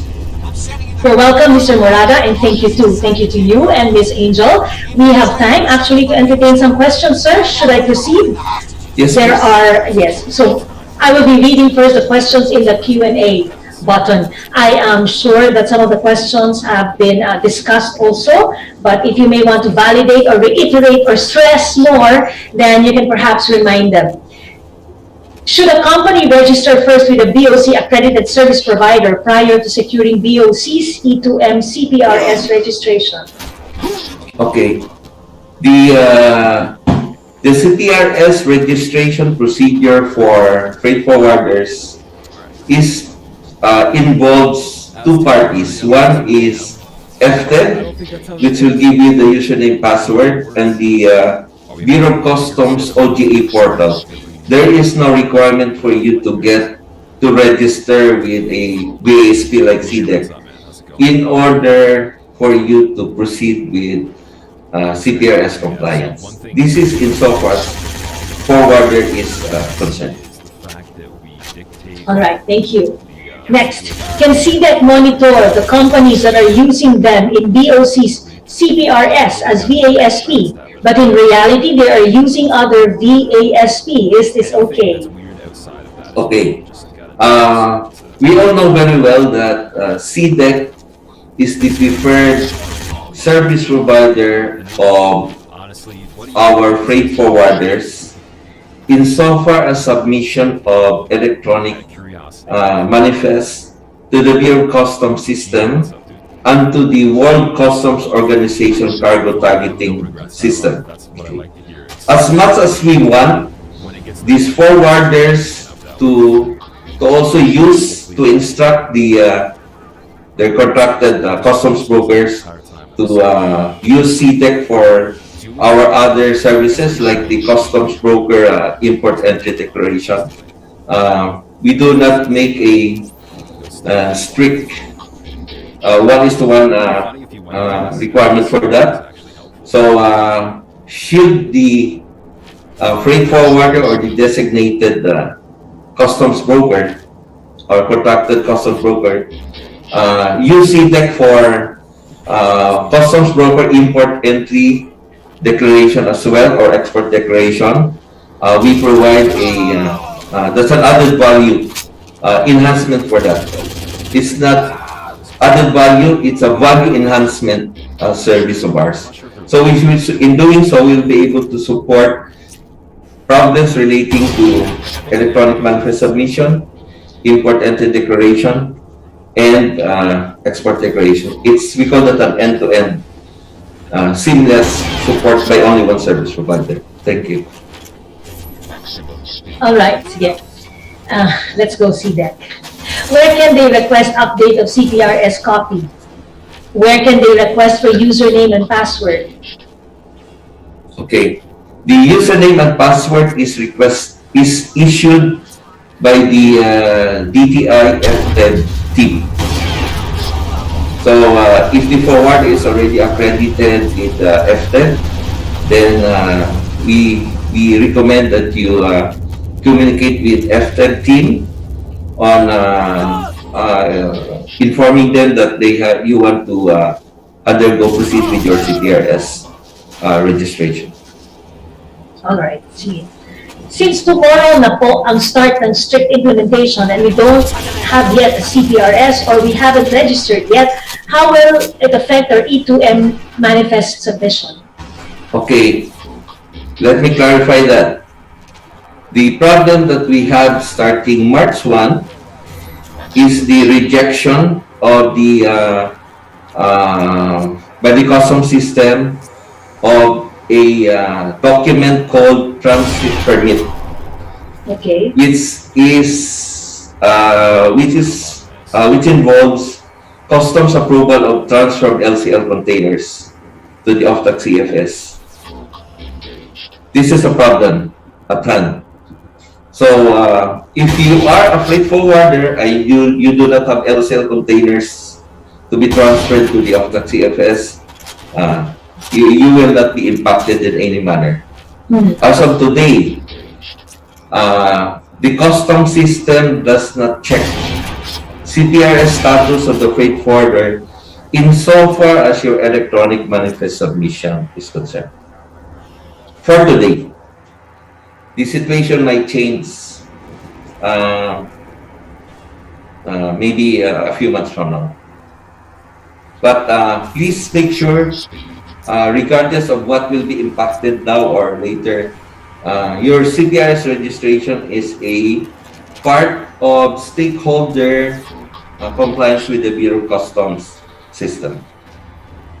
So it's best they don't wait until they're impacted. Yes. It's better to be prepared. Yes. All right. Thank you. I would like to ask, if our company has a branch company in Davao and Cebu, should we also apply it to have a separate CPRS? Yeah, there was no way it could have been done. Okay. Extra animation. That would depend, I believe, on how you are accredited with FTED. Our understanding is it's a freight forwarder, one company registration, one SEC registration, regardless of the branches. So, based on that understanding, my answer would be there's only one CPRS registration. Because you can, when you are registered with Bureau of Customs CPRS, you could actually transact with any port, whether Port of Manila, South Harbor, MIP, Davao, And very recently, Cagayan de Oro, we found out that in Cagayan de Oro, the shipping lines have started to fall. 12 vessels there, so we were surprised that, some of our clients were expecting their shipments to be at the Mindanao Container Terminal in Tagoloan, Deck. Suddenly the vessel is now in Cagayan de Oro port. So if you have a valid CPRS, you can submit, as a freight forwarder, you can submit your electronic manifest in whatever customs port there is. There's no need to create a separate CPRS. Okay, good. Now, since starting March 17, we will start the strict implementation and we don't have yet a CPRS or we haven't registered, how will it affect our E2M manifest submission starting today? I think that's the same question as the previous one. There is no negative adverse impact on your electronic manifest submission. As of yet, yes. Okay. If the importer has no E2M CPRS account or expired, can we process their shipment as their forwarder? Okay. Insofar as LCL container transfers off-tax CFS, it is actually the off-tax CFS operator that undertakes the processing. Okay. I think the role of the freight forwarder for now is submit manifest. If you're referring to your shipments of, for instance, in your LCL, you have your importers of consignees. It is actually the customs broker who does the processing for release in customs, not the freight forwarder. Okay. Let me clarify, everything that is lodged with the Bureau of Customs system, insofar as release of the containers, involves import entry declarations, assessment, I think even with your GPS seal with e-track, if it's for CBW or PESA, it is the customs broker's name that appears on the transaction, not the freight forwarder. All right, that's clear. Are the importers and exporters also given with username and password to access VOC CPRS registration? Okay. Bureau, importers and importers, you have to register with your service provider, like CDEC or the other service providers. If your role as a stakeholders is exporter, okay, first of all, you need to identify who is your exporter accrediting agency. Are you PESA? Are you SBMA? Are you Field Export? So, because these agencies, these accrediting agencies, will be the one to give you your unique reference number. Again, that letter N. That's very important. Okay. Now, exporter registration with CPRS system goes through the other government agency portal, OGA. Okay. My question is related to CPRS, yes. Can a customs broker with CPRS registration as customs broker allowed to apply CPRS as importer and exporter? Okay, so part of that I will answer, part of that I will need the help of Angel, who is our expert on that. Okay. Okay. Okay. The customs broker, insofar CPRS is concerned, is an individual person. Okay. The importer, insofar as the customs system is concerned, may either be a corporation, a single proprietorship, an individual person. Because an individual person can actually bring in shipments from abroad under a different category for custom. It is either below 50,000 pesos, below 10,000 pesos. Okay. So you have such a thing as once a year importer. Okay. So if the customs broker who is named, example, Leo Mariel, something like that, you're a customs broker, but this time you want to import something. Okay. The rule that will apply for you, if if this is a one-time importation, Leo Mariel can actually process importation, processing of imports with As an importer, not as a customs broker. yes. Okay. So there's not something so once a year registration as a importer. Okay. Angel, would you like to Because normally you don't actually have that. So as I can't feel like I made a big mistake there. There was something with placement that was incorrect. That's the only way that could have happened. So as mentioned with Sir Leo, each stakeholders has different kind of accreditation or CPRS registration. So one of the questions of our members here is, can a broker create CPRS for their importers or exporters? So with brokers account with CB, they have the access to create CPRS for their importers and exporters. But if a broker wants also to be an importer or exporter, he or she needs to have a different accreditation also as an importer or exporter. So your brokers can assess you, even the forwarders can assess the importers and exporters or their clients for the CPRS renewal or CPRS creation, as long as they have the access or DESP account to create the CPRS. With creation of CPRS, there's no real rule that only the importer can create the CPRS for them. So even the broker can help them with the creation. But the T number for the CPRS or the profile is, of course, the profile of their client or their importer. It's never the customs brokers, but their client. Yes, yes. If the importers, if they want the importers to have that CPRS. Yes, yes. All right, thank you. That's clear. How can we check our updated CORS status? Baka CPRS.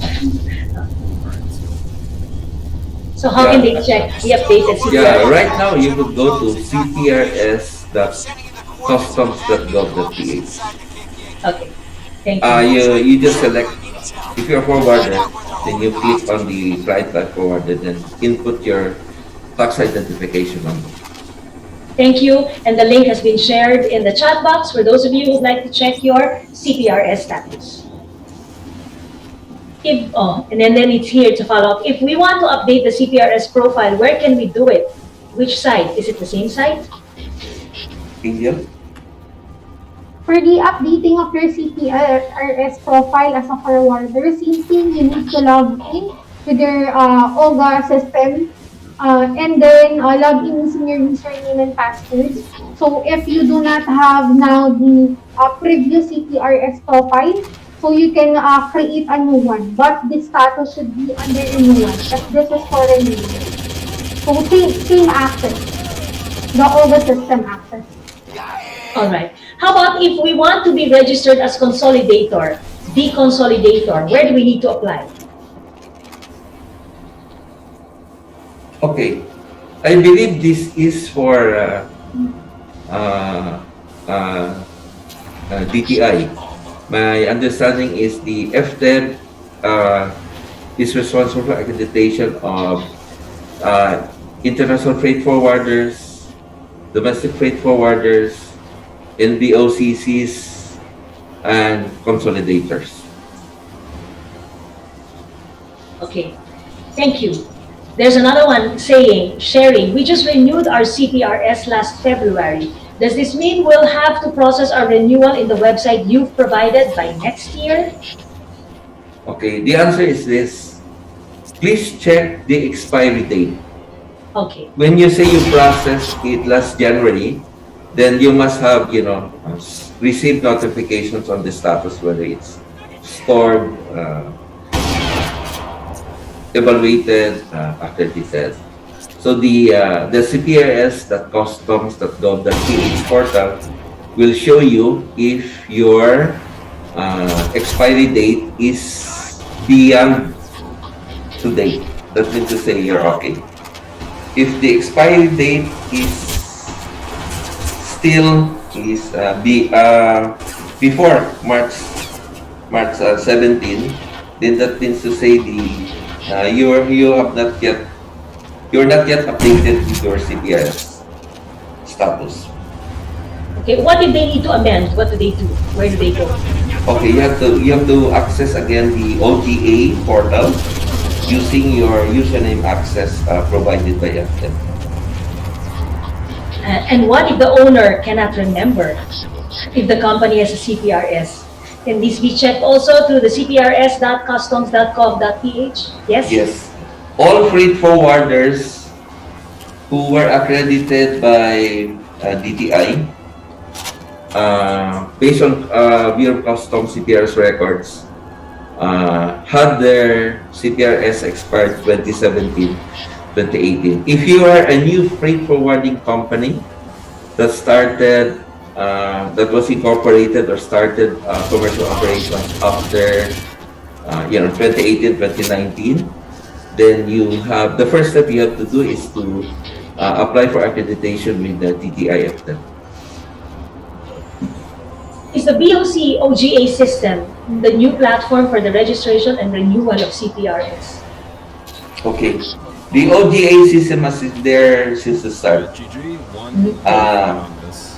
It is only used by for the CPRS of freight forwarder, exporters, like Angel, shipping lines. They use that portal. All the other stakeholders, importer, broker,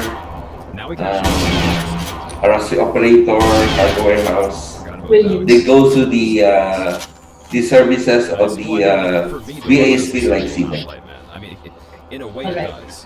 Now, there's another one. Ask ko lang po kasi lagi may lumalabas na mandatory signature kaya hindi po kami makapag-renew. Oh, there's a problem renewing because this always comes out, mandatory signature. What do they do? Okay. It means that you have not put in something in that data field called signature. I believe it's a scanned copy of a signature. FTEB registers to CPRS only those accredited SFFs with categories NVOCC and or IFF.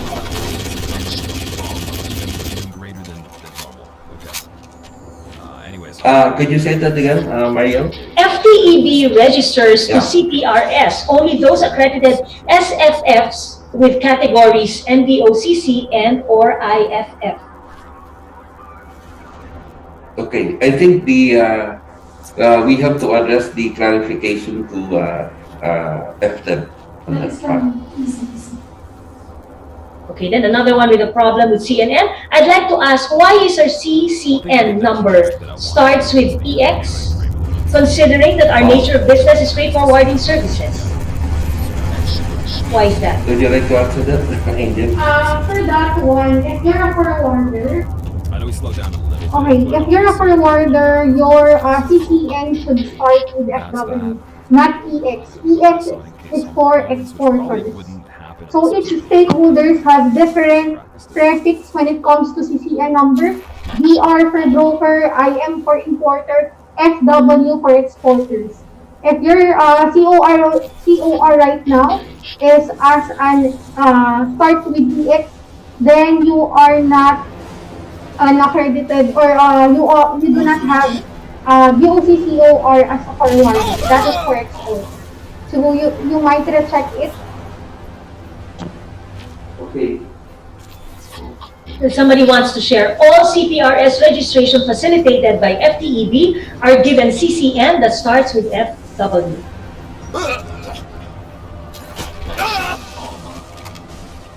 DTI provides the URN, which starts with PSB. The CCN is a custom CPRS numbering or designation system. So your CCN comes from Bureau of Customs CPRS. May I add to the previous question? Yeah. You cannot interchange your exporter CCN, which starts with EX 0001245, and use that for CPRS as freight forwarder. It's a different role. We know very well we have many freight forwarders who are accredited as exporters because they have export Dude, it's shipments. actually weird to feel nervous. So, but you cannot interchange your exporter CCN EX111 and use that we need the firebomb. whenever you have LCL shipments for transfer to off-tax CFS. Because the custom system will check your T number and check your CPRS as a freight forwarder, not as a export. So in so far as export, you have no problem. That's okay. You use your EX CCN. All right. This other one has the same problem as last, but let me share it with you. Meron po kaming error encounter every time when send the renewal. Parang yung kanina, the error is mandatory signature. Like you were saying, Mr. Morata, baka scan signature yun, no? So they will have to supply the signature. But here's the thing. We have sent an email with BTI, but they tell us to check with BOC. But BOC is pointing to BTI. So I guess they just have to provide that. Okay. We're not sure what exactly is the email, is the error. Okay. If you are a CDEC client and you're using CDEC for your electronic manifest and all other item services, let us know. We'll be happy to help you out. That's good. That's nice. Thank you. Can forwarders be exporters? Yes. Yes. You have to go through a separate CPRS registration as exporter. Yes, but as far as your question is concerned, yes, wala pong pumipigil sa atin. Okay. For new CPRS registration, SFFs are only required to store their profile, but advised to have a safe copy of the XML file. For first renewal, they are required to submit requests for the renewal, inform FTEB if there are no changes. They have to submit copy of XML file. It is FTEB that renews the registration. If there are changes, they have to submit notarized CPRS from the form and updated XML file. Yeah, I think that is a FTEB procedure. And this participant is sharing. Yes, because DTI FTEB is the accrediting agency for freight forwarders, so we have to comply with that. Customs will not accept a CPRS registration of a freight forwarder coming from CDEC. Okay. So that's it will only process CPRS registrations with the new renewal for freight forwarder if that is officially originated from DTI FTEB. Okay, thank you. I just want to do a time check to our dear participants. We have 5 minutes to go, and I believe there are about 3 more questions, so we can answer them. If ever we didn't receive our COR, can we get our COR to CDEC, just like when we didn't receive our stored notification? That we can provide? Due to data privacy rules and confidentiality, we are not allowed to do that. We can help you point to the correct office in Bureau of Customs. That's understandable. Okay. Any amendments except SEC, BIR, or URN request must be submitted to FTEB. SEC and BIR number and URN cannot be amended. A new registration has to be made. Thank you for that, Sherry. Yes. Yeah, that's an FTEB procedure. Yeah. Yes. If we are to renew by next year, do we need to process it to FTEB or will renew directly to OGA website? Yeah, I believe you have to go through FTEB. Where will we follow up for the new CCN as forwarders? BOC AMO? BOC AMO, which is Account Management Office, has no role insofar as processing the CPRS registration of freight forwarders. Its role is limited to customs brokers and importers. So you follow up with the help desk of DOC. You see much harder than all the other bosses. It's because I was trying to play it safe. There's two. There are 2 questions left, so we will be answering these 2 questions. Just want to ask lang po, when is the CPRS started? When did it start? Para sa mga forwarders. Our company started year 2007, but we haven't heard about CPRS for forwarders po. Okay.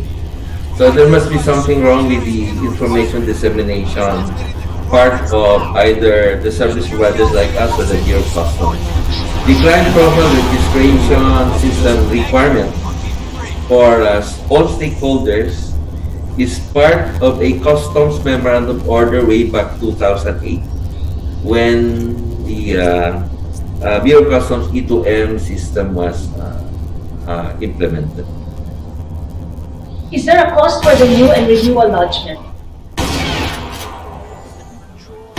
Well, CDEC is not involved in the process, so there's no charge. Even for importers, exporters, customs brokers, arrangement operators, and our off-tax CFS, many of whom are also here in this webinar, CDEC does not charge for CPRS registration. I cannot say so for the other service providers.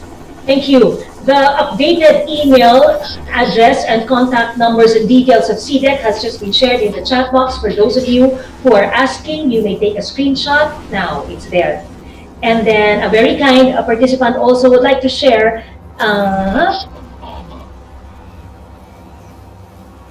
you may request a copy of your CPRS to MISTG, just like we did yesterday.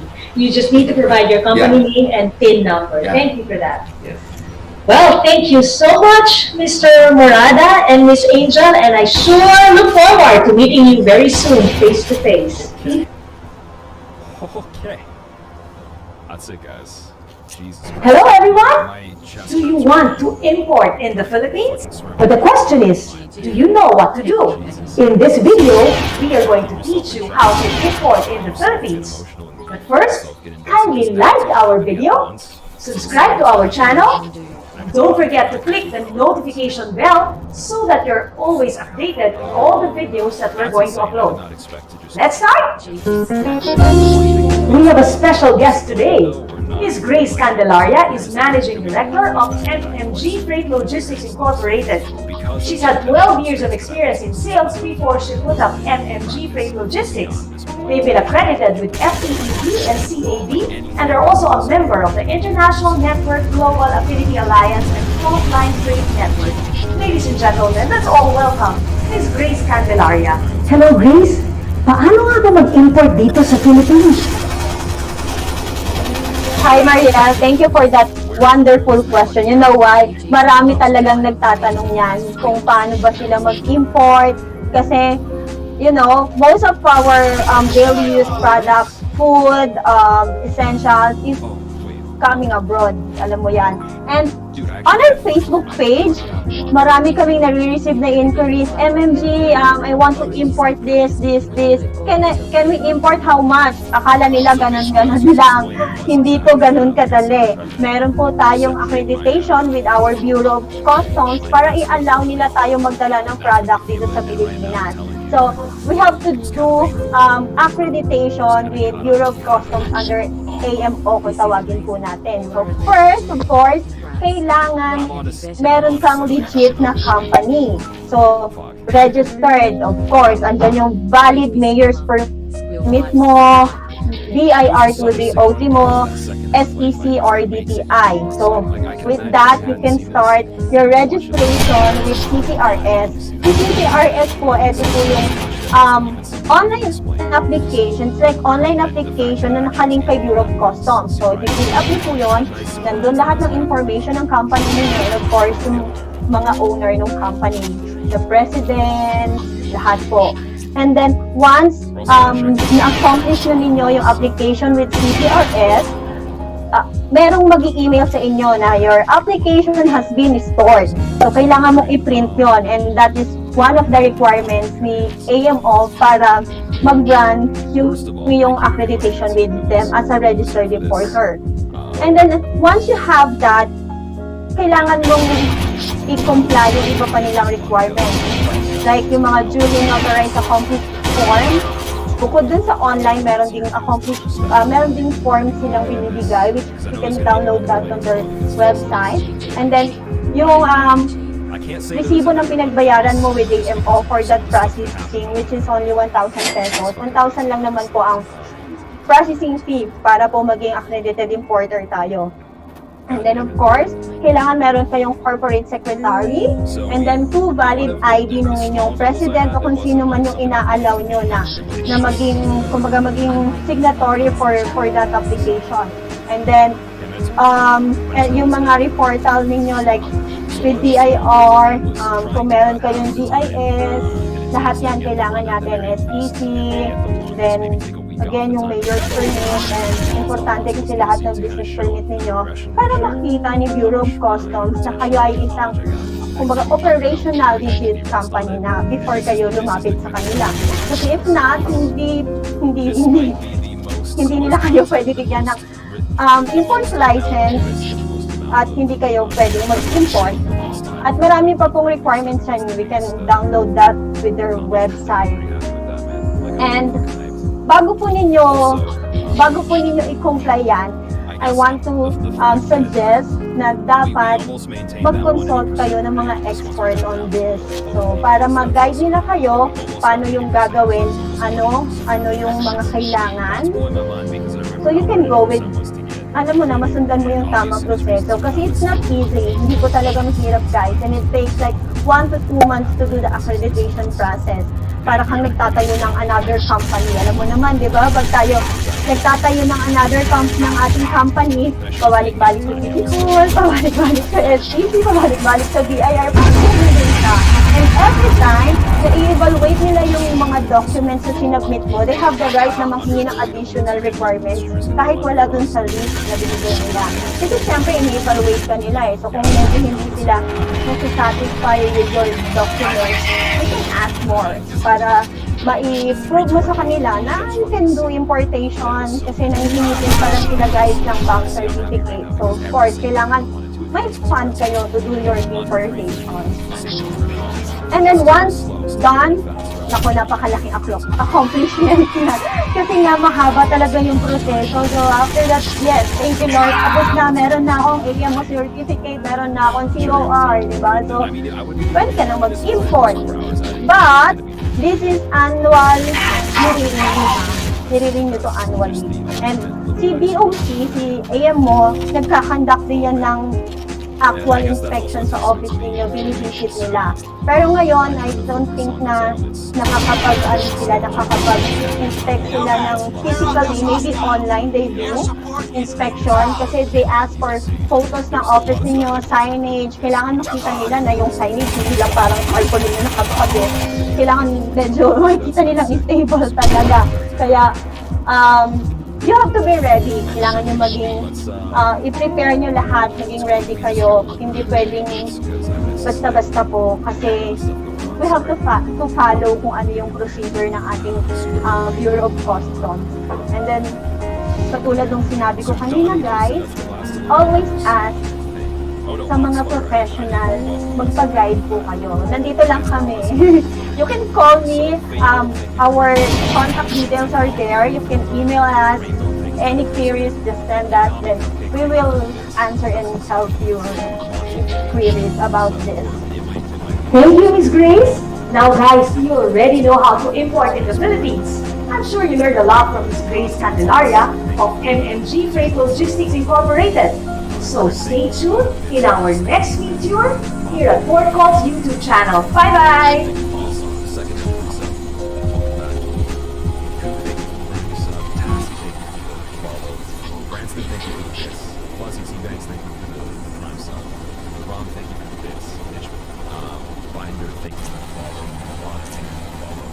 Oyster, thank you for the bits. Higby, thank you for the bits.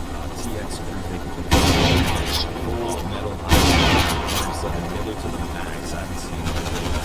I'm glad that you guys catch that, man.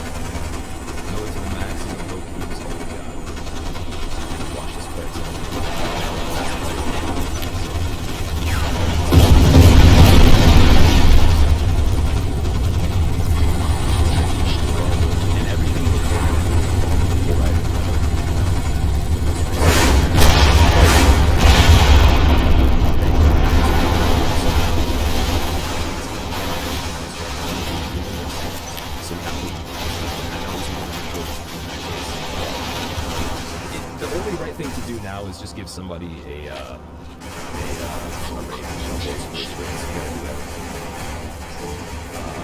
Dark Zone, thank you for the prime sub, man. Jesus Christ. Okay, wait, let's get some. I'm approaching the crusher yard. The area's crawling with KPA. You sure you want to land here? Good soundtrack. Oh, actually, I mentioned this one earlier. Secure the area and I'll send in my birds.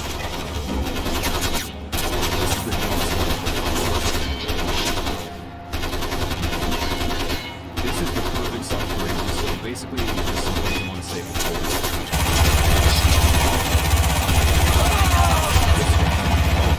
That was, oh wait, okay, so that means that the name wasn't specified. Who did that? I'm approaching the crusher yard. The area's crawling with KPA. You sure you want to land here? Jackson That's all we got, son. Secure the area and I'll send in my birds. And then Just Fan jumped in at the end because Subaru threw him and cheated. Just gave him a boost. Piggybacked him over there.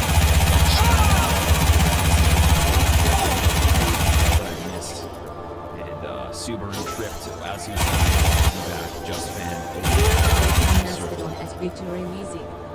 Yeah, whoever did that, and the name didn't show up, please give me a thank you, because Just Fan says when there's no name specified. Unless. Okay, no, you're in chat. Never mind. Dude, thank you for that. I thought you meant Gawkbox Fan. My bad. It says Fan when the name's not specified. DS2 more bosses, no damage next. Have on. Anyways, Just Fan, that's absolutely insane. I'm gonna do that if I got it. Thank you, man. Seriously, that's insane. Please never sub in your life, ever. That's not time for yourselves.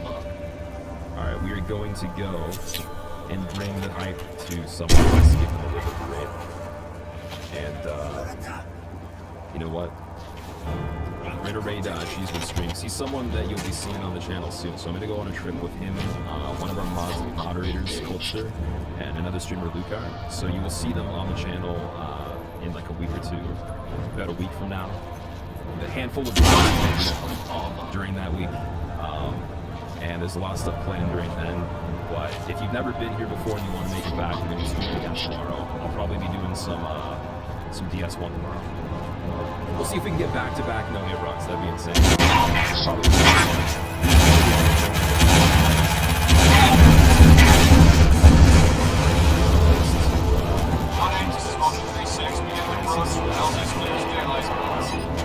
So, give them a chance to defensive position. Good job, man. Honestly, like if there was an instructional thing. This is 1-8. I'm seeing heavy KPA activity around the mine entrance. Suggest we secure the high ground and await reinforcements.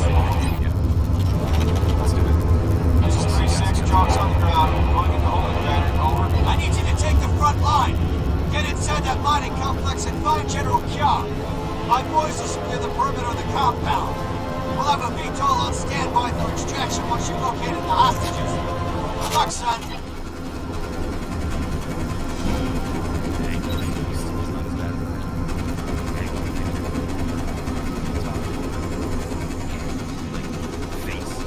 Listen up, Marines! We're gonna dig in and hold this perimeter!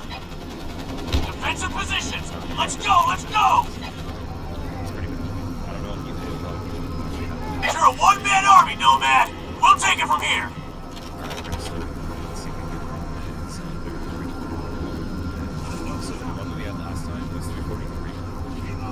That was basically the entire run. I think I made it to Yale almost to finish it, so it would have been like 3:45. I think I could do that by like at least 15 minutes. So much I need.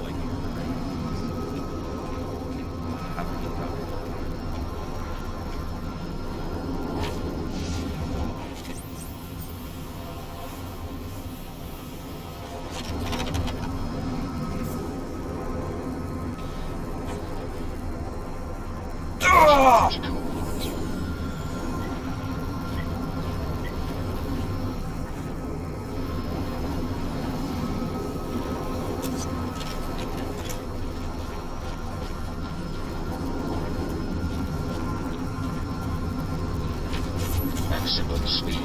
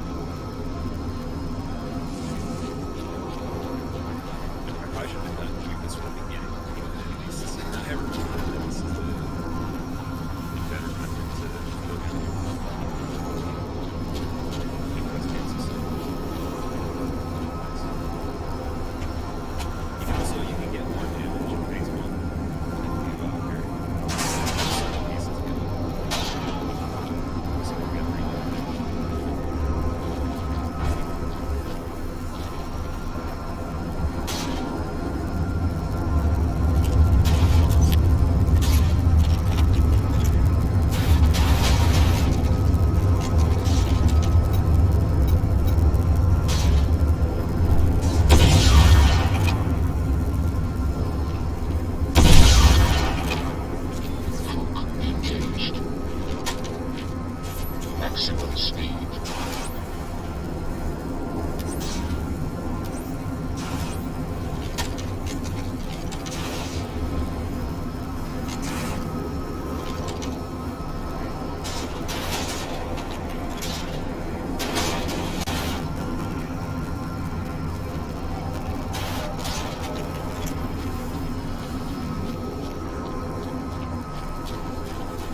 Energy critical.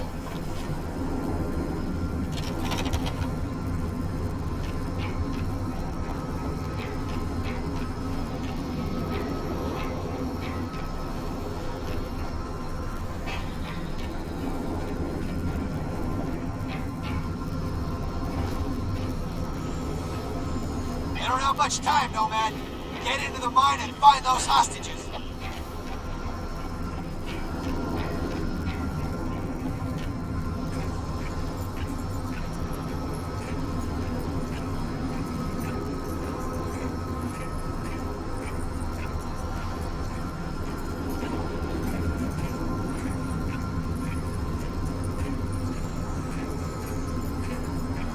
That was pretty good, man. 450. The beginning was pretty slow. Caldera, thank you so much for that. No!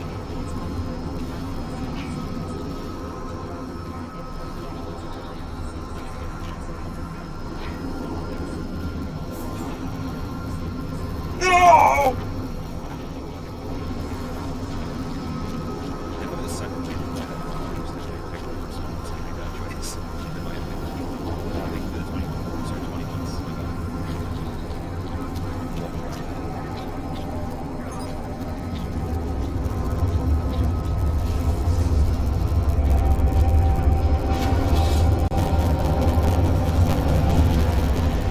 Shit! What the hell was that? I was about to ask you the same thing. Something. Shit! What the hell was that? I was about to ask you the same thing. Something just came out of that rock.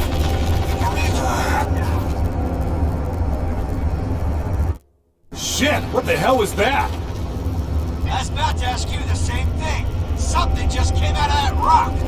The Koreans are pulling back. Now's your chance, Nomad. Push through that last line of defense.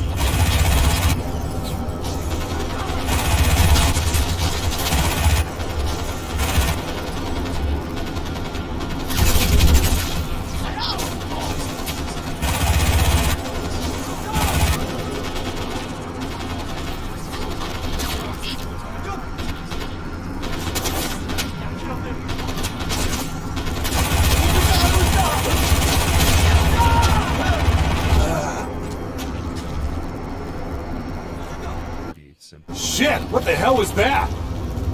I was about to ask you the same thing. Something just came out of that rock. The Koreans are pulling back. Now's your chance, Nomad. Push through that last line of defense.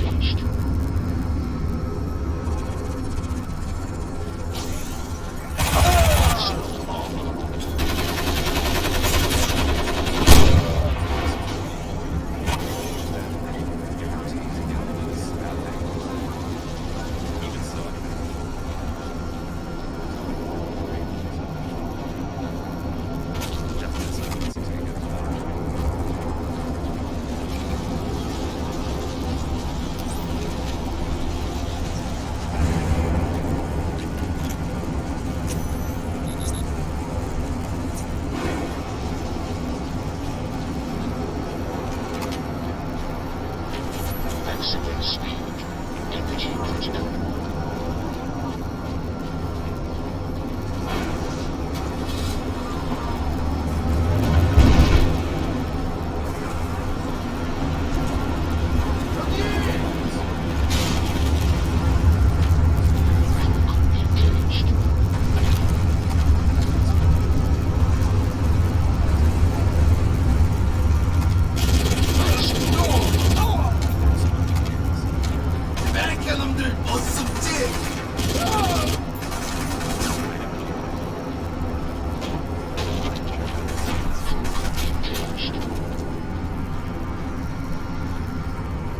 Karanka! Tugilida!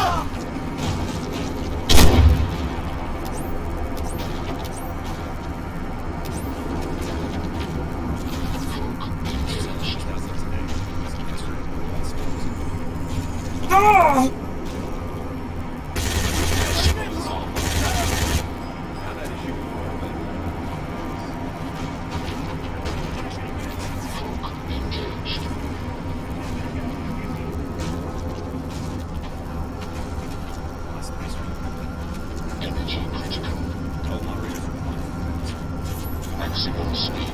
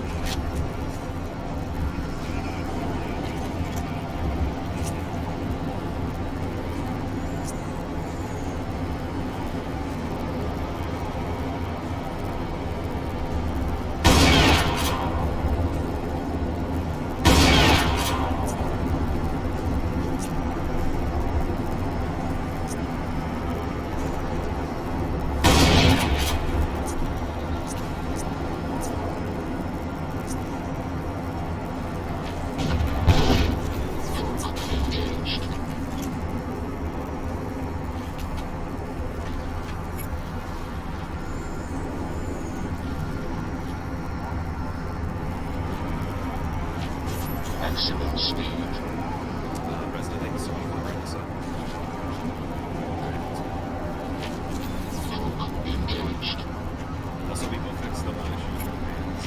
Maximum speed. Nomad, my chalks are on standby. Nomad, hear that? We gotta get those hostages out before us places can collapse any minute. Maximum speed.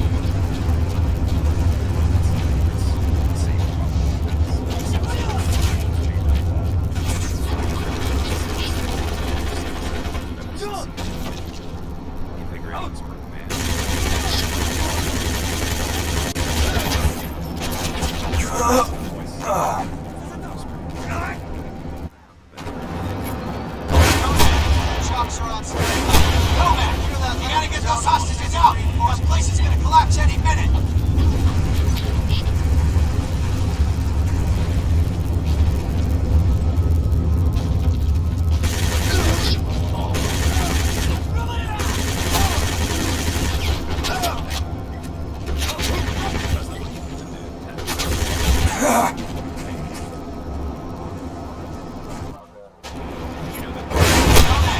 Chalks are on standby.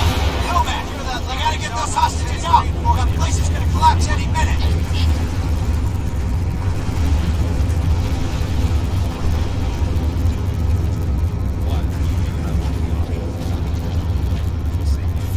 Maximum speed.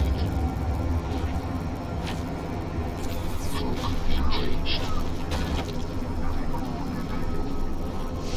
Maximum armor.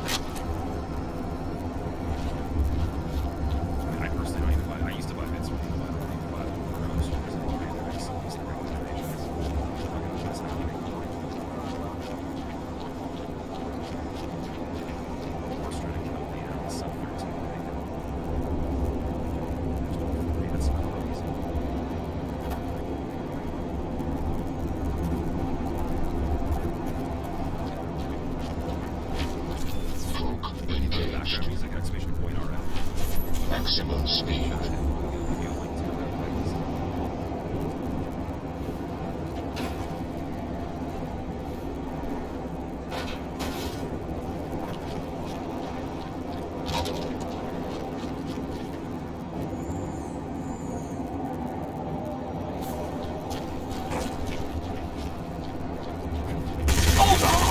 That's definitely breaking the competition.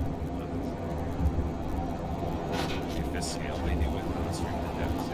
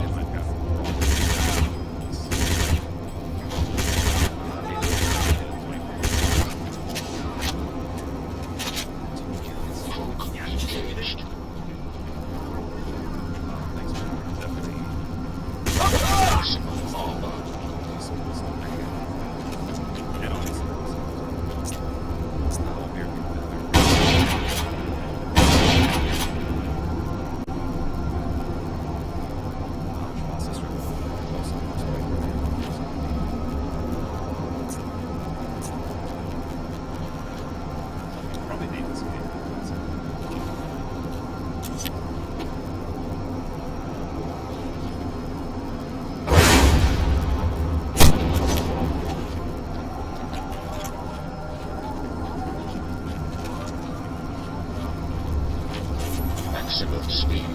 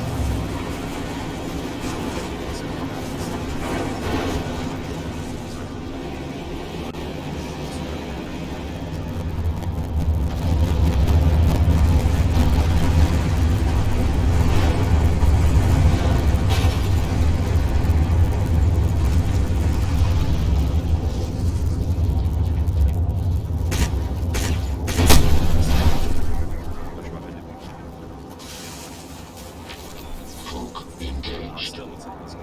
Energy critical. Maximum speed. Heaviest weapons engaged. Very cool. So I've seen someone do that before. I don't know if I would do it. I just don't think it's much of a challenge. In my opinion, it's kind of just a novelty. It's kind of like a funny idea to like just laugh at and see what happens. But you know you're going to complete it. To me, there's nothing interesting that's being salvaged there from actually doing it. Whereas like these things were doing things that haven't. You can't just go and see it like this. That's the intention. I'm making it a thing basically. So it won't exist, and then maybe other people can do it better than me, and they can see really good things. But until then, you'll never see one that's documented this fast because there's nothing critical on the internet. So things that are overdone quite a bit. Maximum speed. Same level of enjoyment for everybody. So I think that you can find 100 times more of those in the level. Engaged. And just in my personal experience, even the ones I've seen that I don't even have to like go and check for. And I think I've even done a playthrough like that at points in other playthroughs, just with the specifications of one at a time.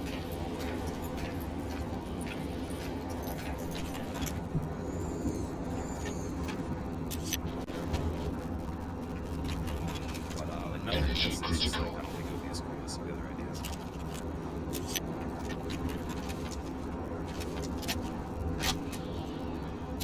Maximum 때려! 방금 뭐야?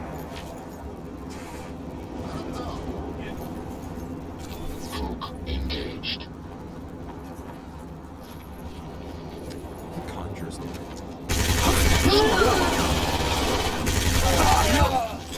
거기 강하다! Engaged. Those damn crabs.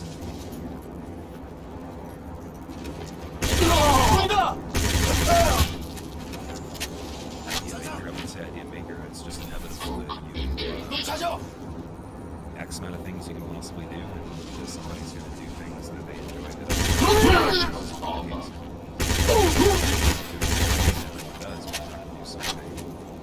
Why not also have room for things that people just don't do as much, and also realize there's going to be people that want to do that stuff more than things that you just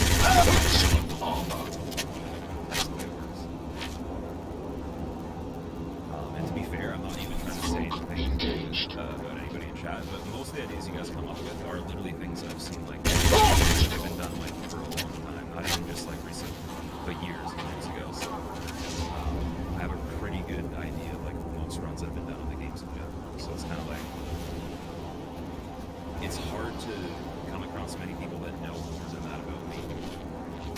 It's not even because of like it's not even competition, it's just purely from exposure. The fact that it's been a full-time job, whatever, so it's like I have that kind of stuff.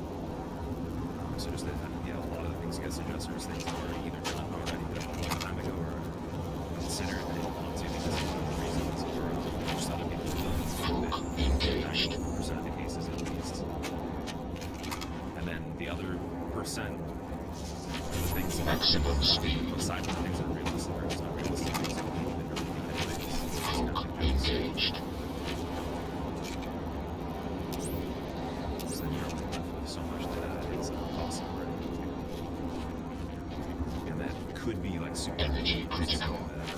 Maximum speed.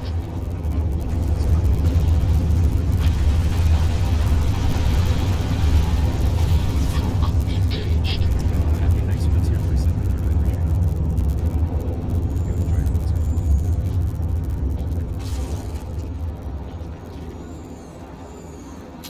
Maximum.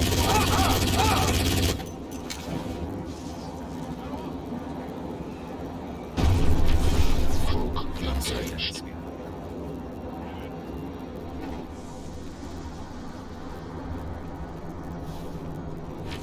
Maximum speed.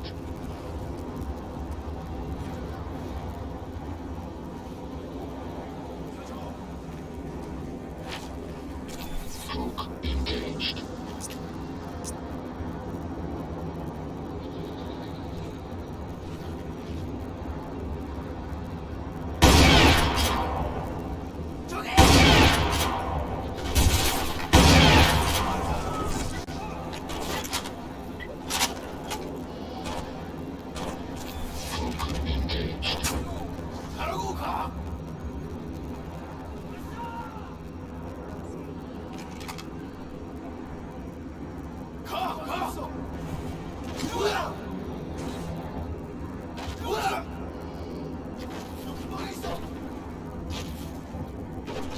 Energy critical. You want to fight this war on your own, son?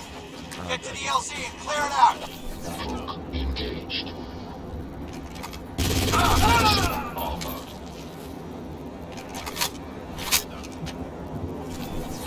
Engaged. Which is the hardest in Dark Souls games in your opinion? It's all subjective to you, and I have no idea. Maximum armor. It's all up to the individual. So, I mean, you tell me what's basically the way we answer. You tell me what your opinion is. For me, it's probably Demon Souls. Just because it was the first one I played. As an experience, but then which title we're talking about at the time you played. You have help, all these other factors. So, not really a really easy thing to Huh? Maximum speed. 아메리칸 새끼들! 저기! 바로 저기지! 저기 발견. 오! 아! 돼지가 싸우는 You're all pretty good in general. That's awesome. They're still maximum armor. they try. Don't have to like all of them, but if you do, that's even better. Engaged.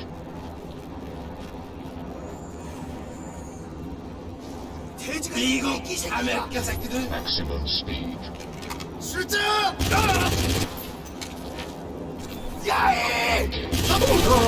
Armor.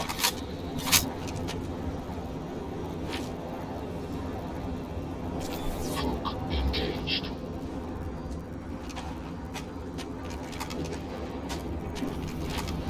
Maximum speed.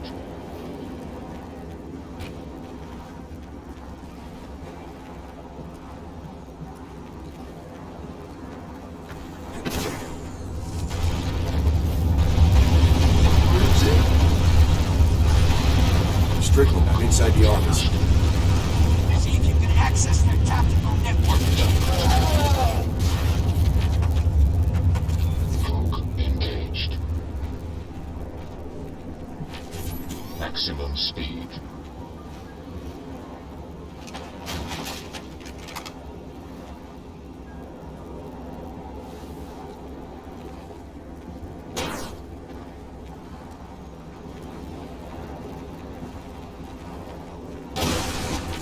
Hook engaged.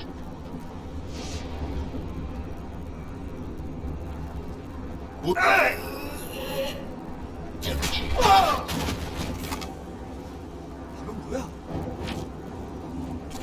Hook engaged.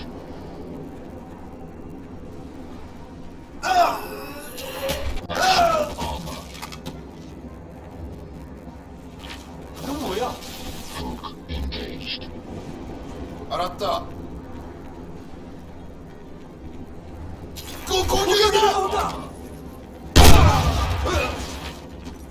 상대도 안 되는 약형들아.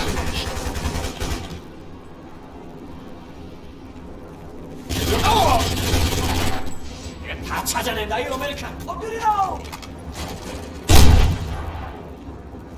니네 숨지 못해 이 양키놈들아.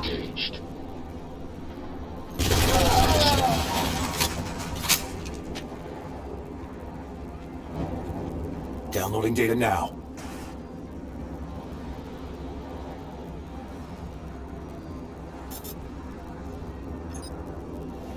Fine job, son. We got firm intel on Kyung's location. He's holding the hostages inside the mine. Your nav system's updated. Get those people out of there, soldier. I'm on it, Major.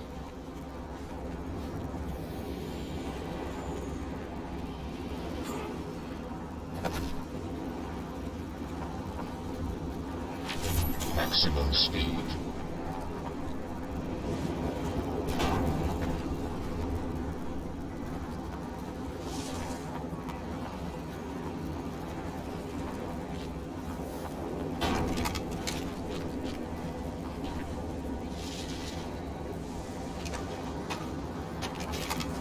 And they just destroy those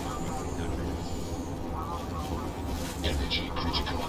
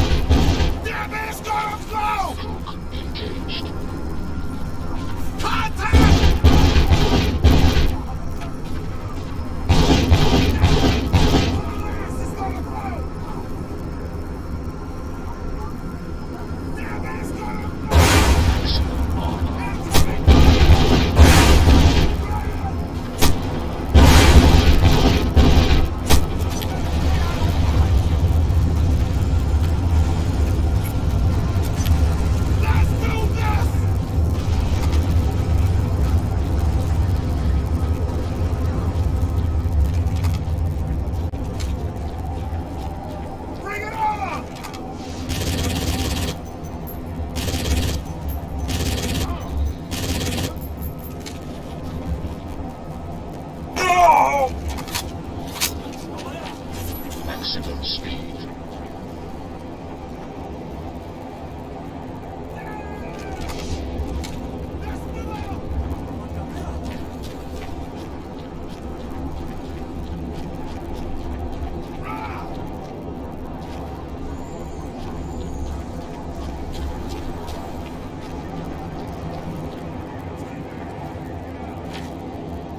Hook engaged.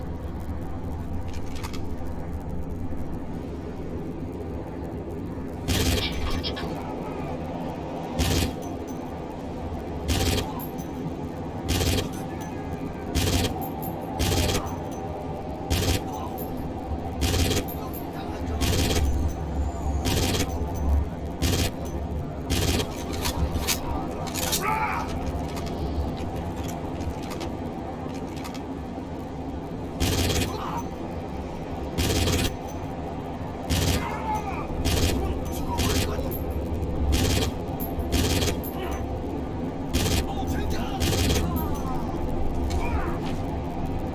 Hook engaged. Maximum speed.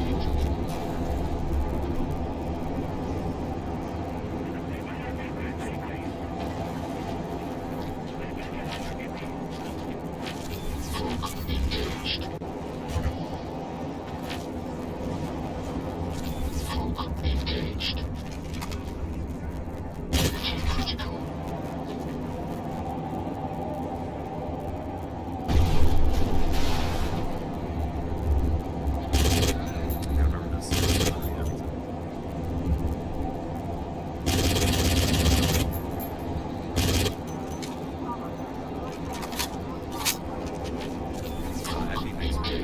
Hey, honestly, if it helps you sleep, if it helps you relax, that's more than I would actually. Hook engaged.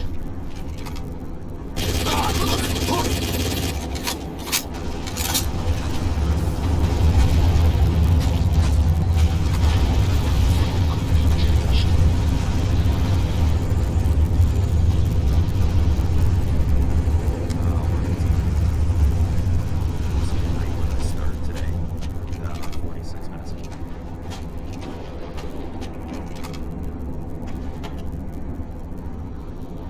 Maximum armor.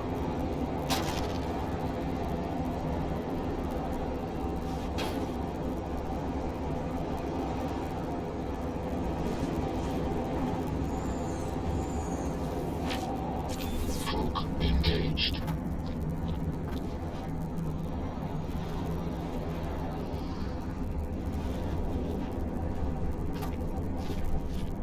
The strength scale of fists.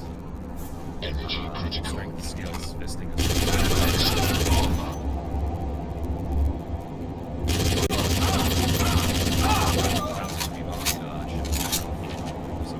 Hook engaged. Maximum speed.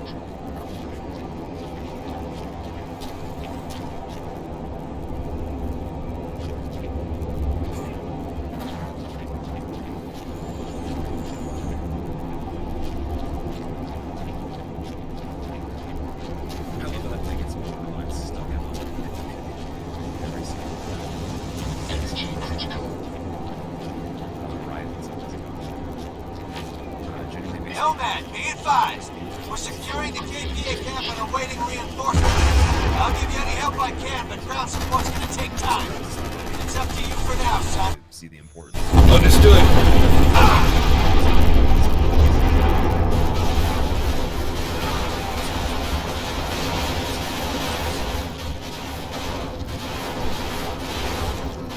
But yo, what's up? How's it going?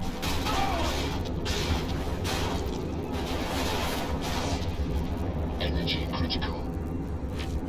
Maximum speed.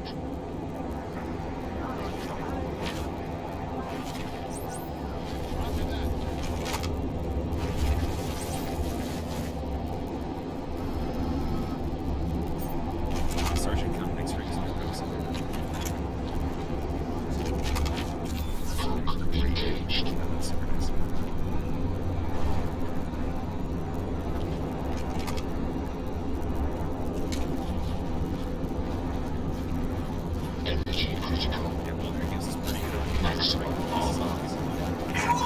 Nomad,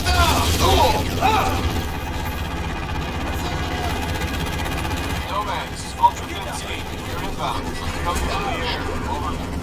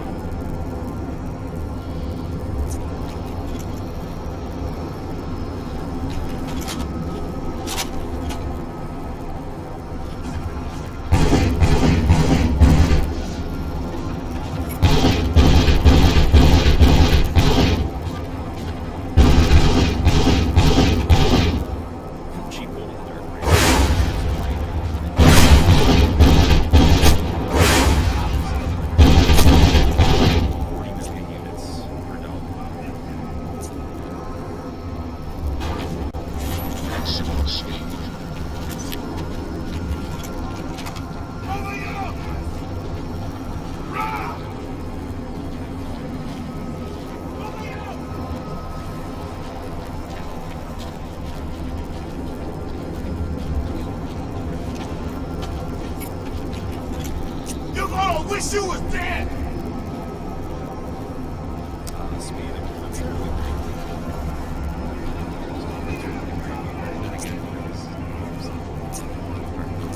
Hell yeah!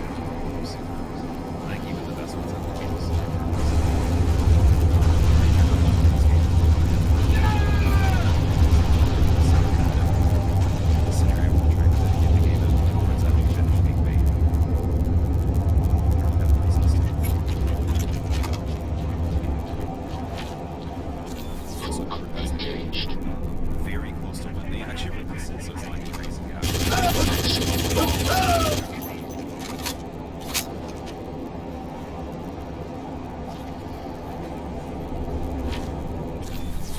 Engaged.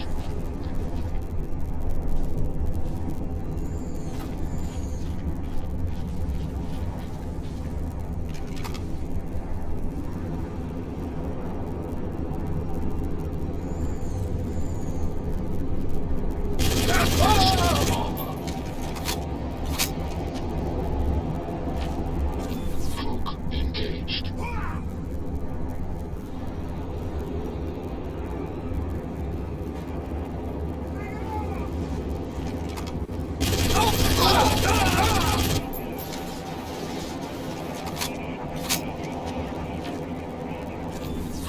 Engaged.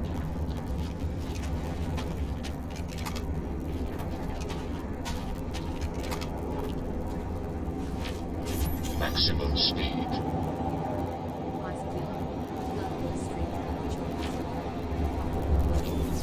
Engaged.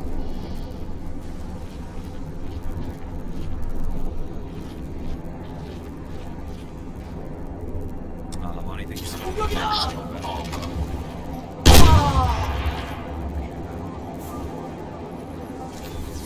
Engaged. I'm glad that you I'm gonna be continuously updating it.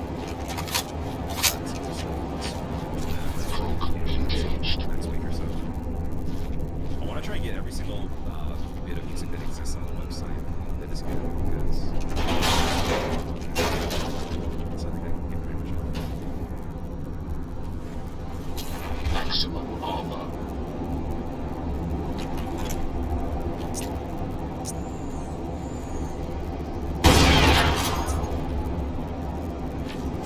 Maximum speed. Engaged.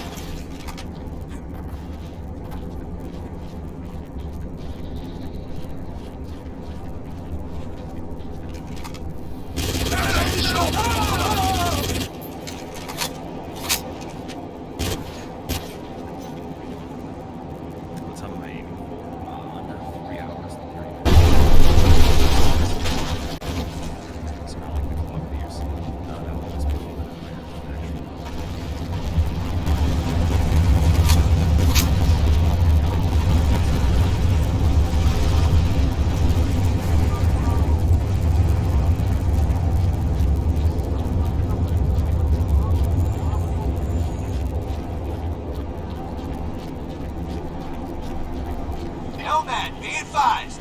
We're securing the KPA camp and awaiting reinforcements. I'll give you any help I can, but ground support's gonna take time. It's up to you for now, son. Understood. Where's he going?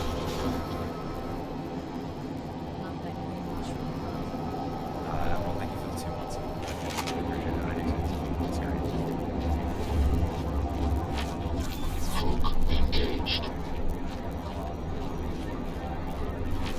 Maximum speed.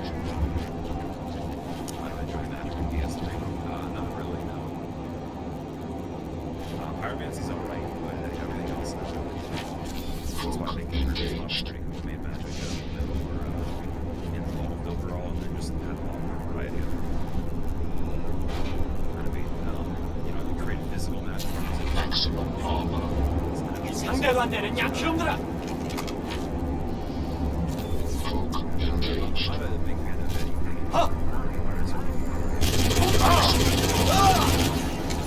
Nomad, this is Vulture 15. We're inbound. We need to cover you from the air. Over.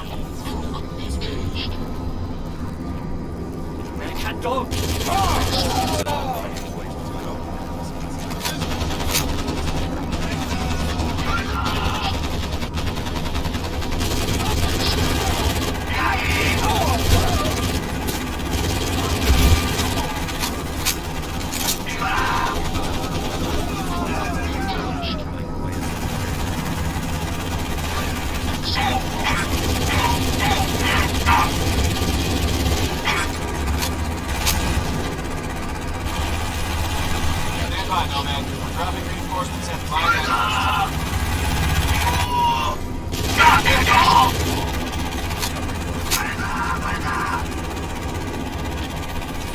Engaged. Maximum speed.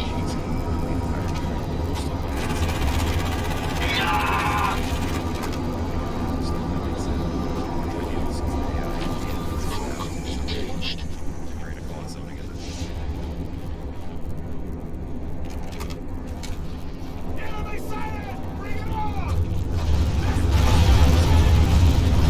Secure the air! Go! Nomad!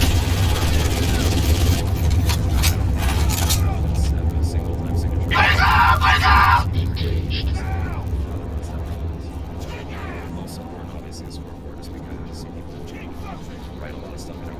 Maximum armor.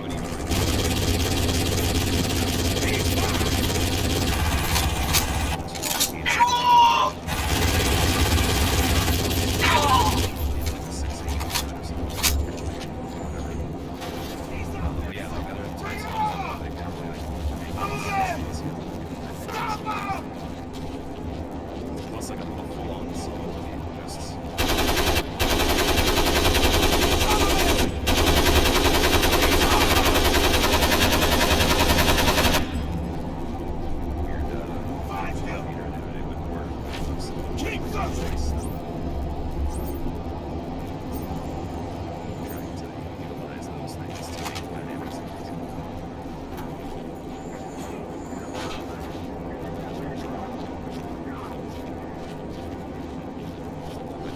So I used to play versus Capcom, vote for the Injustices, Soul Calibur,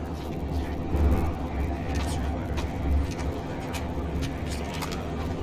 Actually, a lot of the most more so original.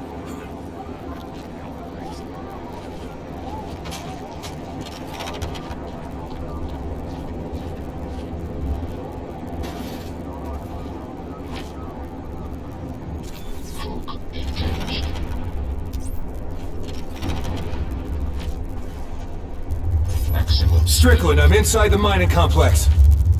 Good. Now find those hostages. We're running out of time.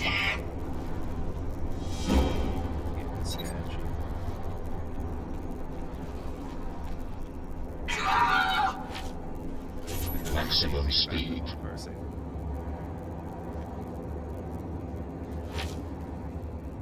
Cloak engaged. Imagine through the staircase, I still can't get out of there. Well, super shadow. I hope you enjoy your notes, man. Please say thank you to Will. catch that.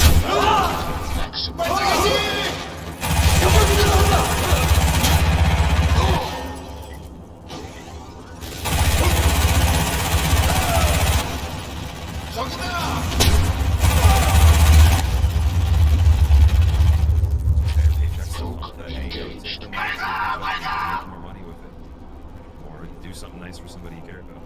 That's not me. That you care about more than me. There you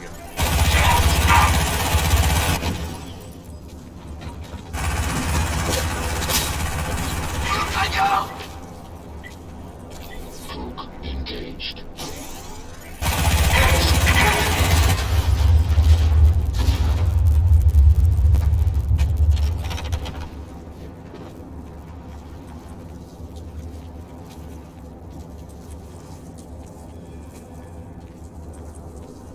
Shivix, it's all a secret. You will never know the answer to that question. If you do, then it's over. I've failed myself. I failed with master plan, so yeah. I mean, within reason, I'm going to tell you what we're doing tomorrow. I have an idea of that. If we don't get a good run on this, we will be doing this. If we get a good run on this. Hellman, I'm losing your video feed. Switch to night vision. Within the 24-hour time frame, but I'm not going to be telling you stuff beyond that, though, if that makes any sense. Hook engaged.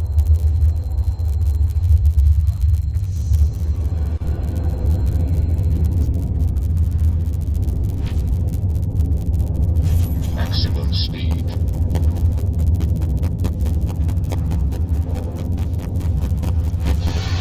Hook engaged.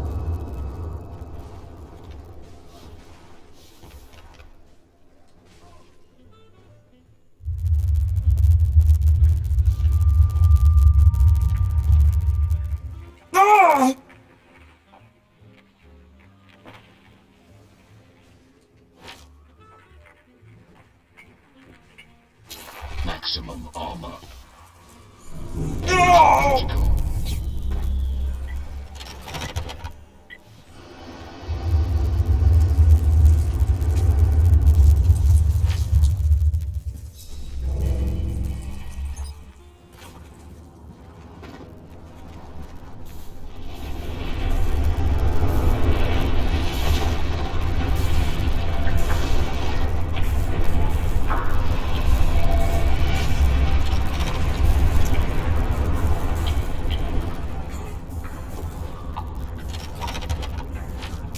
Maximum strength.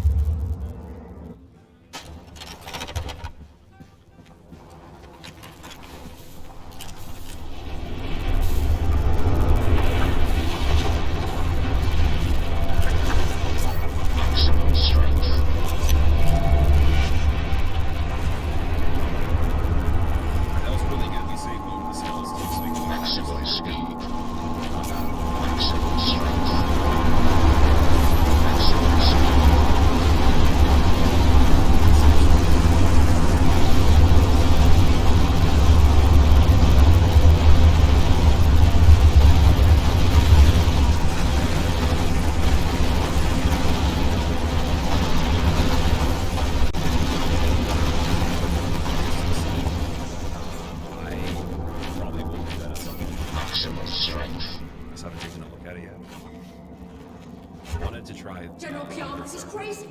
The structure is far too unstable. Maximum speed. I will not waste any more time. The charges are in place. We are ready to proceed. We can't do this. The seismic activity, the power surges, it all emanates from inside this structure. You heard what my father said. He was trying to warn us. We must not delay further. 폭함을 준비하라. 폭파물 준비 완료. 레이건을 준비하라. 데토네이터 준비 완료. 알파팀, Wait, I think I've got it. It's almost the time. I'm detecting some strange electrical activity inside the structure. The power's fluctuating. Something is definitely going on inside that thing.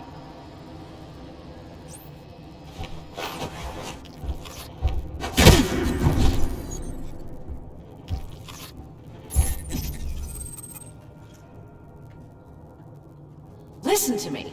Before we lost contact, we picked up a transmission from the excavation That site. doesn't matter now.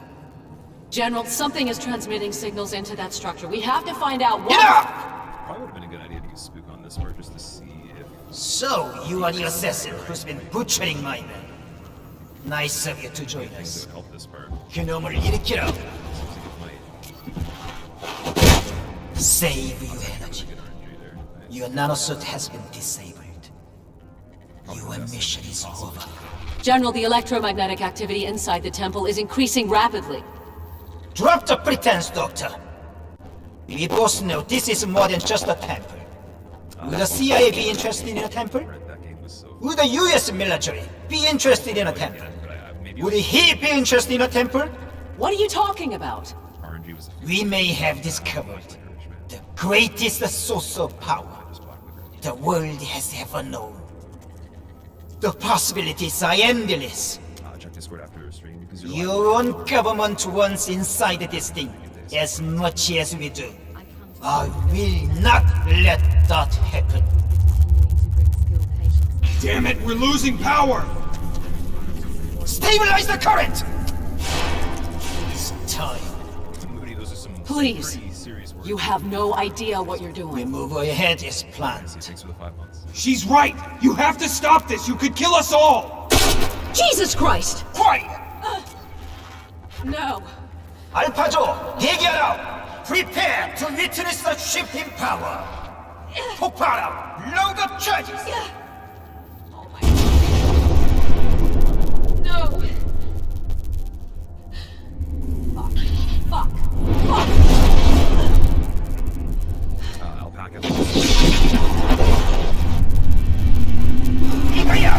국조선에 가장 여기로운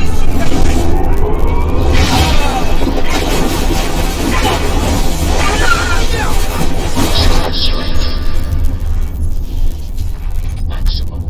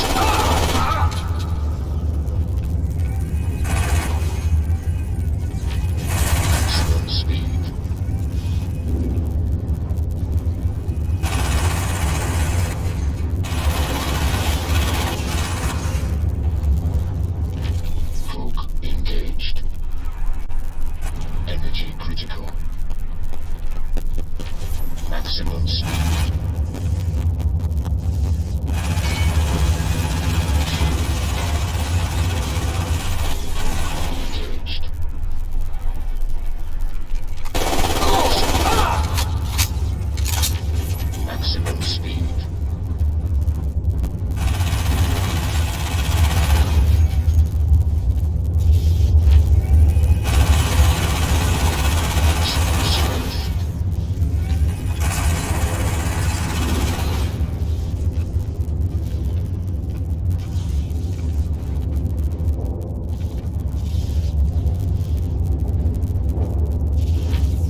Hook engaged.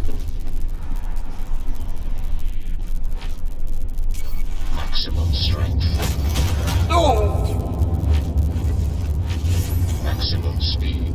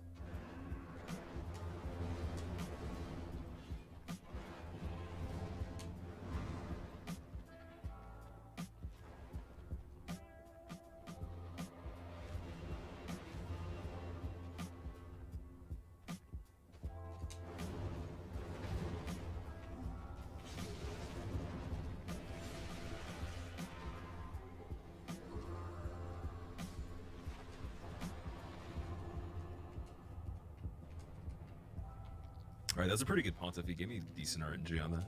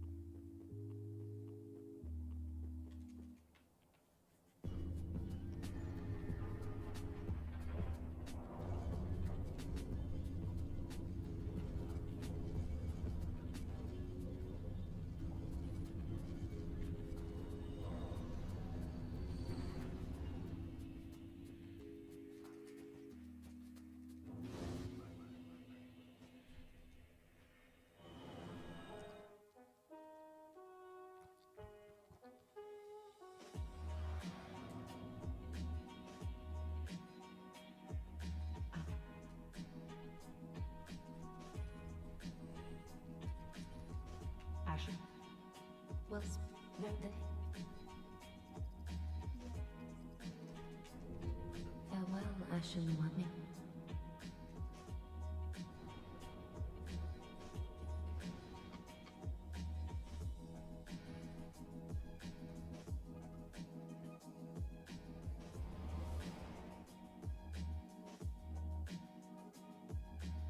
Sky, it should say in the title. So welcome, what's up, dude? This is a focus run. There's definitely a decent amount of focus we have to put into this, yeah. No splits? No, I'm not using splits for this. I think splits are kind of unnecessary. Especially if you're just having fun. Like, it's not like something that's... you're not trying to beat an existing record. You don't need to see like where all the micro saves are or whatever, you know?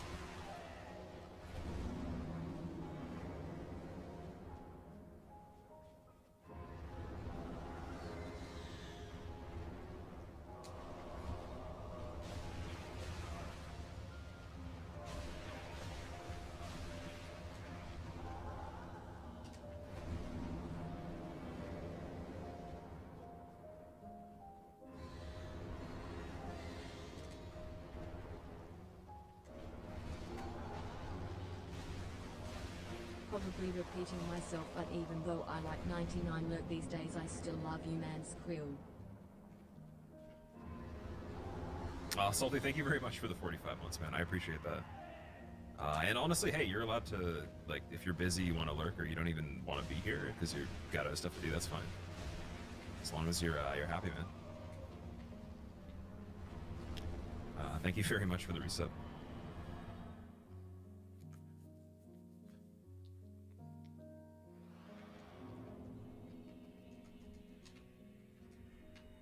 Oh yeah, I should probably, should have sold these. Would have been faster. That's alright though. What?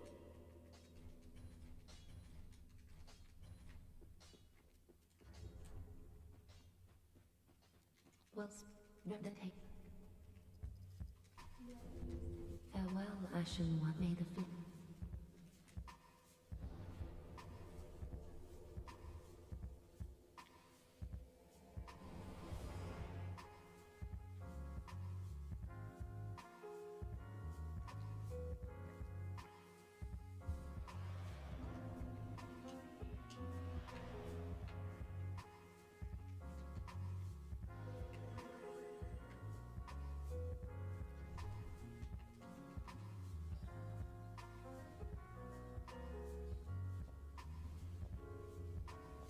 Is it worth to take Knight and Hunter rings?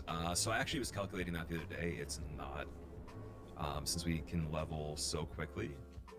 Hunter's ring, definitely no. 100% no, because we already have the stats at the end anyways. And then Knight's ring, 5 levels for a trade-off of a few minutes roughly. Which those 5 levels at that point, we would already have the 40 strength, so we wouldn't be able to use it past the hard cap. So I don't think that actually either of them could be made useful at all. But yeah, I was thinking about that the other day, though.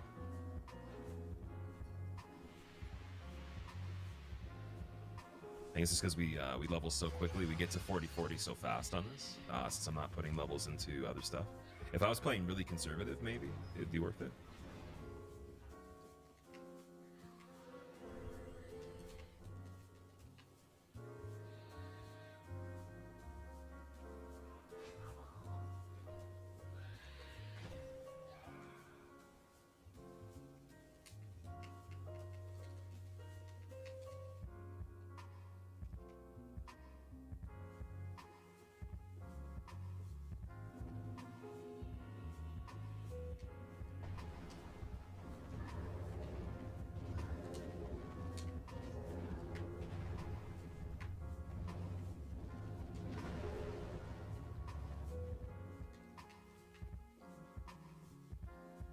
If you want to kill bosses quicker, you should consider using a weapon. I really should. You're right. You are right. Jailers might be the most impossible enemies in the game. Possible in which way? Like to avoid damage from? They're definitely up there for sure. I would rank them near the top. Because you need like usually the environment to help you. So unless you're very quick on getting a backstab. The music, and then I met you by Matt Large.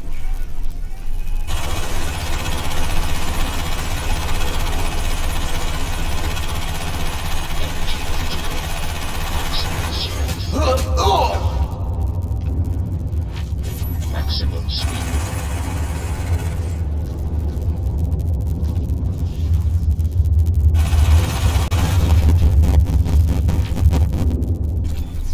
Engaged.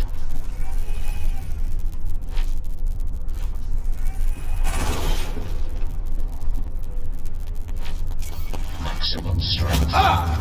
Enjoy the afterlife! Stop him! I'll crush you!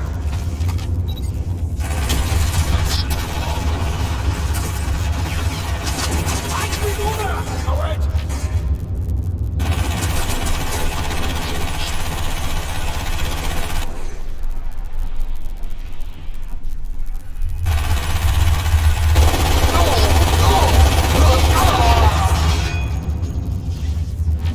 Maximum speed.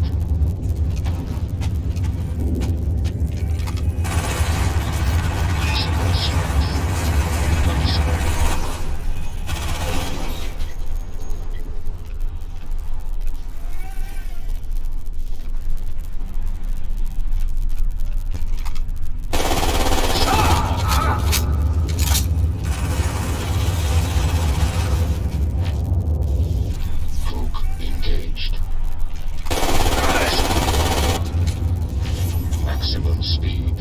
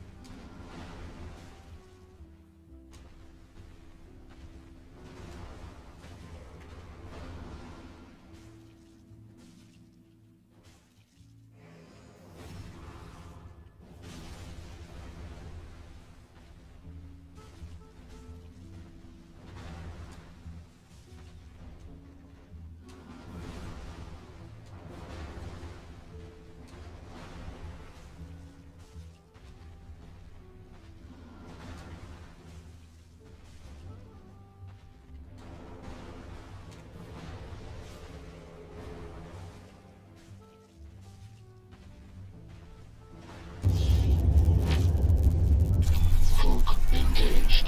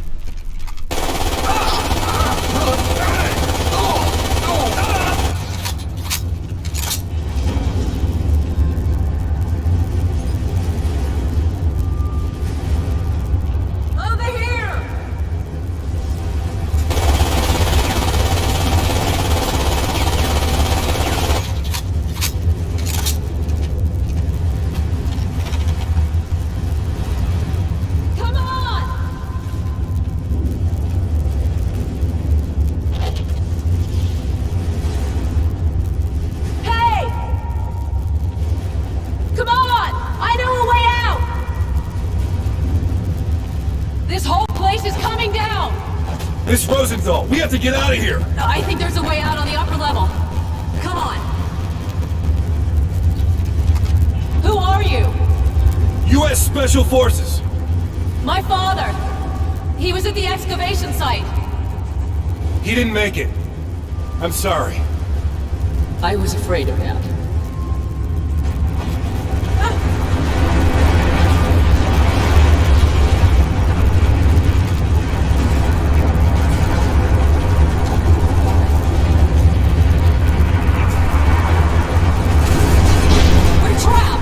Is there another way out? No, I don't think so. Nomad, you copy? This is Vulture 4, courtesy of Major Strickland. Light a fire, good soldier. The sky's turning ugly out here. I'm here with Helen and Rosenthal. We need to evac. Think we can bring her down into the cave? Hell no, man. You don't ask for much. Okay, hang in there. I'm bringing her in.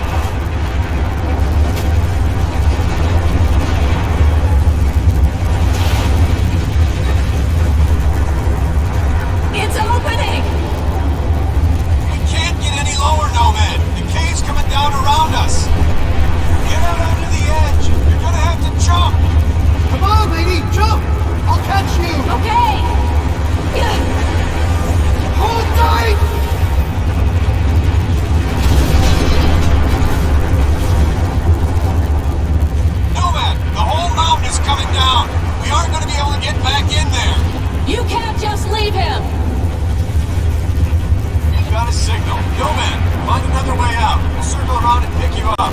Yeah, you do that.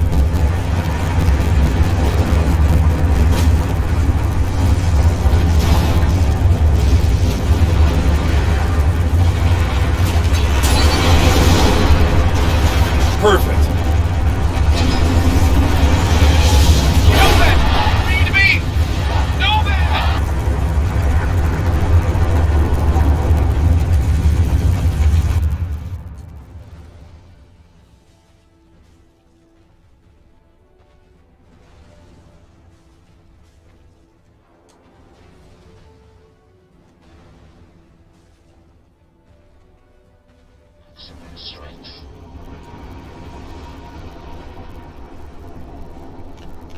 Nomad, do you copy? I copy, Vulture 4. I'm still here. Cave entrance has collapsed, but I'm still tracking your suit data and video uplink. Do you see another way out? Negative, Vulture. Only a way in. I suggest you sit tight. We're sending reinforcements to dig you out of there. It could take hours. I'm gonna see if I can get through the cave. It's your call, Nomad. If I were you, I'd take all the ammo you can carry. There's no telling what you'll find in there.